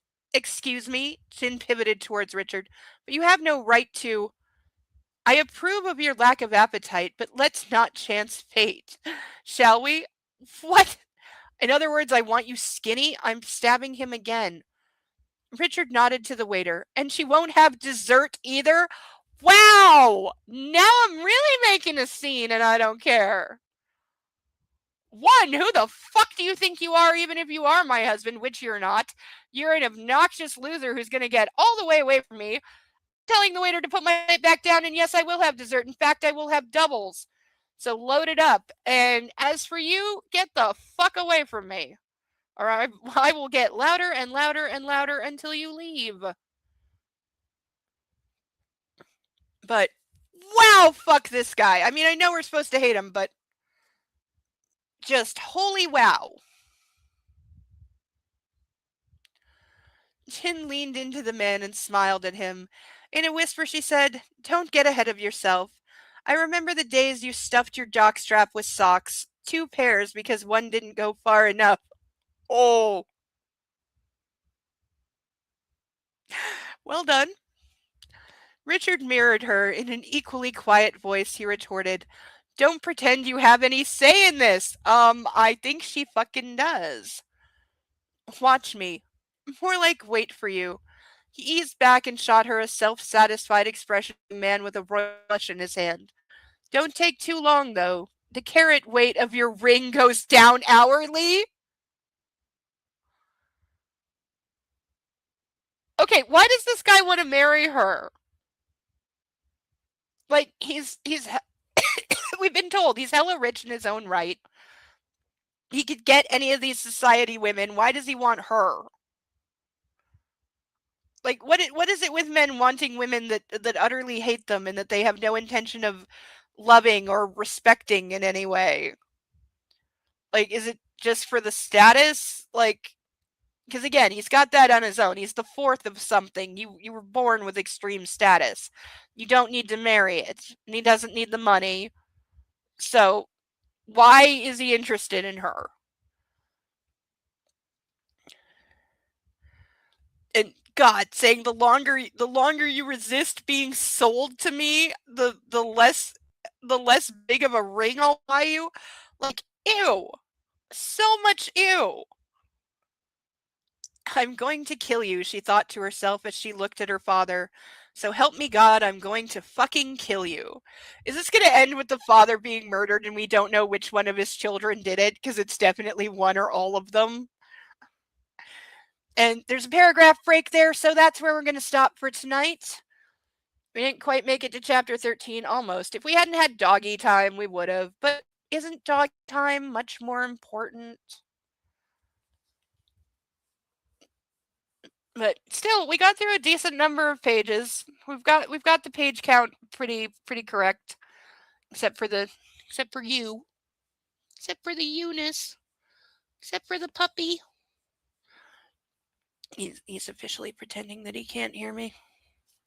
No, I can't hear you because then you might make me move, and I'm really well cuddled, and I like where I am. Okay, so what did we learn tonight? We have Mystery Girl who showed up out of nowhere, who I'm fairly convinced is not actually the daughter of whoever and is just a corporate spy, con artist, something. You got Lane making moves on Lizzie that are not unwelcome, though she's still telling him to go to hell because you broke my heart. And he's saying it wasn't my fault. I was lied to about a baby by a horrible woman who I'm divorcing, but still thinks she'll be staying in the house, which is why I think she's banging the father. The sister is a professional tart among rich men, which is fine. Somebody wants to marry her. She doesn't want to marry him.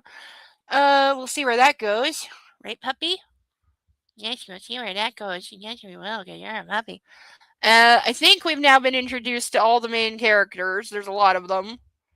I think somebody was probably watching HBO show a lot while writing this because it has a certain too many characters, rival houses feel to it.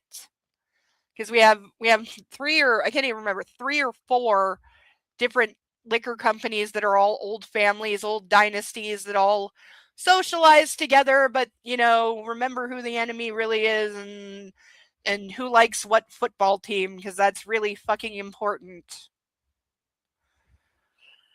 Oh, puppy, what do you think? What do you think, huh? What do you think? He thinks he's a puppy who wants to be cuddled, and that's all he knows. Yes. Oh, so that is going to do it. Come here. Don't worry, I've got you. There we go.